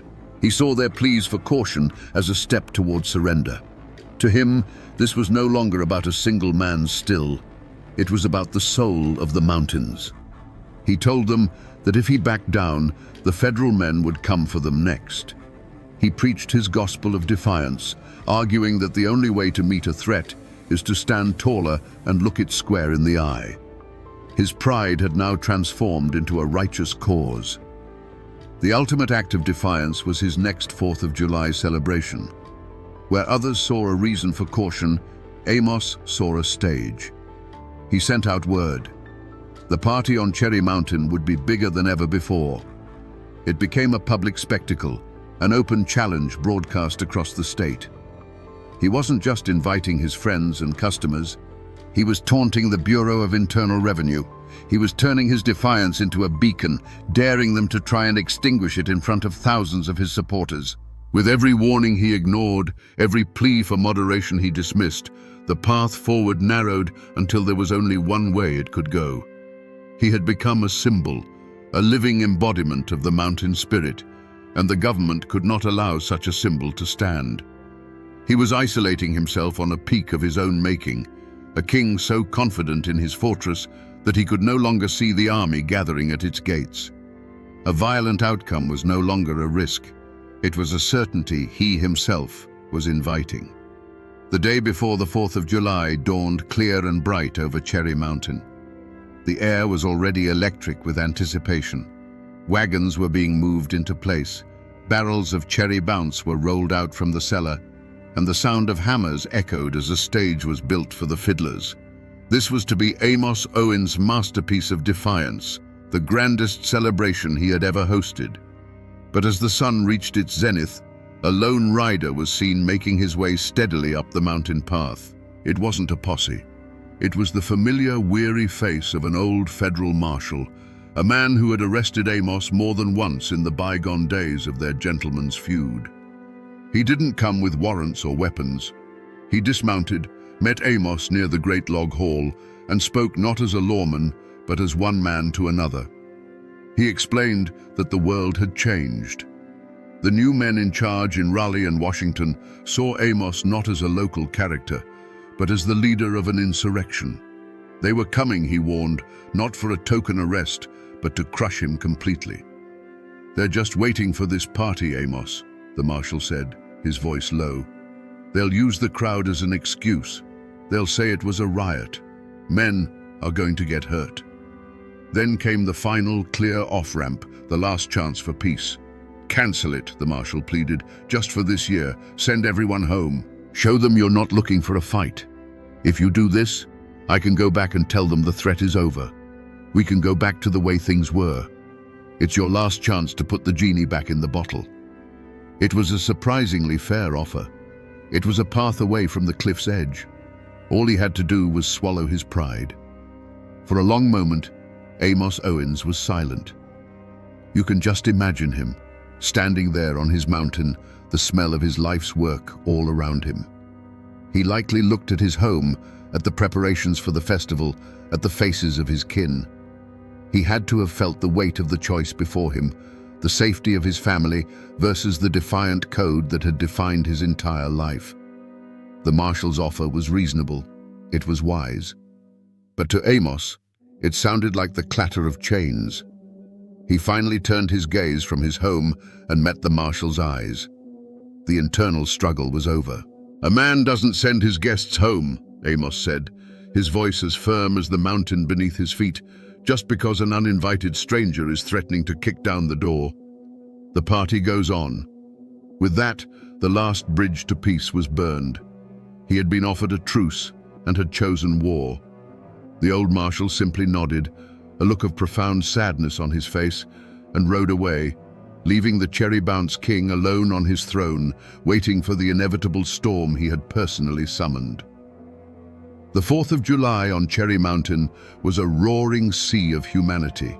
The fiddles screamed, the banjos rang, and the rhythmic stomp of dancing feet shook the very ground. Above it all was the booming laughter of Amos Owens, a king in his element, ladling out his ruby-red elixir. But as the afternoon sun began to dip, a different sound drifted up from the base of the mountain, the cold, rhythmic clink of metal and the steady tramp of marching feet. A long column of federal agents and deputized men, armed and determined, was ascending the slope. The music faltered, then died. A wave of silence rolled through the crowd as all eyes turned to the approaching force.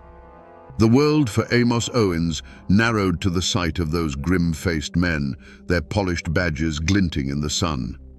This wasn't a raid. It was an invasion. He stood his ground behind his barrels, not with a weapon in his hand, but with the full weight of his defiance in his posture. The air grew thick and heavy, charged with the energy of 1,000 held breaths. A federal captain stepped forward, a warrant held out like a weapon, and his voice cut through the stillness, demanding surrender. Amos' reply was not a shout, but a low, firm refusal that was heard by every person on that mountaintop. And in that instant, the simmering tension that had built for years finally boiled over. The captain gave a signal, and the line of lawmen surged forward. The crowd, loyal and fueled by Cherry Bounce, pushed back. What happened next wasn't a battle of neat lines and clear commands. It was a chaotic, swirling vortex of human bodies. The world became a blur of motion and a cacophony of shouts. From Amos' perspective, it must have been a maelstrom. The celebration he had built, a symbol of his independence, had become a scene of pandemonium. An argument that had raged for a decade in courtrooms and whispers was suddenly, violently being settled with fists and clubs. The sharp, percussive sound of an intervention echoed through the holler, a sound that cut through the noise and hung in the air like a final, dreadful punctuation mark. In the heart of the chaos, Amos himself was the primary target. He was swarmed, not as a respected elder, but as the ringleader of a mob. He felt the grasp of rough hands, the impact of a world turned hostile. The final, visceral sensation was not one of his choosing. The vibrant festival, the pinnacle of his lifelong defiance, was over. The argument that had defined his life had been answered not with words, but with overwhelming force. The chilling silence that followed the main event was broken only by the groans of the injured and the curt, metallic orders of the federal agents who were now, finally, masters of the mountain. The world came back into focus slowly for Amos Owens, through a haze of shock and the dull ache of struggle. The roar of the crowd had been replaced by a grim quiet, punctuated by the sharp orders of federal officers. His great hall, a place of joyous celebration just an hour before, was a scene of wreckage. Overturned benches, smashed jugs, and the dark, sticky pools of spilled cherry bounce littered the ground. He wasn't a king surveying his court. He was a prisoner standing in the ruins of his own kingdom. There was no regret in his heart. There was no fear. There was only a cold, profound rage that settled deep in his bones. This was the ultimate violation. To be manhandled, overpowered, and subdued on his own land, in front of his own people, it was a humiliation worse than any fine or prison sentence. The final insult came with a sharp, metallic click. The cold iron of the handcuffs closing around his wrists was a sound louder and more final than any gunshot. On the very spot where he had freely dispensed his hospitality, his freedom was now completely and utterly taken away. His next move was not his own. Flanked by armed guards, he began the long walk down the mountain. This was the path he had climbed as a boy and ruled as a king, a path every stone of which he knew by heart. Now he walked it in chains. He passed his home, catching a glimpse of his wife's face, pale and stricken, in the doorway. He passed neighbors who looked on with a mixture of pity and awe. He did not lower his head. Pride was the one thing they could not take from him, and he carried it like a shield, his back straight, his eyes fixed forward. At the base of the mountain, a government wagon waited. As he was loaded into the back, he took one last look at his domain. The sun was setting behind Cherry Mountain, casting long shadows across the hollows. The crowds were gone. The music was gone. The smoke from his stills was extinguished. The king was being exiled from his kingdom. As the wagon lurched forward and began the journey toward a federal jail, Amos Owens knew this was the end of the road. His active defiance was over. All that remained were the consequences. The fall of a king is never a quiet thing, and the silence that fell over Cherry Mountain was a heavy, suffocating blanket. The wreckage left behind wasn't just in the smashed stills and splintered barrels, it was in the lives of every person Amos Owens had touched. For his wife and children, the world had been turned upside down. The provider was gone, the income had vanished, and the home that was once a fortress of local pride was now a landmark of federal victory. The name Owens, once spoken with respect, now became a brand, a name whispered in conjunction with violence, arrest, and ruin. They were left to face the cold stares of the law and the uncertain pity of their neighbors, all while trying to scratch a living from a mountain that now seemed haunted by loss. The community itself bore a deep and festering wound. Many who had attended the celebration were arrested or injured in the chaos. Families were thrown into turmoil, trying to pay fines or tend to the wounded. The raid had been a brutal lesson from the government. This is what happens when you follow a rebel. The fierce unity that Amos had commanded was shattered and replaced by a gnawing fear. Who would be next? The raid had driven a wedge of distrust into the heart of the mountain, turning a proud and defiant community into a collection of frightened individuals, wary of their neighbors and terrified of the law. The economic engine Amos had built sputtered and died. The farmers who had relied on him to buy their surplus corn were left with a product they couldn't easily sell. The men who had worked his stills were suddenly without employment, their families facing a hard winter with no income. The flow of cash that had trickled down from Cherry Mountain, oiling the gears of the local economy, dried up completely. His defiance had brought prosperity, but his fall brought a poverty that was just as widespread. He had been the trunk of a great tree, and the federal axe had not just felled him, but had left the entire forest around him to wither. The tragedy of Amos Owens was not that he was arrested. It was that his personal war had so many civilian casualties. His pride demanded a grand public stand, but it was his family, his friends, and his neighbors who were left to pay the price for it. He had built a kingdom and invited his people to celebrate within its walls, never imagining that when the walls came crashing down, they would be the ones crushed beneath the stones. The party was over, but the hangover would last for a generation. Amos Owens, the king of Cherry Mountain, was brought to a kingdom where he held no power, a federal courtroom. The space itself was an assault on everything he knew. The air was stale, the light was filtered through dusty windows, and the walls were made of cold plaster and dark polished wood, a world away from the open sky and living timber of his home. Here, he was not a respected elder or a master craftsman. He was simply the defendant, a name stripped of all honor and history. The prosecution, methodical and relentless, painted a picture not of a folk hero, but of a calculated criminal. They spoke of tax evasion, conspiracy, and most damningly, of inciting a riot and assaulting federal officers in the execution of their duties. They presented evidence, the shattered remnants of his stills, the testimony of injured agents, and the sheer scale of his operation. To the court, the case was simple.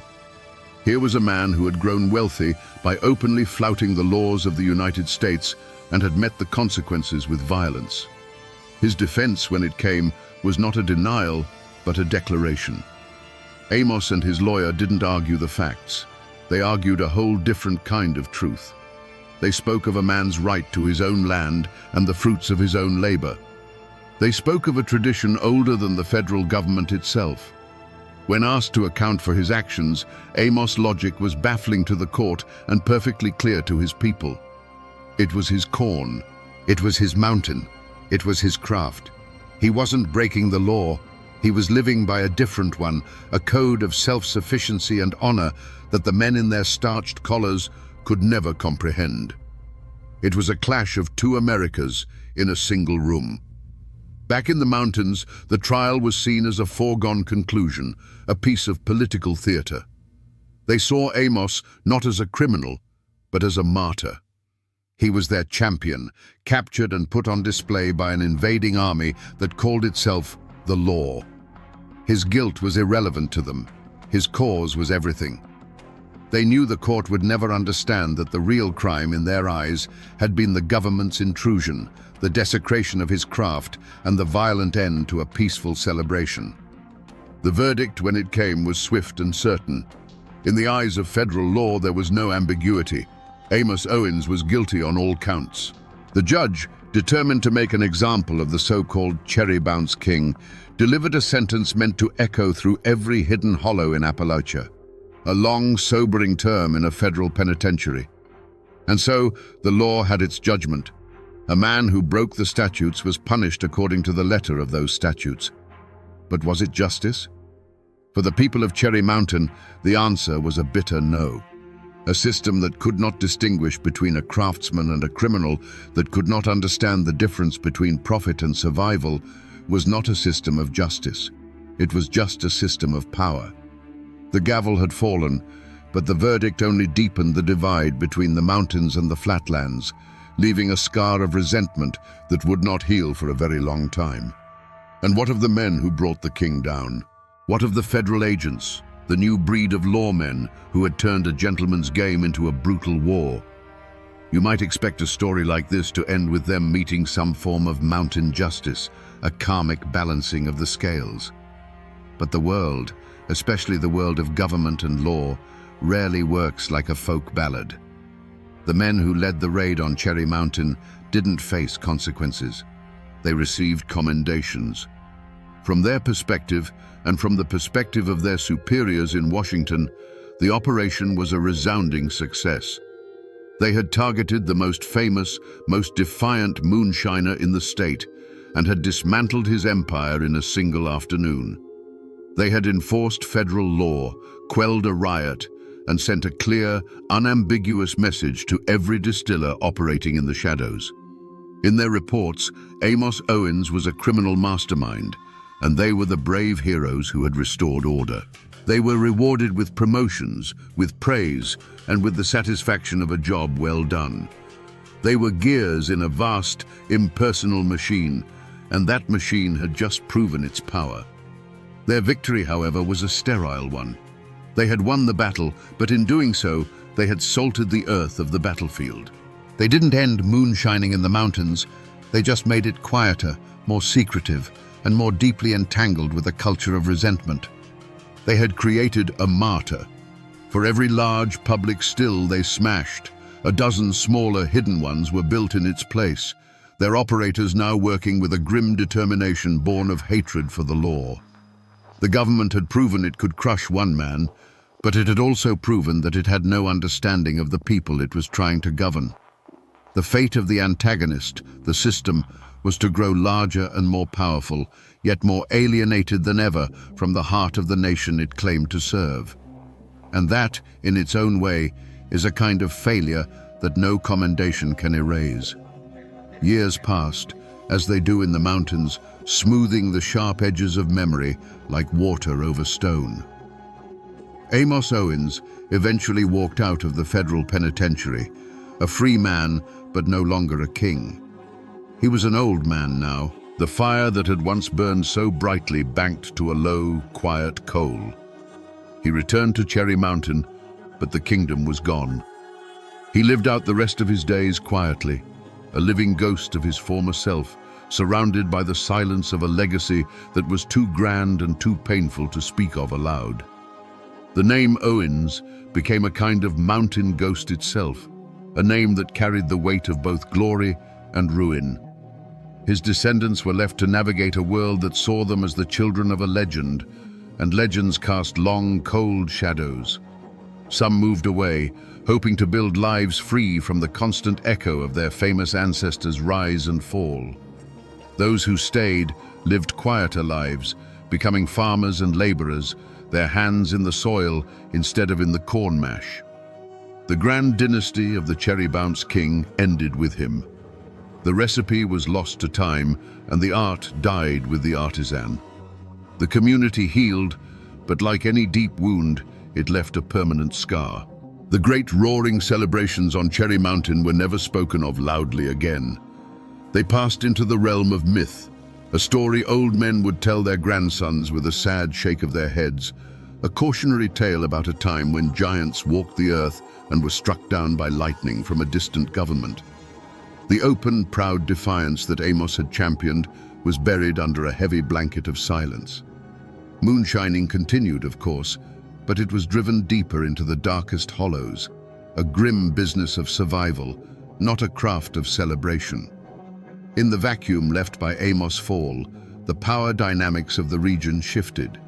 With the king deposed, the kingdom fractured. The era of the grand festive moonshiner was over. It was replaced by a new generation who worked in fear and dealt in violence.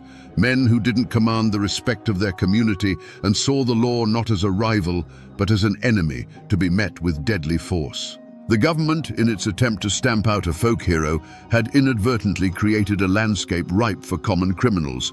They had traded a charismatic king for 100 petty warlords, and the mountains became a more dangerous, less honorable place because of it. If you go to Rutherford County today and mention the name Amos Owens, you won't be met with a blank stare. His name is as much a part of the landscape as Cherry Mountain itself, the peak that still bears his story. You can visit his final resting place, a weathered tombstone that states the simple facts of his birth and death, but tells nothing of the fire that burned in between.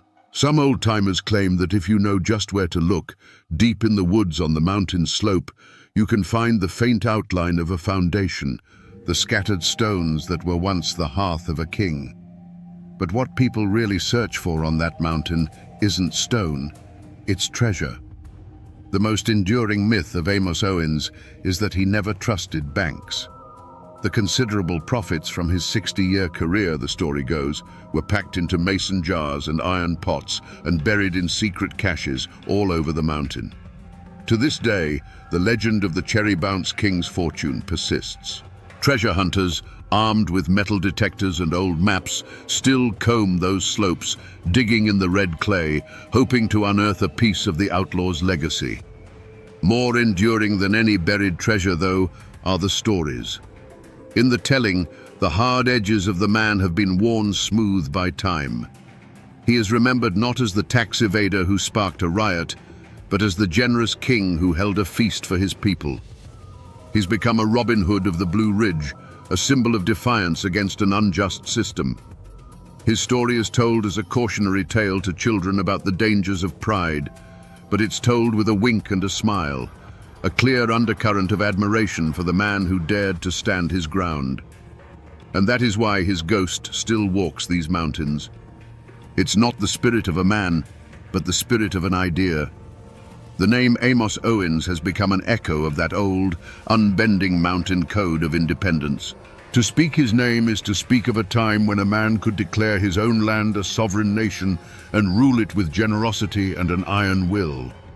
He is the physical embodiment of the stubborn, defiant, and fiercely loyal character that defines the very soul of Appalachia. Amos Owens. The man has been dust for over a century. But the spirit of the Cherry Bounce King, that spirit is as potent and intoxicating as the liqueur he once brewed. It's woven into the very fabric of those hills, a permanent reminder that some men are too big for the laws of their time. For better or for worse, he still haunts the mountains. So we return to the question we asked at the beginning, standing at the foot of that old mountain. Was Amos Owens a hero or a villain? The law has its simple answer. He was a criminal, a tax evader who paid the price for his crimes. His people have theirs. He was a king, a generous folk hero who stood up for their way of life.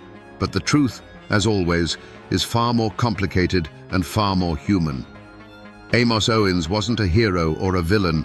He was a relic of a dying age, a man whose mountain code was being crushed by the relentless march of a modern nation. In the end, the Ballad of Amos Owens is a story about pride. It was a pride as pure and potent as the whiskey he distilled. It drove him to master his craft, to provide for his family, and to build a community around the fire of his generosity. But that same unbending pride made him blind. It blinded him to the changing world. It made him deaf to the warnings of those who loved him, and it demanded a sacrifice that was not his alone to make. His greatest strength, that absolute refusal to bow, became the fatal flaw that brought his entire kingdom crashing down into the dirt. He was a man who stood for the timeless values of independence, craftsmanship, and community. But he stood so tall that he became a target, and in his fall, he reminds us that even the strongest oak on the mountain can be felled by the patient axe of the outside world. And that, my friends, is the ballad of the Cherry Bounce King, a man who would give away his finest liquor for free, but would not surrender a single drop of his pride to any law under heaven.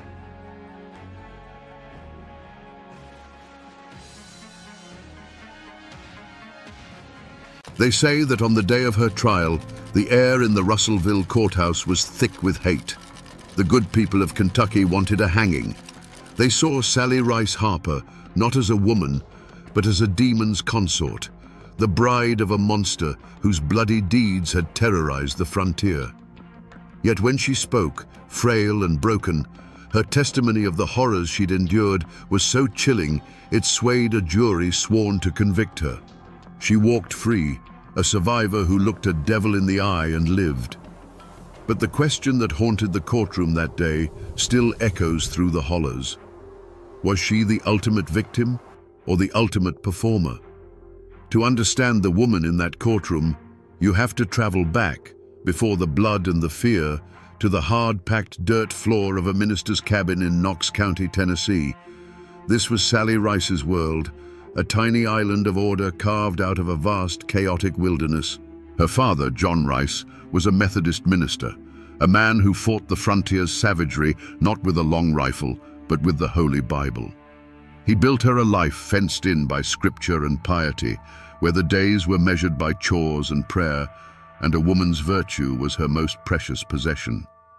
Life on the edge of civilization was a brutal teacher. Every day was a lesson in hardship. Winters were lean, sickness was a constant shadow, and the threat of violence from man or beast was as real as the cold mountain wind. Sally was raised to be tough, resourceful, and obedient. She knew how to mend clothes, tend a garden, and stretch a meal to feed one more mouth. But more than anything, she was taught the rigid morality of her father's faith, that the world was a clear battle between good and evil, and a righteous path was the only shield against damnation.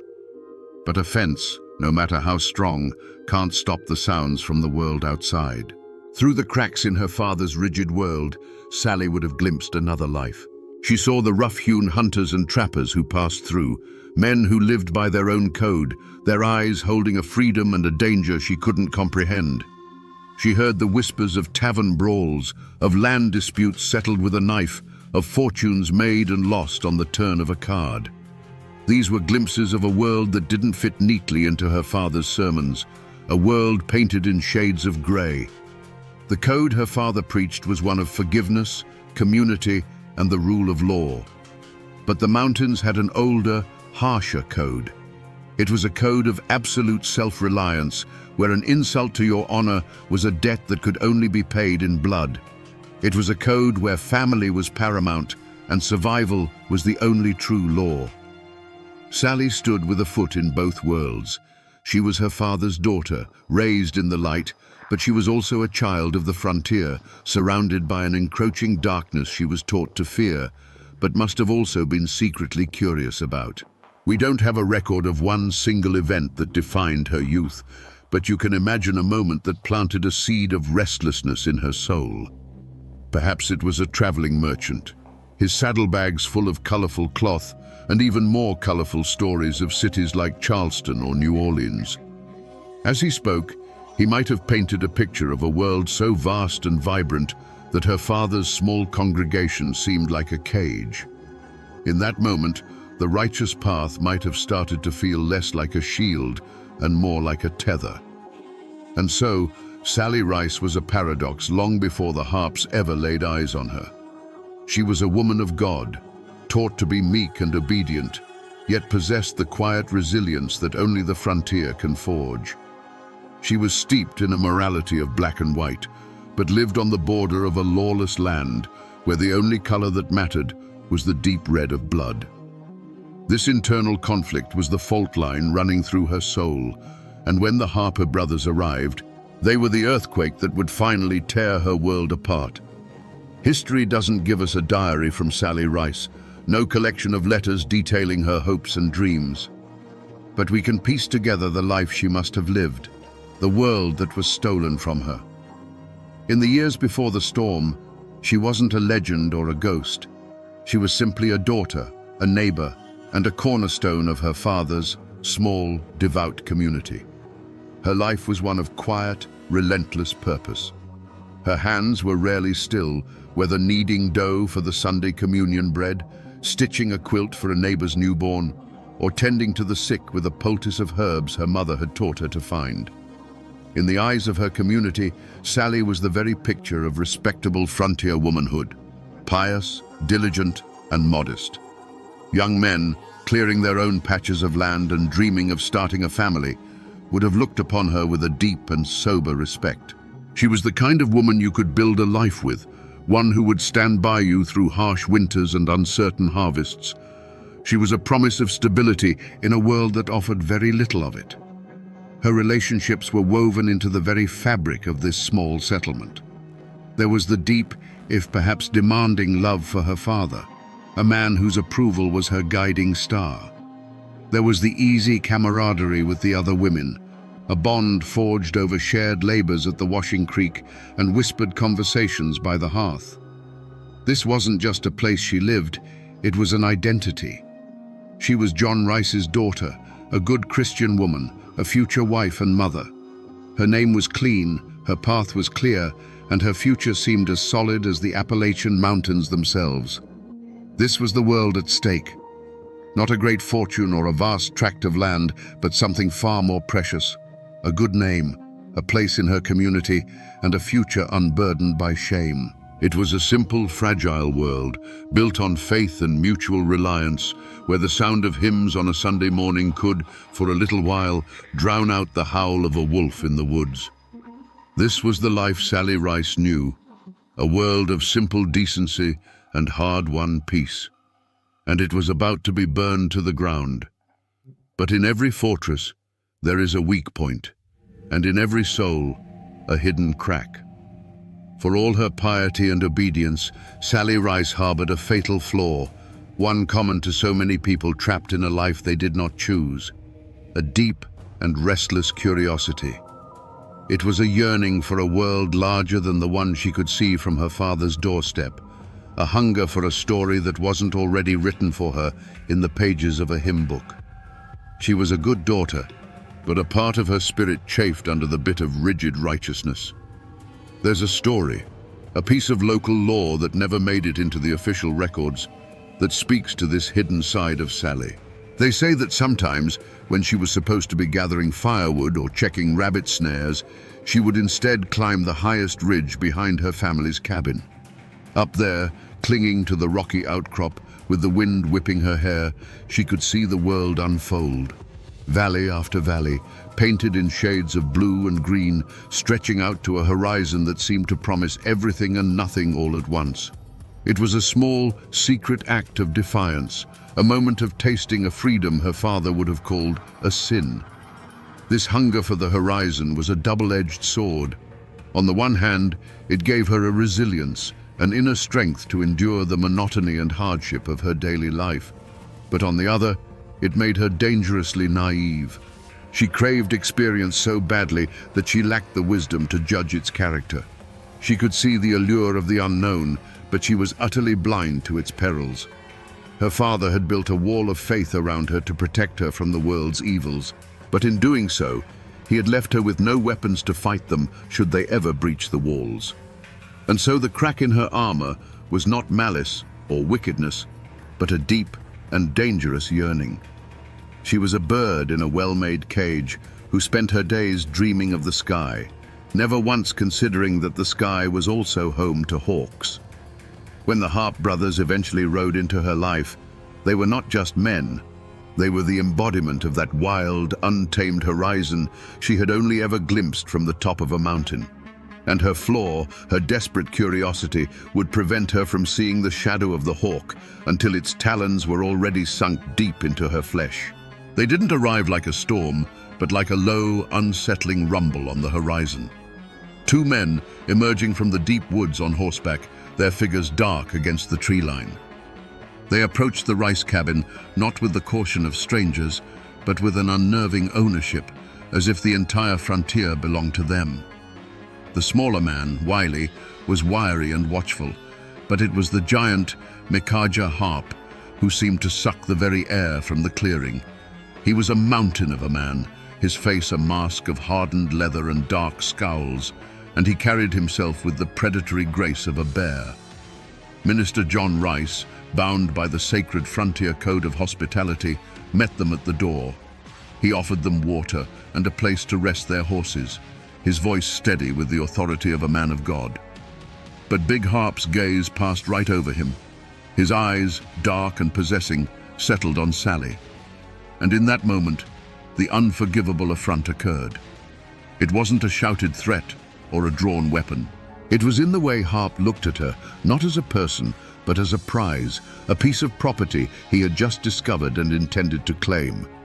In his stare, all of her father's laws, all of God's commandments, were dismissed as meaningless. For Sally, this should have been a moment of pure terror. Her father's world was being challenged by a raw, masculine power that was its complete opposite. But her fatal flaw, that restless curiosity, flared to life. This man was not like the shuffling, deferential farm boys from the congregation. He was the wilderness given human form. He was dangerous. He was chaos. He was real in a way that felt more potent than any sermon she had ever heard. The fear was there, a cold knot in her stomach, but beneath it was a terrifying, exhilarating flicker of fascination. This was the spark. The choice that history has debated ever since wasn't really a choice at all. The myth says he seduced her with promises of adventure. The official record says he dragged her screaming from the cabin. The truth likely lies in the murky space between. Perhaps he spoke a few words to her, his voice a low growl that promised to show her that horizon she'd always dreamed of. And perhaps for one foolish, fatal second, she listened. Her curiosity, for the briefest of moments, outweighed her fear. That hesitation was all the opening Big Harp needed. The seduction, if there ever was one, ended there. The instant she was within his reach, the mask of the charismatic rogue fell away to reveal the monster beneath. The affront that began with a look was completed with an act of brutal possession. He grabbed her, and the spell was shattered. The dream of the horizon instantly became the nightmare of a cage on wheels. Her father's shouts, her mother's screams, they became the fading sounds of a world she had just lost forever. The fuse had been lit, not by a grand battle, but by a single damning look and a young woman's naive hunger for a life she was never meant to know. The romance of the horizon, if it ever existed, died within the first mile.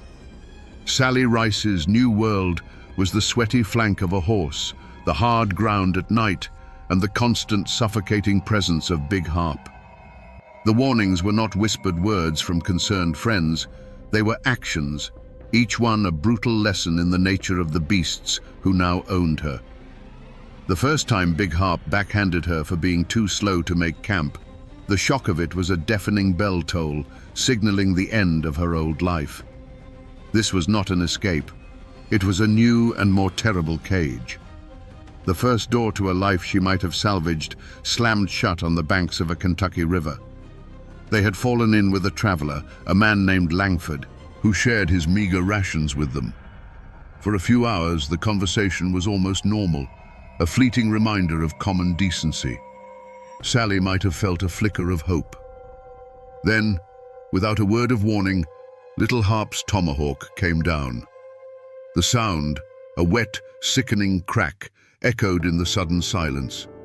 Sally watched, paralyzed, as they looted his body and casually rolled it into the brush. In that moment, she learned the most important rule of her new life. Any kindness shown to her was a death sentence for the one who showed it. To cry for help was to murder the helper. Opportunities to flee must have presented themselves, each one a poisoned chalice. Perhaps one night, with the brothers passed out from a jug of stolen whiskey, she stood at the edge of the firelight, the dark woods promising escape. But where would she go? The wilderness that had once seemed a symbol of freedom was now an accomplice to her captivity, an endless maze of shadows filled with predators, both animal and human. To run was to choose a different, slower death. So she stayed, banking the fire, her inaction a choice made for her by the absolute certainty of what lay in wait, both in the woods around her and in the sleeping forms of the men behind her. With every passing week, her old self, the minister's daughter, began to die a quiet death. The path of no compromise was not a refusal to back down from a fight. It was a total submission to the logic of survival. She learned to read Big Harp's moods in the set of his jaw, to anticipate Wiley's twitchy violence. She learned to make herself small, to be useful, to become a piece of the scenery. Her prayers at night, if she still dared to offer them, must have changed. She no longer prayed for rescue, but for the strength to endure another sunrise. She was not alone in her misery, but the presence of the other women, Susan and Betsy, offered no comfort. They were not sisters in arms, planning a rebellion. They were three separate souls trapped in the same hell, each one a rival for the sliver of tolerance that might spare them a beating. Their shared glances were not of solidarity, but of mutual, desolate understanding. They were a tribe of the damned, and their silence was a pact of survival that isolated each of them completely. The warnings had all been ignored because they were impossible to heed.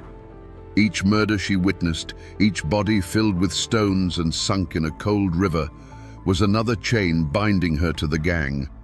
She was no longer just an innocent captive in her own mind. The blood had spattered too close. The path back to her father's world was turning to ash behind her. To leave now, even if she could, would be to carry the stench of their crimes with her, branding her forever. Her only path forward was the one the Harps carved through the frontier, a trail of blood leading deeper and deeper into a darkness from which there was no return. It came on a humid afternoon at a small, fly-blown trading post on the Green River. For a few brief hours, the world felt almost normal. The Harps were trading stolen furs for salt and lead, their violent energy momentarily focused on the simple act of commerce. Sally, Susan, and Betsy were allowed a few feet of freedom, lingering near a rack of iron pots. It was here that a ghost from her past appeared, a kindly, whiskered man named Gable, who had once supplied her father's community with tools and news from the outside world. He saw her, and his face, weathered and friendly, froze in disbelief. He approached cautiously, his eyes filled with a mixture of pity and alarm. "Sally," he whispered, his voice barely a breath. "Sally Rice. Child, is that you?" For a heartbeat, the sound of her own name, spoken with kindness, was a physical blow. It was the name of a girl who was dead, a ghost she had long since buried. Hope, a feeling so dangerous she'd forgotten what it felt like, flickered in her chest. Mr. Gable saw the flicker. He leaned closer, his words a desperate, urgent plea. "Your father has been sick with worry. Everyone thinks you're dead. My wagon is just behind the storehouse. I'm leaving at first light, heading east. I can hide you under the canvas. I can take you home, Sally. We can get you home." It was the off-ramp, a clear, well-lit path leading directly out of hell. All she had to do was take his hand, and in that moment, she saw it all play out. She would run. The harps would notice. Their good mood would curdle into volcanic rage. They would catch the wagon before it cleared the next ridge. They wouldn't just take her back. They would take Mr. Gable, this good and decent man, and they would make him pay for his kindness in ways she couldn't bear to imagine. His blood would be on her hands, another victim of her tainted existence. She looked from his hopeful, pleading face to the hulking form of Big Harp, who was now laughing with the trader, a sound more menacing than any threat. The flicker of hope in her chest was deliberately, painfully extinguished. She had been a prisoner for so long that she now understood its cruelest logic. To save the innocent, you must remain among the damned. She straightened her back, and when she met Mr. Gable's eyes again, they were as cold and empty as a winter sky. "You are mistaken, sir," she said, her voice flat and devoid of emotion. "My name is not Sally."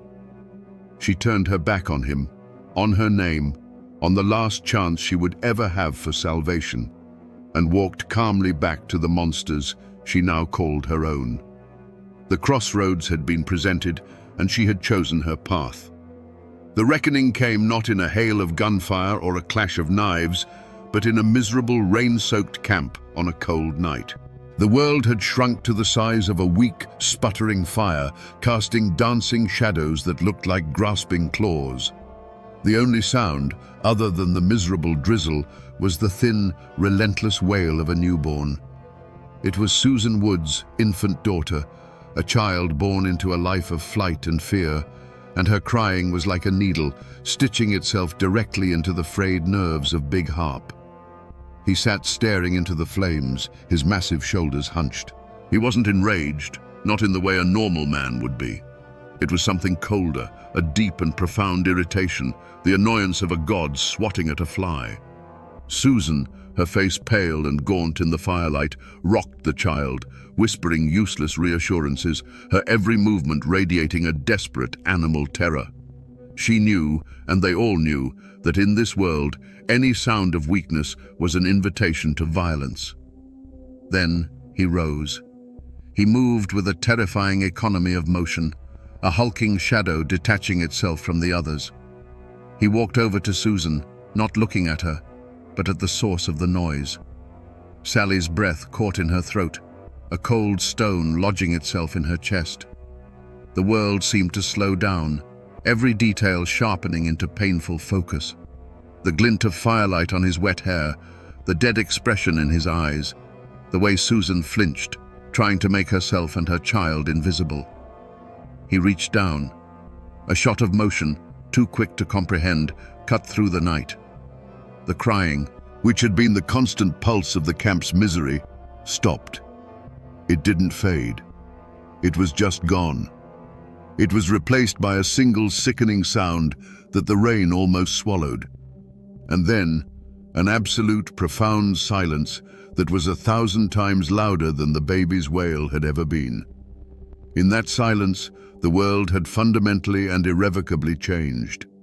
Susan Wood's face, which had been a mask of fear, simply collapsed. Her mouth opened in a perfect silent O of horror, but no scream came out. She had seen an act so far beyond the boundaries of human cruelty that her own body couldn't even process the sound it demanded. The tiny bundle she had been desperately trying to quiet was no longer in her arms. From her place across the fire, Sally watched, and a part of her soul turned to ice and shattered. This was the ultimate truth of her captivity. This was not a man driven by greed or revenge. This was a force of nature, a void where a soul should be. She understood then that there was no line he would not cross, no act too monstrous. The argument that had raged between a fragile new life and a world of pure malice was suddenly, permanently over. He turned and walked back to his spot by the fire, as if he had done nothing more than toss a log on the flames. The drizzle continued to fall, hissing in the embers, washing away the evidence of a life that had barely begun. The chilling silence that followed was the sound of a new law being written, one that Sally now understood completely. To survive, you had to be quieter than the dead. After the night of the silent baby, the world of the Harp gang became a waking purgatory. The air was thick with a new kind of fear, a brittle, silent dread. The women moved like ghosts, their faces hollowed out, their eyes vacant. Even the harps seemed to feel it. Their brutal confidence was curdling into a cornered animal's paranoia.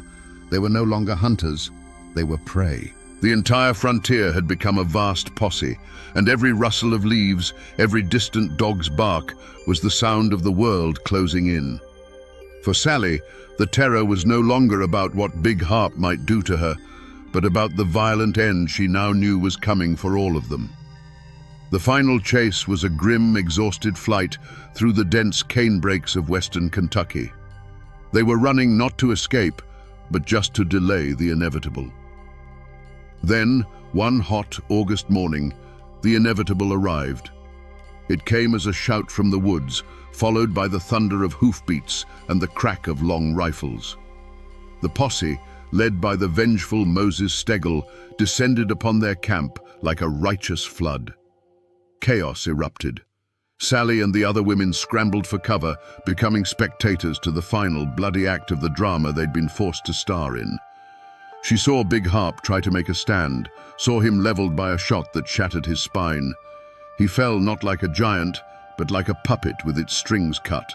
As the posse swarmed his crippled, roaring form, Sally watched with a profound and chilling detachment. There was no joy, no relief, only a vast, hollow emptiness. She saw Moses Stegel, his face a mask of cold fury, kneel beside the dying monster.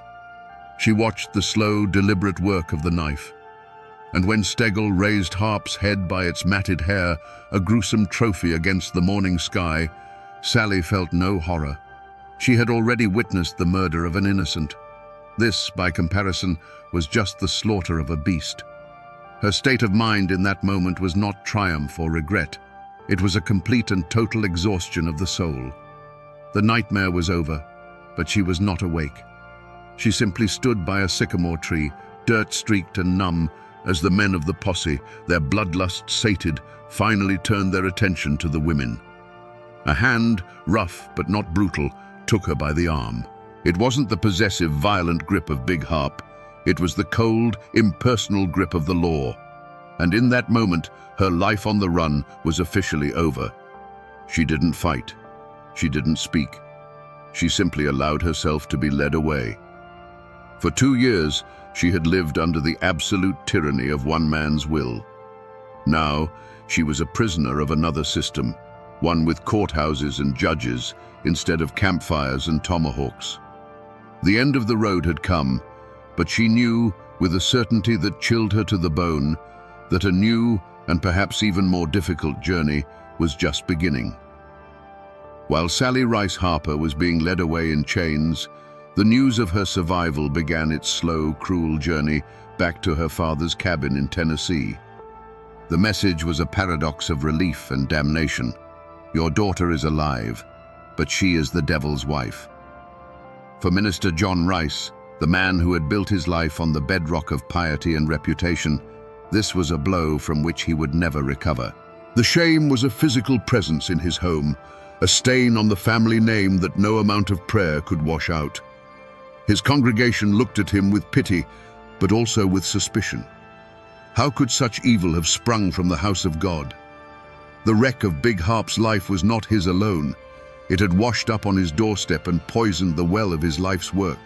The damage radiated outward, far beyond one family's shame. The Harps' reign of terror had fundamentally broken the frontier's most sacred code, the code of hospitality. Before their rampage, a stranger at your door was a guest to be fed. After, a stranger was a potential murderer.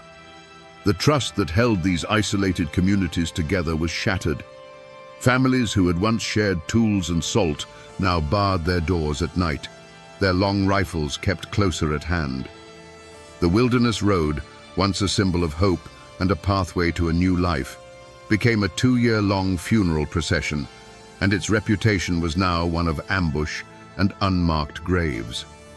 The land itself seemed to bear the scars. A certain bend in the river was no longer just a good fishing spot. It was the place they'd sunk John Tully's body. A particular patch of woods was not just timber, it was where the posse had finally cornered the beast.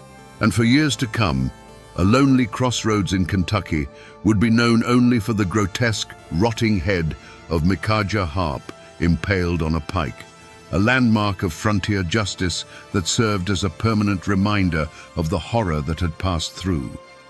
The geography of the region had been rewritten, its landmarks now serving as tombstones. And then there were the other families, the ones whose names were not tied to the killers, but to the victims. For the wives, children, and parents of men like Thomas Langford and John Graves, the death of Big Harp brought no closure. It only cemented their loss. Their lives were now defined by an empty chair at the table, by a future that had been stolen by a moment of senseless, random violence. The Harps' legacy was not just in their own death and infamy, but in the countless quiet tragedies they left in their wake, in the dozens of families whose stories were now permanently rerouted down a path of grief and hardship. The tragedy of the Harper brothers, you see, did not end when a knife sawed through Big Harp's neck. That was simply the end of the killing.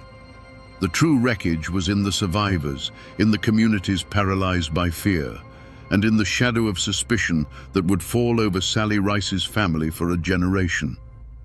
The violence was a stone thrown into the placid pool of the frontier, and its ripples would disturb the waters for decades to come. The Russellville courthouse was little more than a log cabin with a judge's bench, but on the day Sally and the other women were brought to trial, it was the center of the universe. It was packed to the rafters with the husbands, sons, and brothers of the Harps' victims, their faces grim, their hands resting on the butts of the pistols in their belts. This was not a crowd seeking justice. They were a congregation demanding a sacrifice. To them, these women were not captives. They were the devil's brood, witches who had lured good men to their deaths. The air was thick with a righteous, murderous hum. This was the ultimate clash of cultures. The court, with its powdered wigs and leather-bound books, operated on the principles of evidence and testimony, of a world governed by man's law. But Sally's defense was based on an unwritten, brutal code that no one in that room, save the other two women, could truly understand. The mountain code of absolute survival. The prosecutor's questions were logical, but to Sally, they were absurd. "Why didn't you try to escape?" he would thunder. How could she explain that escape meant a slower death by starvation or a quicker one upon recapture? Why did you not cry for help? How could she describe the cold certainty that her cry would be a death sentence for whoever was foolish enough to listen? Here, in the crucible of the courtroom, Sally Rice Harper gave the performance of her life. She did not stand tall and defiant. She was the very picture of a broken victim. Frail, emaciated, her voice a fragile whisper, she painted a picture of unendurable horror. She spoke of her abduction, of the constant beatings, of the soul-crushing fear that was her daily bread. She understood her audience perfectly, a jury of stern, patriarchal frontiersmen who believed in the inherent weakness and moral purity of women. She could not be their equal. She had to be their ward, a fallen dove in need of their protection. Her trump card, the story that would save her life, was the murder of Susan Wood's infant daughter. As she recounted the tale, a hush fell over the hostile courtroom. She described the baby's relentless crying, Big Harp's cold annoyance, and the final sickening moment of silence. She looked at the 12 grim-faced men on the jury, her eyes brimming with tears she had learned to summon on command, or perhaps they were horrifyingly real. What chance, her voice cracked, did an unarmed woman have against a beast who would snatch his own child from her mother's arms and silence her against a tree? That single, horrific image shattered the prosecution's case. It was a truth so monstrous it transcended legal arguments. In that moment, the men on the jury no longer saw an accomplice. They saw their own wives, their own daughters, and imagined them in the grip of such an inhuman force. The code of the mountains, the law of survival, had finally been translated into a language the court could understand. It was the language of pure, unrestrained evil, an evil against which they reasoned no woman could possibly stand. The verdict, when it came, was a shock that rippled through the courtroom. Not guilty. Sally Rice was acquitted. A murmur of disbelief and anger went through the crowd, but the law had spoken. True justice, however, remained an open question. Was this a triumph of empathy, a rare moment where a court understood the realities of coercion and abuse? Or was it the ultimate con, a masterful manipulation by a hardened survivor who knew exactly what a roomful of men needed to hear to let her go free? The law had rendered its judgment, but the mountains and the whispers of the people who lived in them would keep their own verdict for centuries to come. While Sally walked free, the story of the harps was not yet fully written. The main antagonist, the hulking Big Harp, had already met a gruesome end, his head left to the sun and the crows. But the other side of that evil coin, his brother wily Little Harp, had cheated the hangman's rope.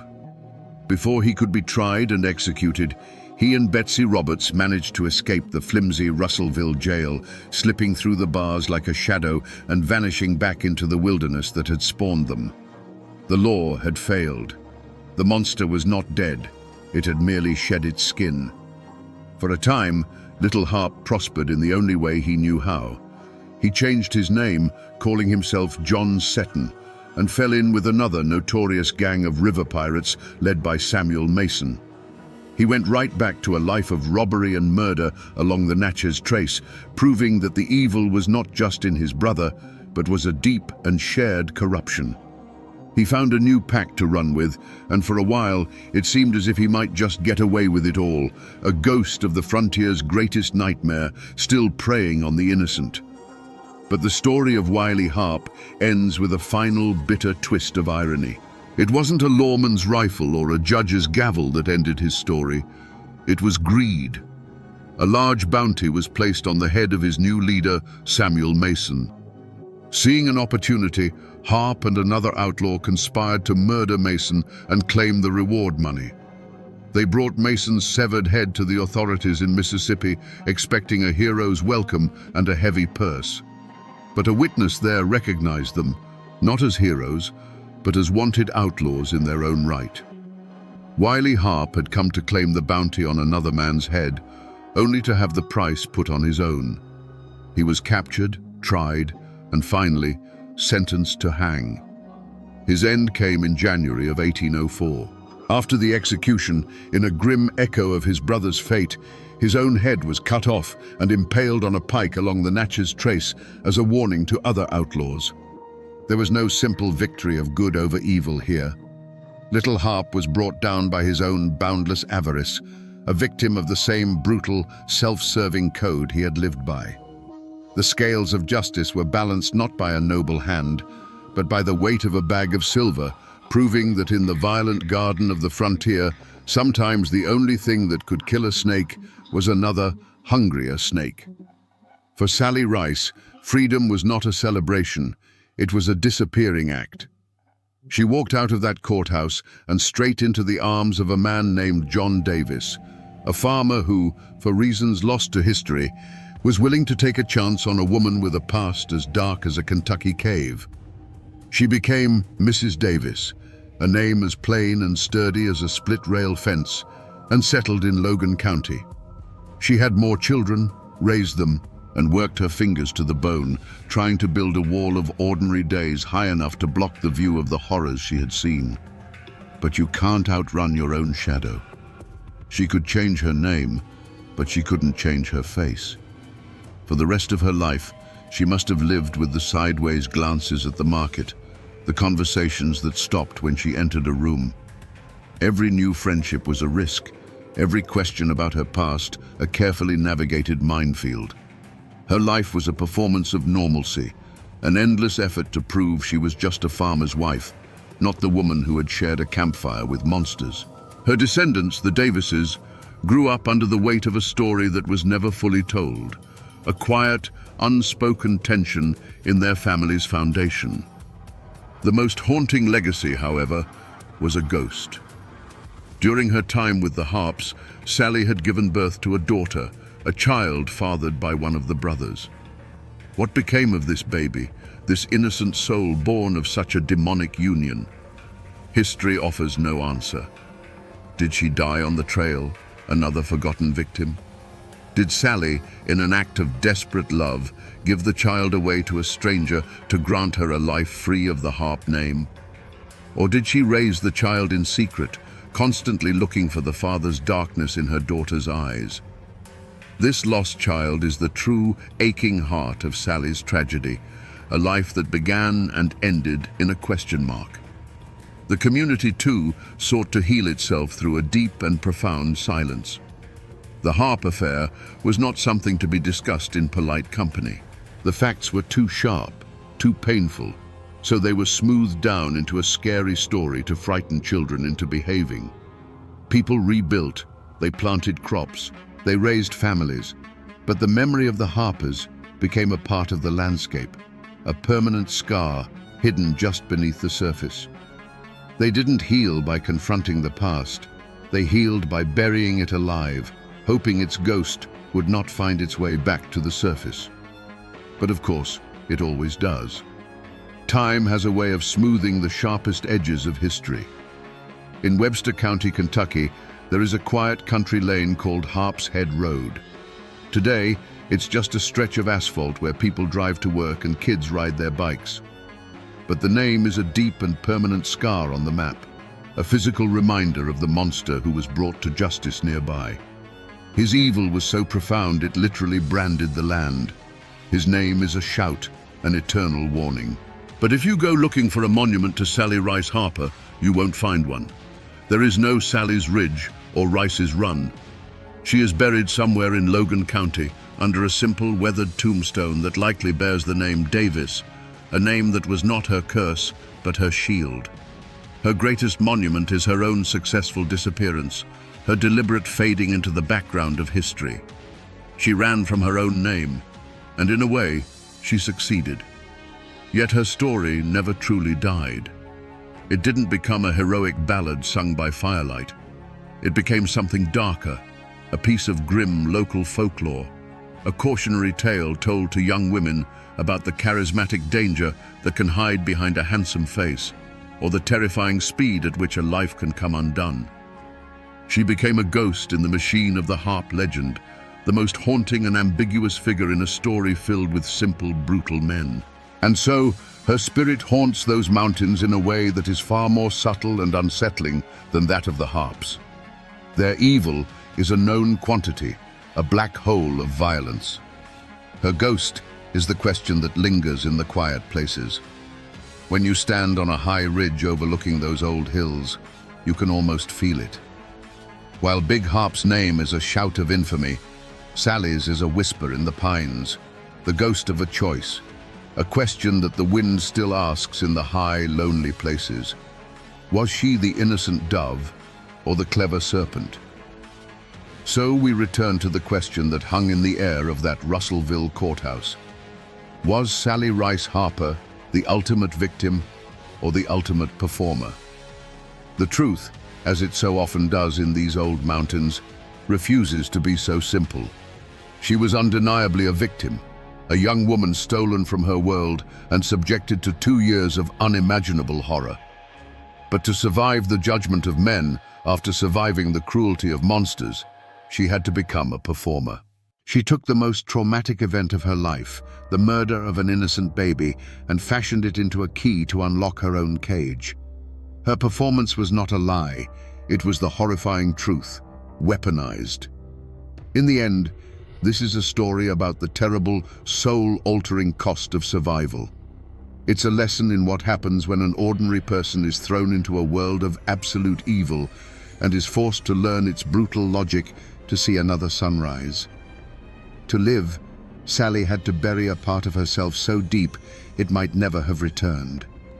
She had to learn to be silent when every fiber of her being screamed, to be still when her instinct was to run, and to turn her back on the last good man who offered her a hand. Her survival was not a clean triumph. It was a messy, painful, and morally ambiguous victory won on the monster's terms. The ghosts of the Harper brothers are loud and bloody. They are simple tales of butchery and frontier justice. But the ghost of Sally Rice is the one that lingers. It's a quiet, unsettling whisper that asks the most difficult question of all. She escaped the devil, yes, she even outlived him. But when you are known to history only as the devil's wife, can you ever truly be free of his shadow? And that, my friends, is the chilling ballad of Sally Rice Harper. A reminder that when you're forced to live with monsters, the most terrifying question isn't whether you will survive, but what part of you will have to die in order to do so.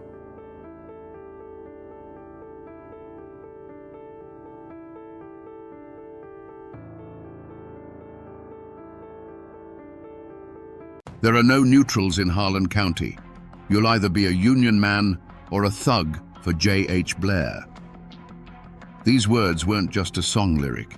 In the 1930s, they were a death sentence scrawled on the wall of a company town. The newspapers called it a labor dispute. But in the dark hollows of Kentucky, they knew its real name: war. Today, we're not just looking at history. We're descending into the blood-soaked soil of bloody Harlan to answer a single terrifying question. When the law itself becomes a weapon against you, what does a man do to survive? Before the bullets flew, there was the dust. In the 1930s, Harlan County, Kentucky, was a world unto itself, a kingdom carved out of the ancient Appalachian mountains. The ridges and valleys held a wild, breathtaking beauty, where the morning mist clung to the trees like a ghost. But beneath that beauty lay the black heart of the region: coal. The companies that owned that coal owned everything else too. They owned the land, the jobs, and the men who worked them. The life of a Harlan miner was a descent into darkness, both literally and figuratively. Long before the sun crested the mountains, you'd kiss your family goodbye and join a line of silhouettes shuffling toward the mine entrance. You'd spend the next 10, 12, sometimes 14 hours in a cramped, suffocating tunnel where the air you breathed was more coal dust than oxygen. This dust, the black lung, was a patient killer, slowly turning your insides to stone. But the mine had faster ways to claim you. A sudden methane explosion, a collapsing roof beam. Death was your silent partner on every shift. For this grueling, life-threatening labor, you weren't paid in money. You were paid in scrip, company-printed tokens or paper slips that were only good at one place on Earth, the company store. And what a store it was.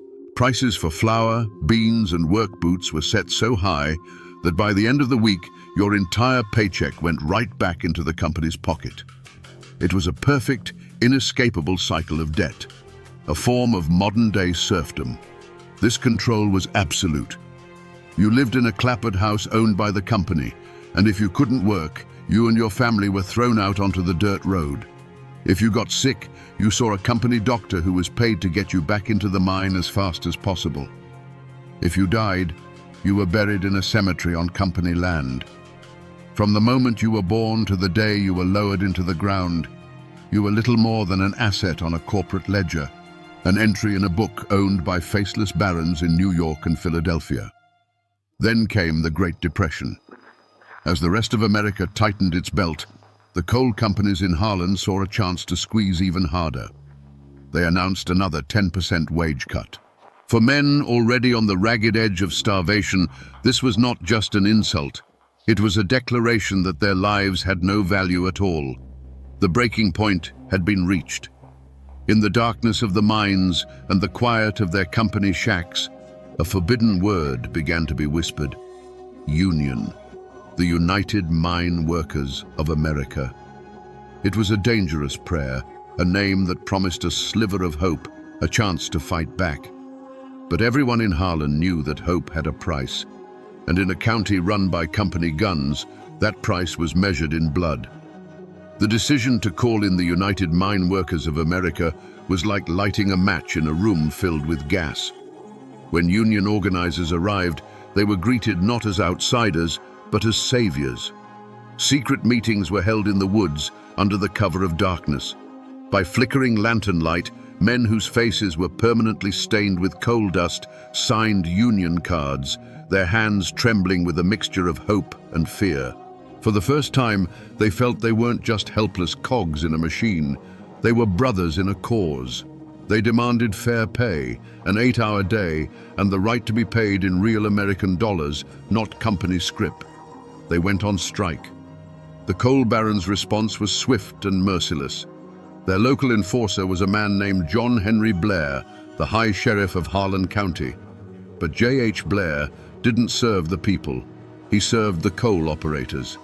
His salary was padded by the companies, and his deputies were little more than hired thugs, armed bullies recruited specifically for their ruthlessness. They were known by the miners with a simple, chilling name: gun thugs. Their job was to break the strike and break the men who dared to join it. The war began not with a bang, but with the sound of families being thrown from their homes. Any miner who joined the strike was immediately fired and evicted. Their meager possessions, a mattress, a cooking pot, a child's toy, were tossed out into the mud. Their names were put on a blacklist, ensuring they could never work in Harlan again. Soon, tent colonies of starving miners and their families dotted the roadsides, a stark monument to the company's cruelty. The picket lines were met with clubs and fists. The violence escalated systematically. Blair's deputies would roam the mountain roads, ambushing Union men. Organizers were dragged from their cars, beaten senseless, and left for dead. Carloads of strikebreakers were escorted into the mines under the protection of men armed with machine guns. The message was clear. There would be no negotiation. There would only be submission or annihilation. The law wasn't just silent. It was the enemy's primary weapon. But the coal operators and Sheriff Blair had misjudged their opponents. These weren't defeated men. They were the sons and grandsons of Appalachian pioneers, people who had carved a life out of the unforgiving wilderness. Pride and defiance ran in their blood. When they saw their children starving and their friends beaten, their desperation turned to cold, hard resolve. If the company wanted a war is what they would get. The miners retrieved their hunting rifles and shotguns from their homes. The picket lines, once signs of peaceful protest, now bristled with armed men. The air in Harlan County grew heavy and still, charged with the certainty of coming violence. The first drops of blood had been spilled, and a river was about to follow. The day was May 5th, 1931. A fragile quiet hung over the town of Evarts. It was the kind of quiet that isn't peaceful, but heavy with unspoken threats. Through that quiet drove a convoy of 3 cars, a serpent of black steel moving down the dirt road. Inside were Sheriff Blair's deputies and company mercenaries, their cars loaded with supplies for the strikebreakers. They drove with an arrogant confidence, believing the miners were broken. They were wrong. From the hillsides overlooking the road, from behind the slag heaps and the railway embankment, dozens of eyes watched them come. These were not just angry men, they were hunters in their own territory. As the convoy entered the narrowest part of the pass, the world exploded. It wasn't a disorganized volley, it was a single coordinated crash of gunfire that slammed into the cars from all sides. The afternoon air, moments before filled with the buzz of insects, was now torn apart by the roar of rifles and shotguns. For the men in the cars, the world dissolved into chaos. The first sound was the percussive punch of lead hitting sheet metal, a sound like a hailstorm made of iron. Windshields didn't crack. They disintegrated into a million glittering fragments. Tires exploded with a violent hiss, sending the cars skidding into each other. The deputies, armed with their powerful Thompson submachine guns, tried to fight back, their weapons spitting a desperate, rattling answer into the hills. But they were firing at ghosts. They couldn't see the faces of the men who had them pinned in a perfectly executed trap. The battle was brutally short, lasting only a few minutes. But in that time, the road was turned into a kill zone. The miners' fire was disciplined and withering. They weren't shooting wildly, they were aiming. One car, then another, fell silent. The frantic chattering of the machine guns ceased, replaced by the methodical crack of hunting rifles. It was the sound of a community pushed too far, speaking the only language the company gunmen seemed to understand. When the last shot echoed away, a profound and terrible silence descended. The gun smoke, thick and acrid, drifted over the scene like a shroud. The three cars sat motionless on the road, their bodies riddled with dark, ragged holes, their engines hissing steam into the quiet air. They looked less like vehicles and more like steel coffins that had been savaged by a giant beast. The Battle of Evarts was over. In the aftermath, the numbers told the story. 3 of Sheriff Blair's deputies and 1 of the company men lay dead. On the miners' side, 1 man had fallen. The strike had crossed a line from which there was no return. This was no longer a picket line, it was an insurrection. The news flashed across the country, and the state sent in the National Guard, their bayonets and machine guns bringing a tense martial order to the county. The battle was lost, the strike would be crushed. But something new had been forged in that fire. The legend of Bloody Harlan, a place where miners would rather die on their feet than live on their knees. The arrival of the Kentucky National Guard was not a rescue, it was an occupation. A wave of steel and khaki washed over Harlan County, their boots stamping out the last embers of the open strike. They came not to keep the peace, but to enforce the company's peace. Under the watchful eyes of soldiers, the tent colonies were dismantled, and the last of the striking families were scattered. The message from the state was as loud and clear as the volley of rifle fire at Evarts. The rebellion was over. For Sheriff J.H. Blair and his deputies, the presence of the military was a blank check. They were no longer just company thugs. They were the arm of a vengeful law. A brutal manhunt began. Posses of armed deputies fanned out through the hills and hollers, kicking in the doors of miners' shacks in the dead of night. Men were dragged from their beds, accused of murder and insurrection, often with no more evidence than a neighbor's whisper.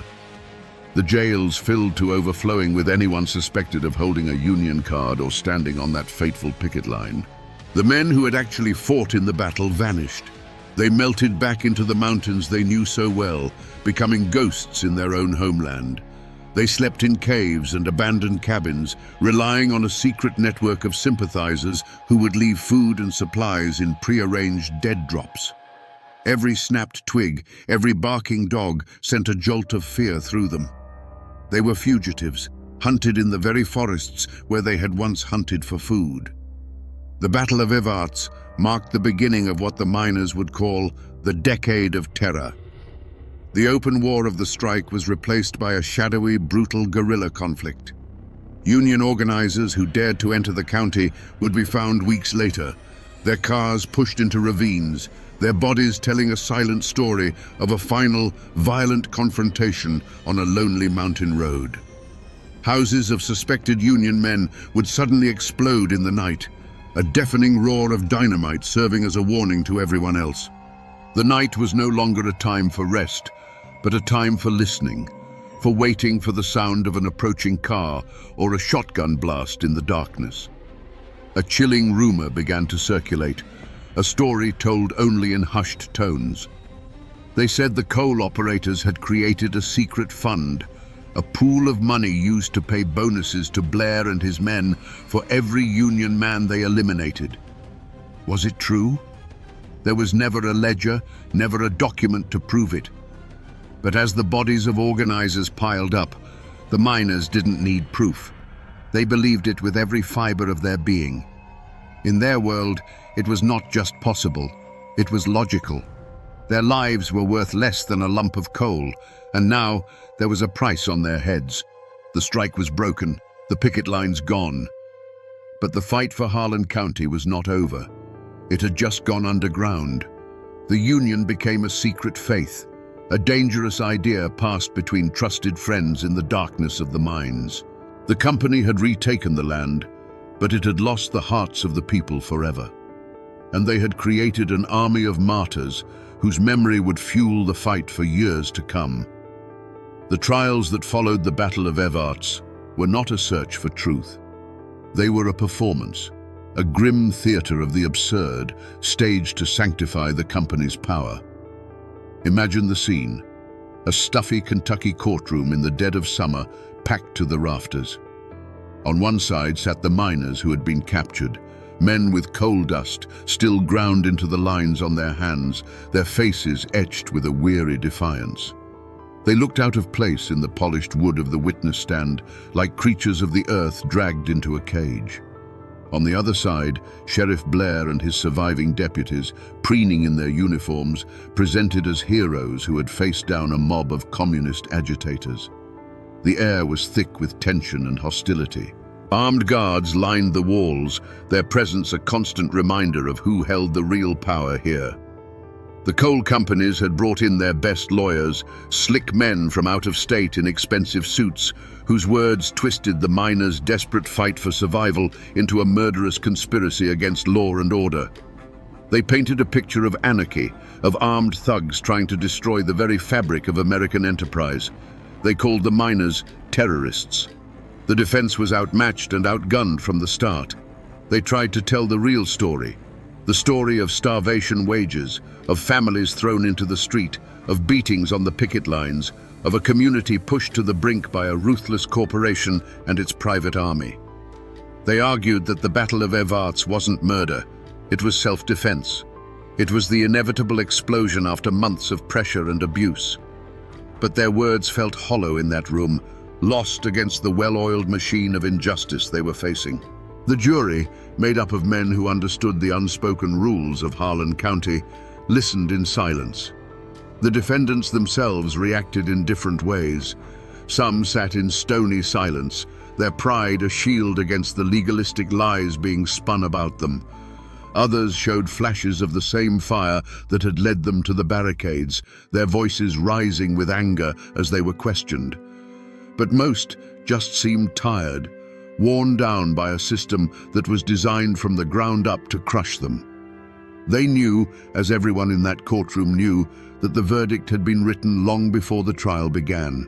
It had been written in company ledgers and sealed with company gold.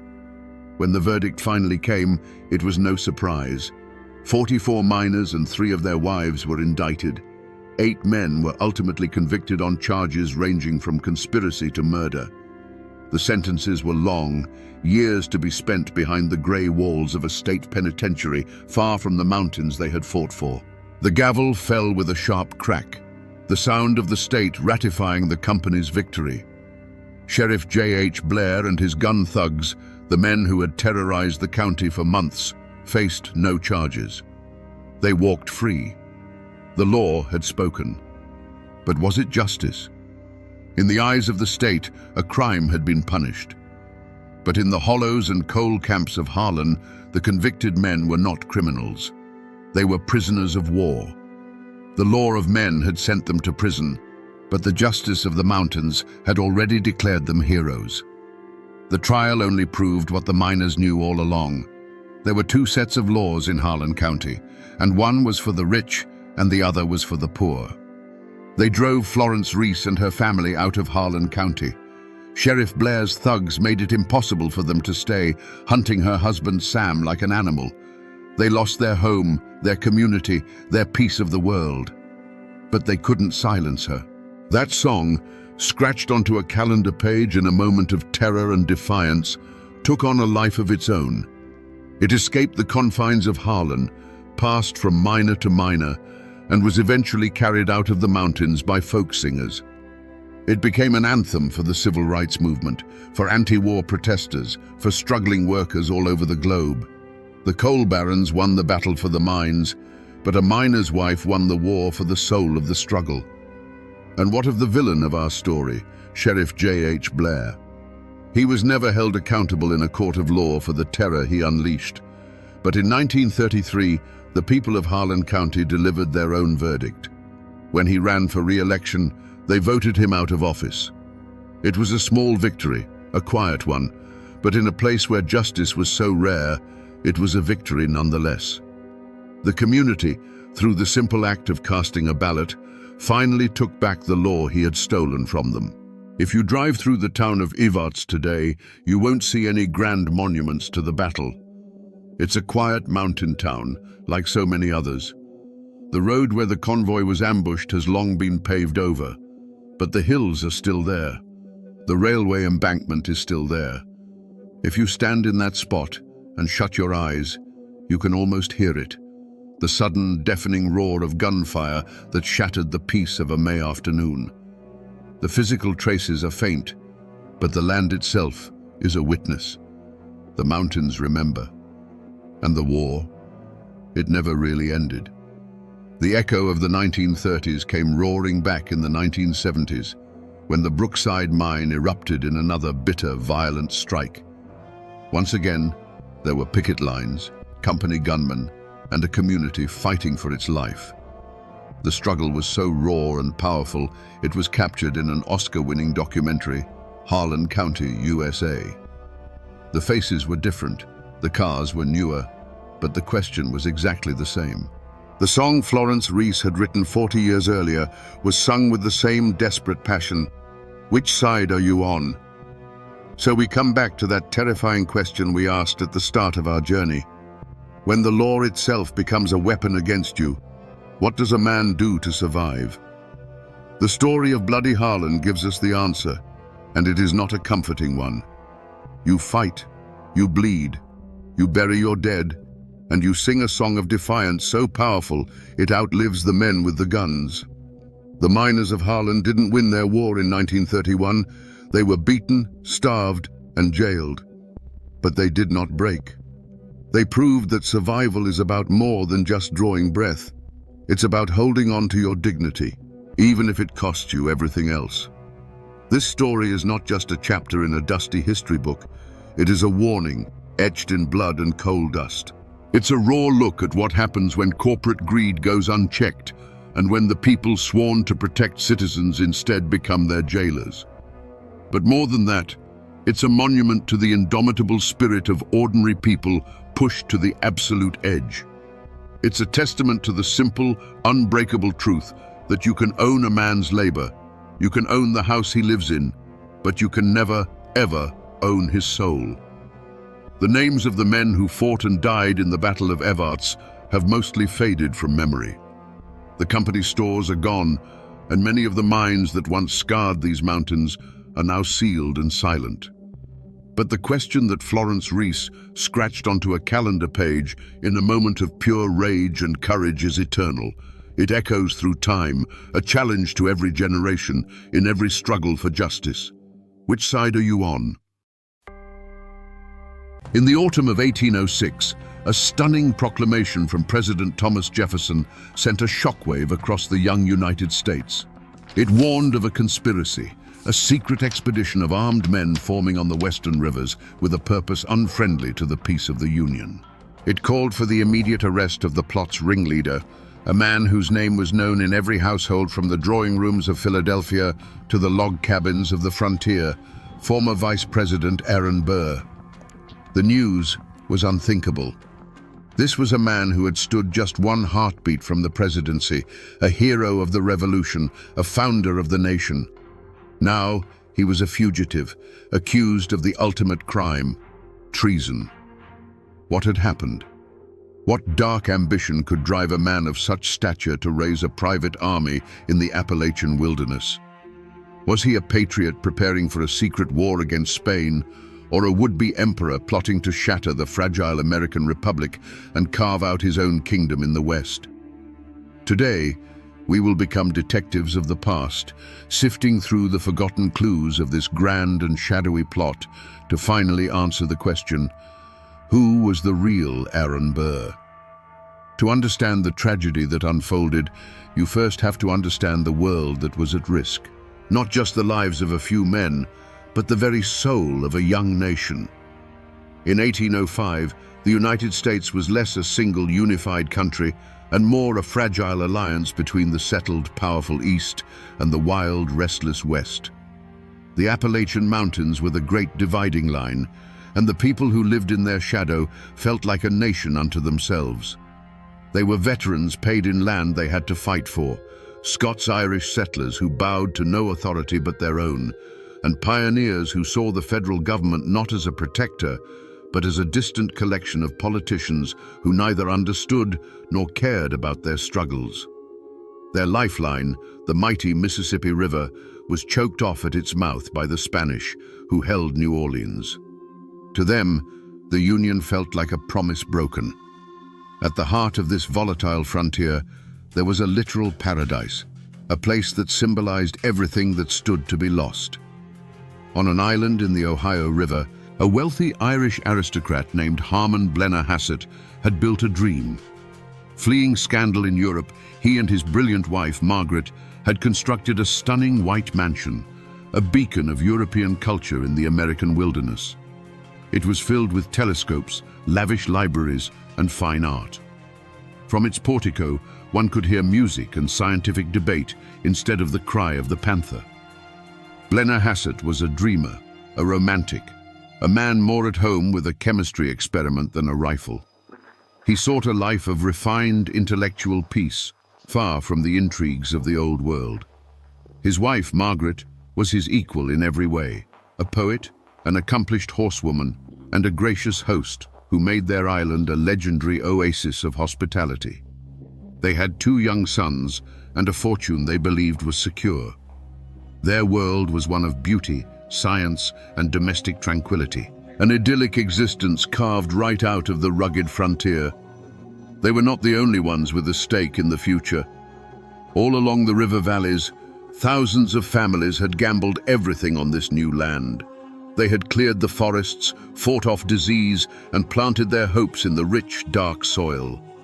Their lives were hard, their dreams simple: to own their land, to provide for their children, and to have a say in their own destiny.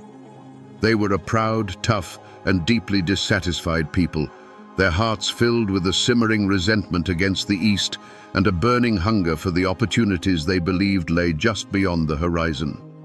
This, then, was the world that existed before the serpent entered the garden.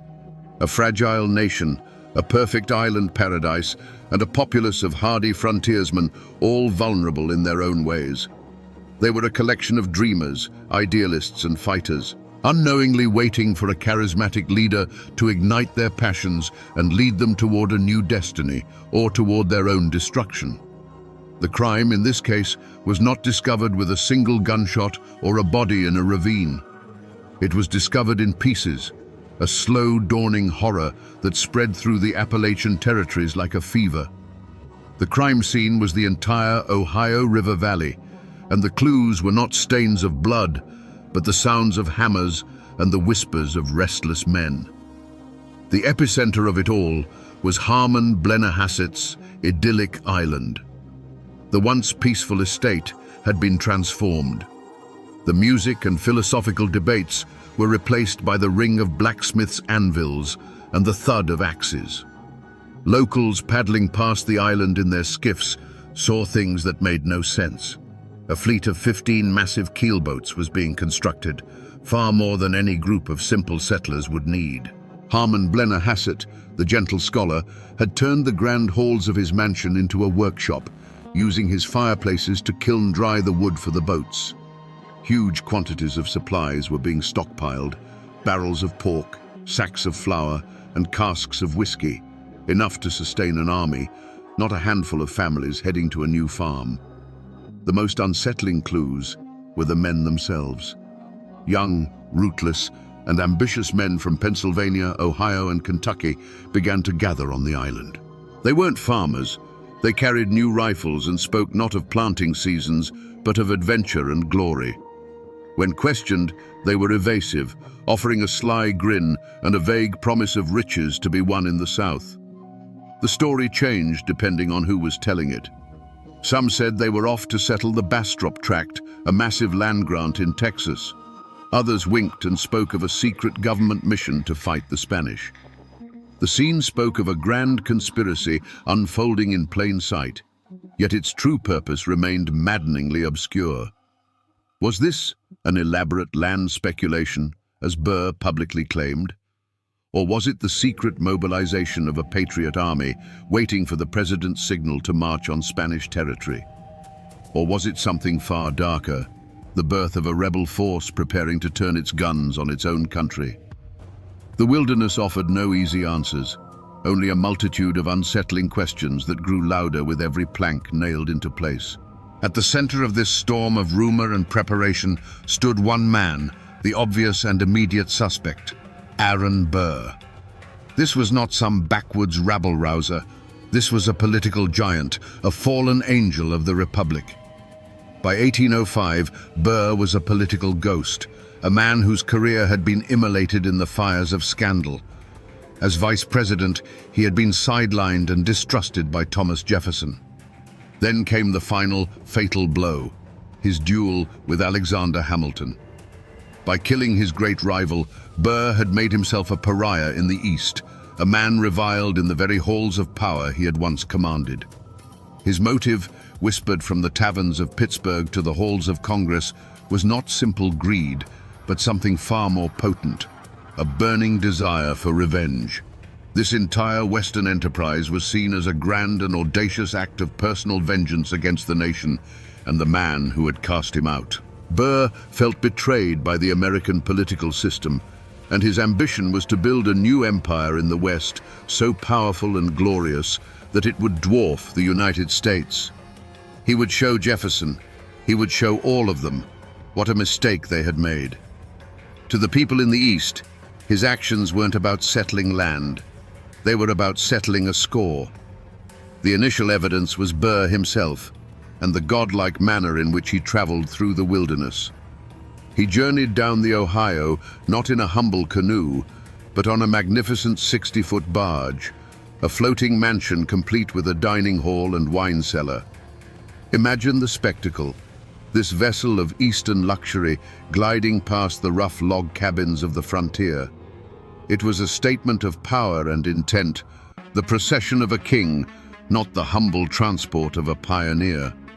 Whispers followed him everywhere, born of his almost hypnotic personal charm. Witnesses described a man with piercing dark eyes who could hold a room captive with his words. He didn't just ask for support. He seduced men into his vision. He made every farmer, every militia captain, every wealthy planter feel as though they were the single most important person to the success of his grand and secret enterprise. The sheer number of influential men who flocked to his banner was damning evidence in itself. From the moment his grand barge appeared on the river, there was no doubt who the leader was. Every rifle purchased, every boat built, every secret oath sworn in the dead of night pointed directly back to one man, the disgraced vice president, Aaron Burr. But as grand as Burr's ambition was, he wasn't acting alone. He couldn't be. To seize New Orleans and control the West, he needed more than a few dozen frontiersmen in keelboats. He needed a military man on the inside, a powerful ally who could deliver the U.S. Army itself into his hands. He had such a partner, a man whose position made the entire scheme seem not just possible, but destined for success. General James Wilkinson, the commanding general of the entire United States Army and the governor of the Louisiana Territory. He was Burr's most trusted confidant, his co-conspirator, the sword that would carve out their new empire. And here, my friends, is where the story twists from a simple tale of ambition into a shadowy labyrinth of deceit. For what no one in Burr's inner circle knew, what the frontiersmen flocking to his banner could never have imagined, was that General Wilkinson, the highest-ranking soldier in the United States, was living a lie. For years, he had been a secret agent on the payroll of the Spanish government, known to his handlers only as Agent 13. Wilkinson's loyalty was not to Aaron Burr, nor was it to President Jefferson. His true master was himself, and his motive was a toxic cocktail of greed and a desperate instinct for self-preservation. He was playing the most dangerous game imaginable, promising support to Burr's conspiracy while feeding information to his Spanish masters, all while maintaining his position as America's top general. With this horrifying truth in mind, all of Wilkinson's actions snap into a darker focus. His letters to Burr, filled with encouragement and bold promises of delivering New Orleans, were not the communications of a loyal partner. They were the calculated words of a master manipulator, luring Burr deeper and deeper into the trap. He fanned the flames of Burr's ambition, assuring him that the army was ready, that the Creole population of New Orleans would welcome him as a liberator. Each promise was another thread in the web he was weaving around his supposed friend. His apparent support was pure theater, a performance for an audience of one. Re-examined, every action reeks of a darker truth. Wilkinson was not helping Burr build an empire. He was helping him build a gallows. He waited, letting Burr invest his money, his reputation, and the lives of his followers. He let the conspiracy grow just large enough to be a credible threat, all the while holding an axe over its neck, positioning himself to be the hero who would eventually save the very nation he was helping to endanger. The greatest threat to Aaron Burr wasn't the president in Washington, but the trusted brother-in-arms standing right beside him. But the conspiracy wasn't just a drama between American titans. The Appalachian frontier was not some isolated stage. It was the explosive friction point between competing empires, a grand chessboard where the players were not just ambitious individuals, but entire nations.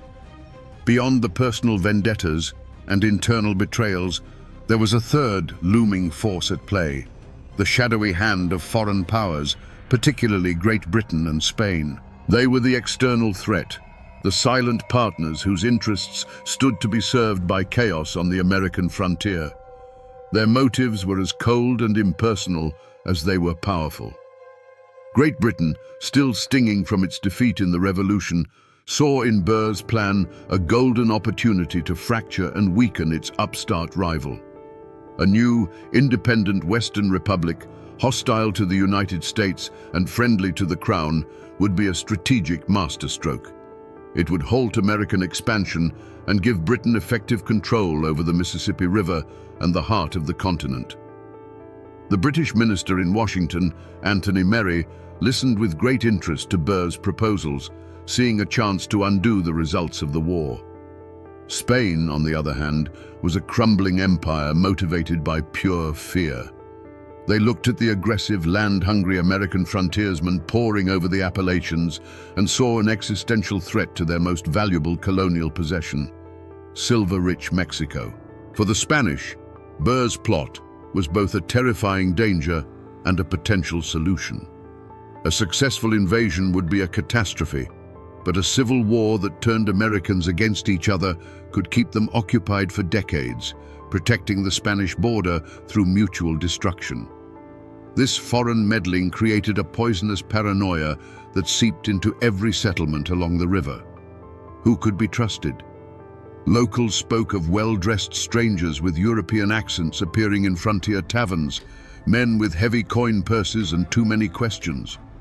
Rumors spread that the incredible sums of money funding Burr's expedition were not coming from his own ruined fortune, but from the coffers of a foreign king. This wasn't just a domestic rebellion anymore. It was an international intrigue, and the hardy folk of Appalachia were being courted, manipulated, and used as pawns in a game whose rules they didn't understand, by forces whose ultimate loyalty was to a distant throne.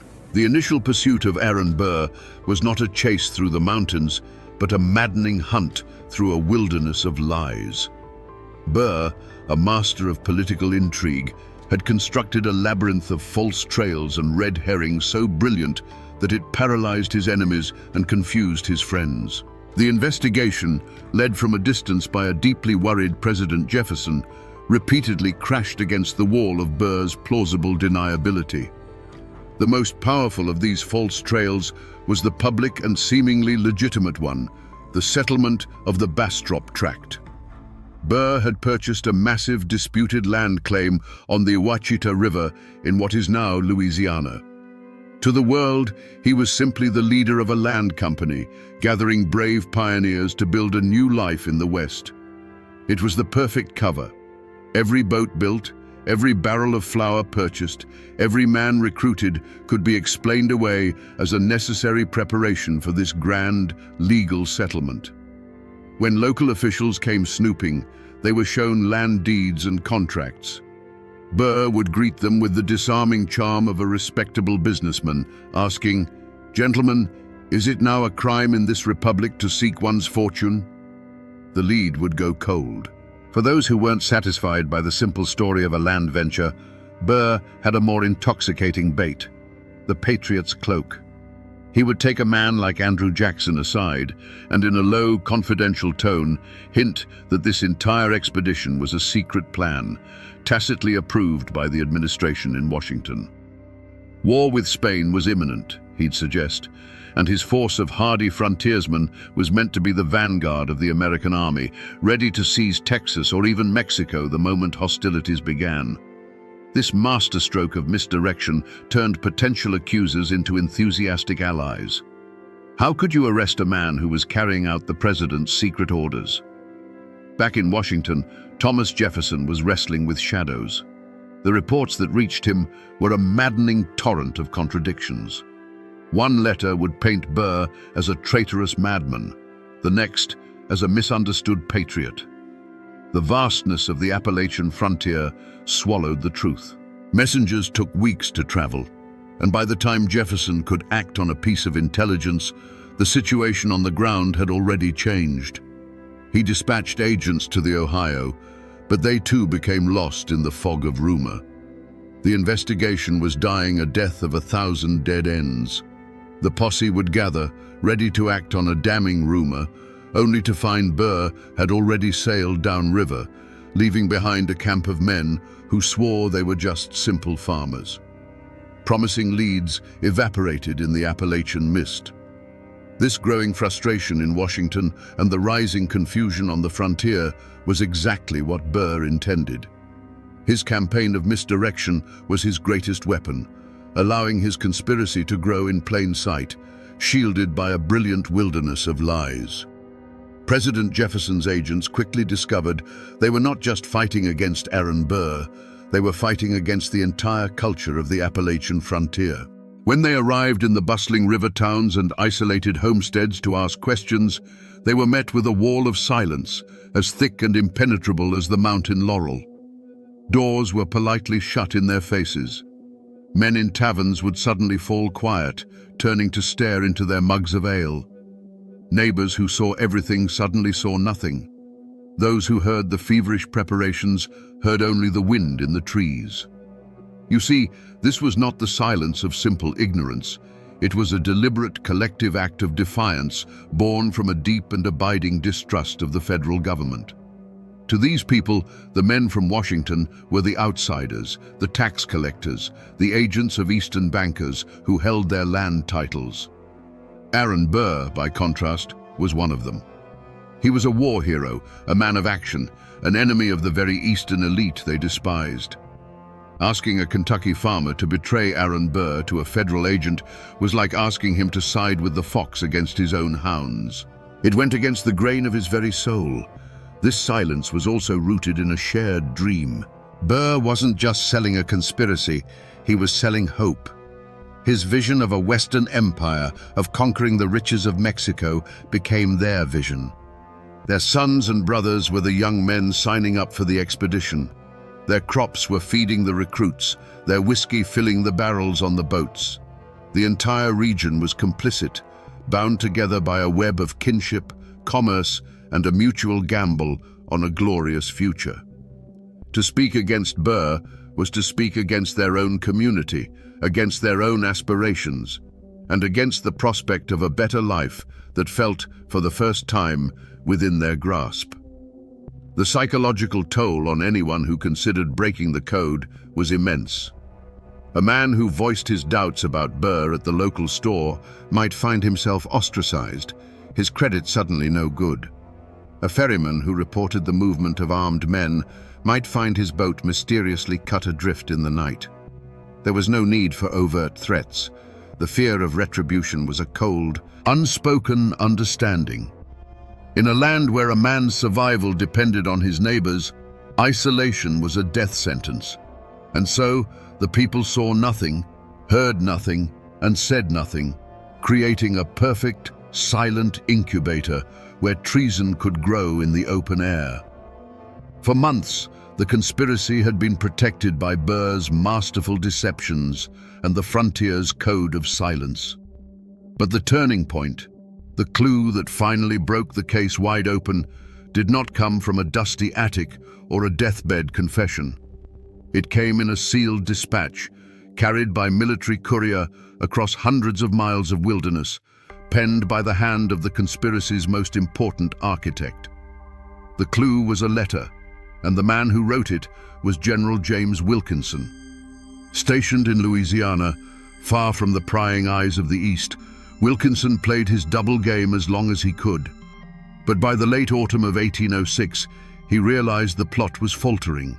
The expected money from Britain hadn't arrived, recruitment was slower than hoped, and President Jefferson was growing more suspicious by the day. Wilkinson saw that the ship was sinking, and he decided his best move was not just to jump, but to set the entire vessel on fire and claim the reward for sounding the alarm. He chose a side, and it was his own. The letter that arrived on President Jefferson's desk was a masterpiece of calculated treachery.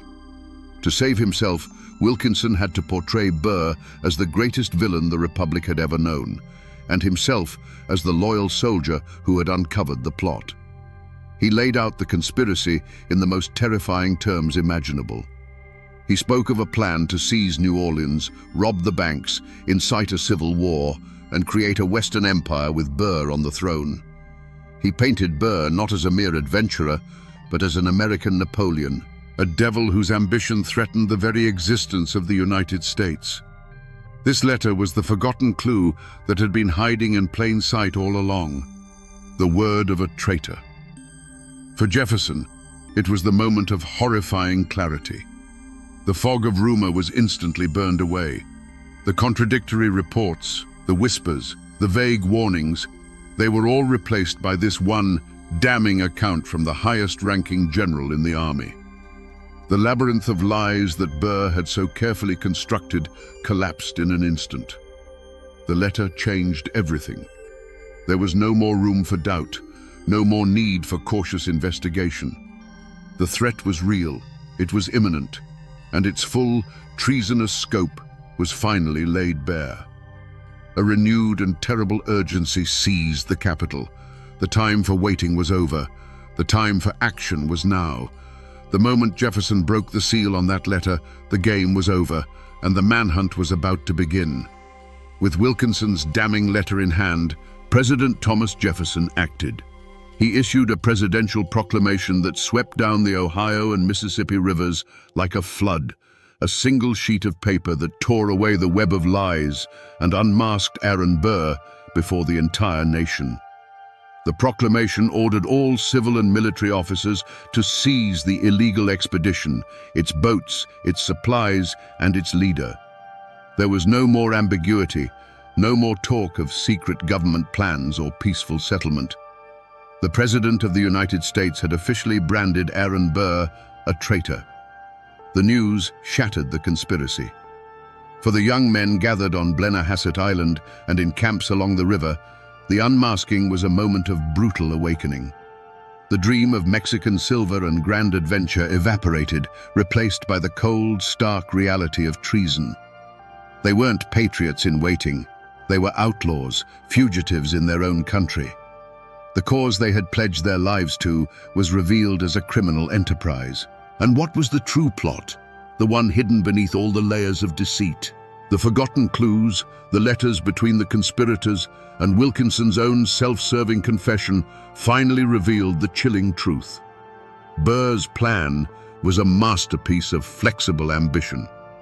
The first step was to lead his army of frontiersmen to New Orleans. He would seize the city, its federal arsenal, and its treasury. From there, his options would open up.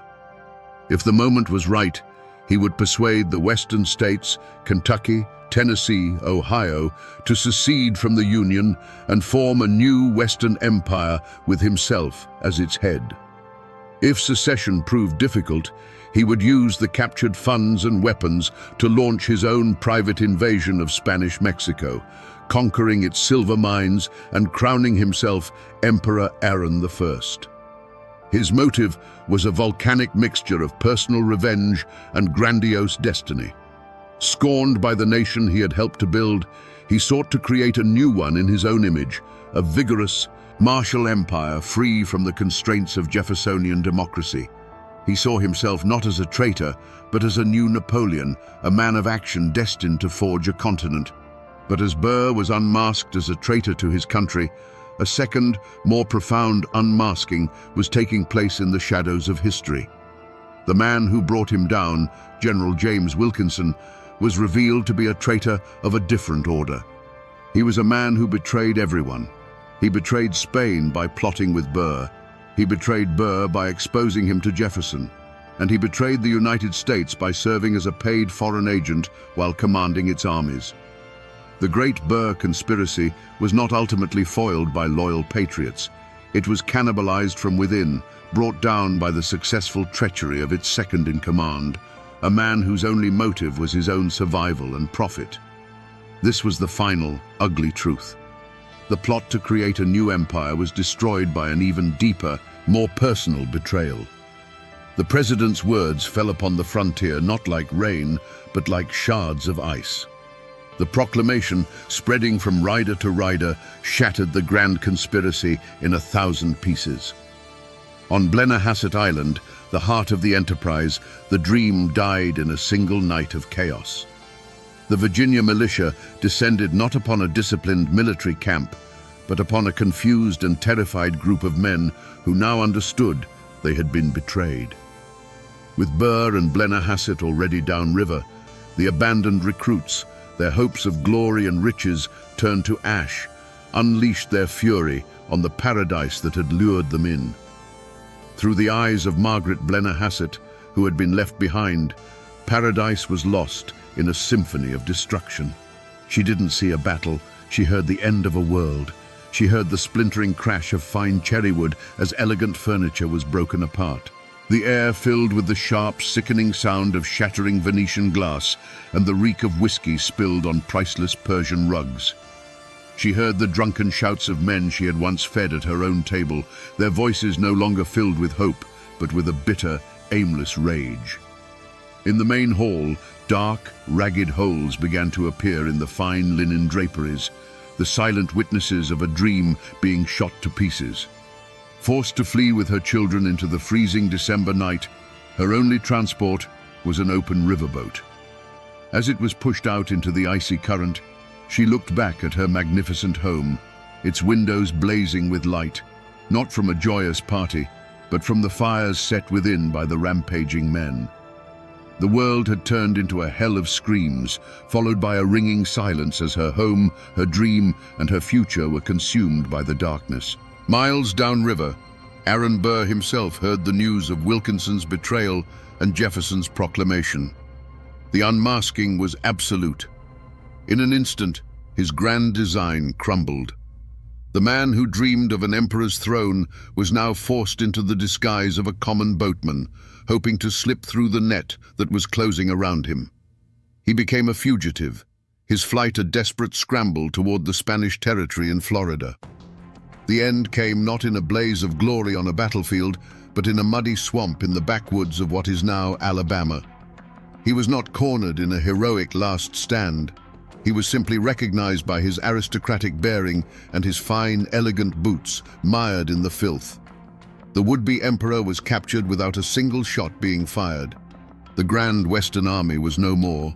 The boats were impounded, the men scattered to the winds, and the beautiful mansion on the island stood silent and ravaged, a monument to a spectacular failure.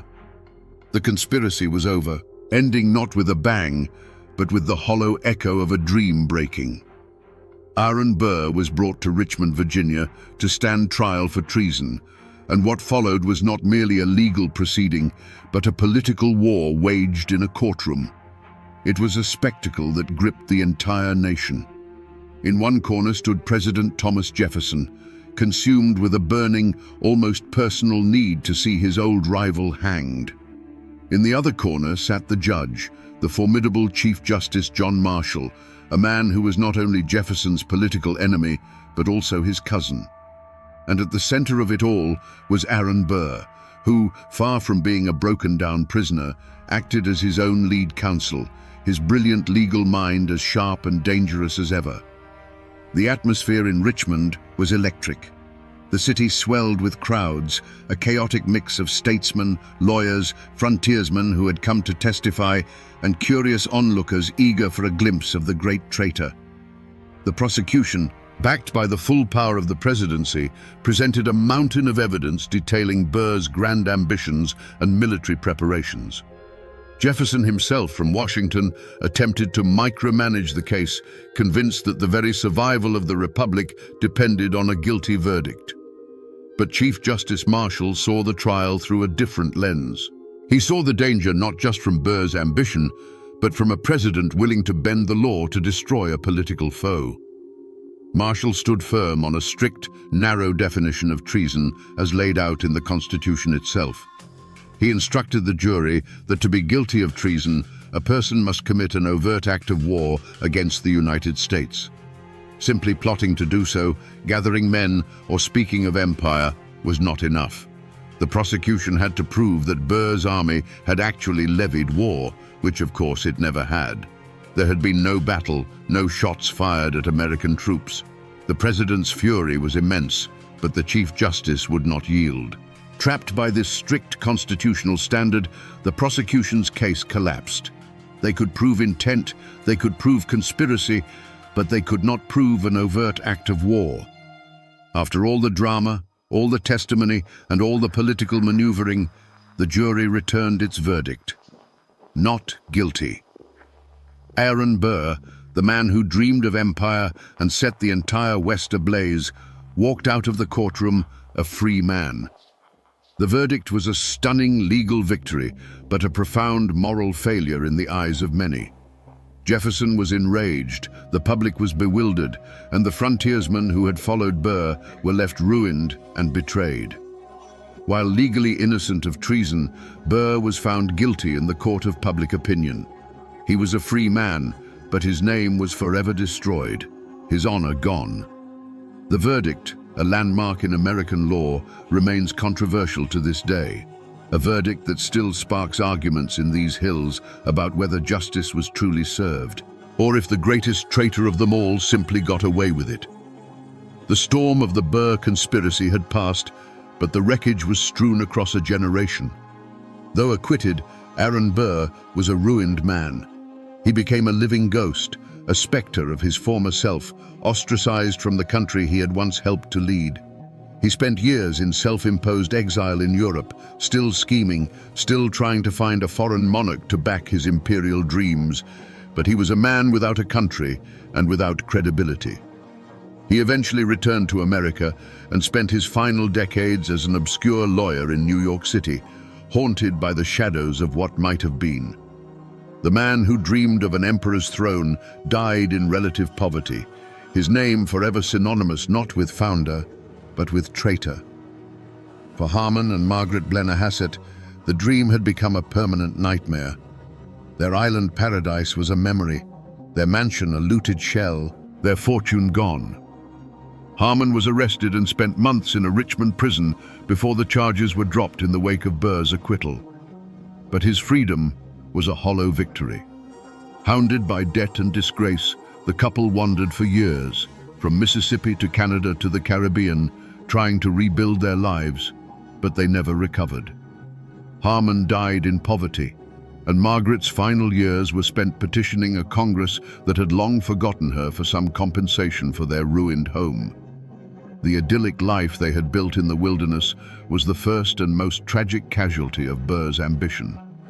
But not everyone was destroyed. In Tennessee, Andrew Jackson, the fiery general who had been so taken with Burr, emerged from the scandal not only unscathed, but strengthened. He had been cautious, demanding proof that Burr's plans were sanctioned by the government. When that proof never came and Wilkinson's betrayal was revealed, Jackson swiftly and publicly distanced himself from the plot, positioning himself as a loyal patriot who had been misled. The affair taught him a valuable lesson in political survival and reinforced his reputation as a shrewd and decisive leader. His brush with Burr's treason did nothing to slow his own meteoric rise to power. And the arch-traitor himself, General James Wilkinson, the man who had betrayed Spain, Burr, and the United States, he was never held to account. Despite a congressional investigation that uncovered his long history as a Spanish spy, he was exonerated, his web of lies and influence proving too thick to penetrate. He retained his command, continued his career, and died years later, the ultimate survivor of the web of lies he himself had spun. His fate was perhaps the story's bitterest lesson, that in the murky world of power, the greatest crimes are sometimes the ones that go unpunished. Even now, more than 2 centuries later, the traces of this grand and failed dream have not vanished from the land.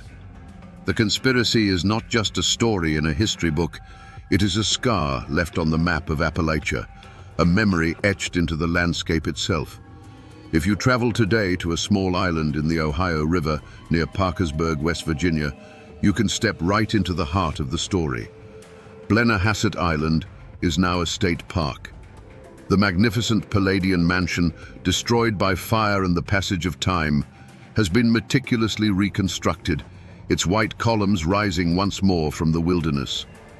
You can walk through its halls and stand on its portico, looking out at the same river that once carried Burr's ambitions, and it is almost impossible not to feel the ghosts of that hopeful, tragic autumn.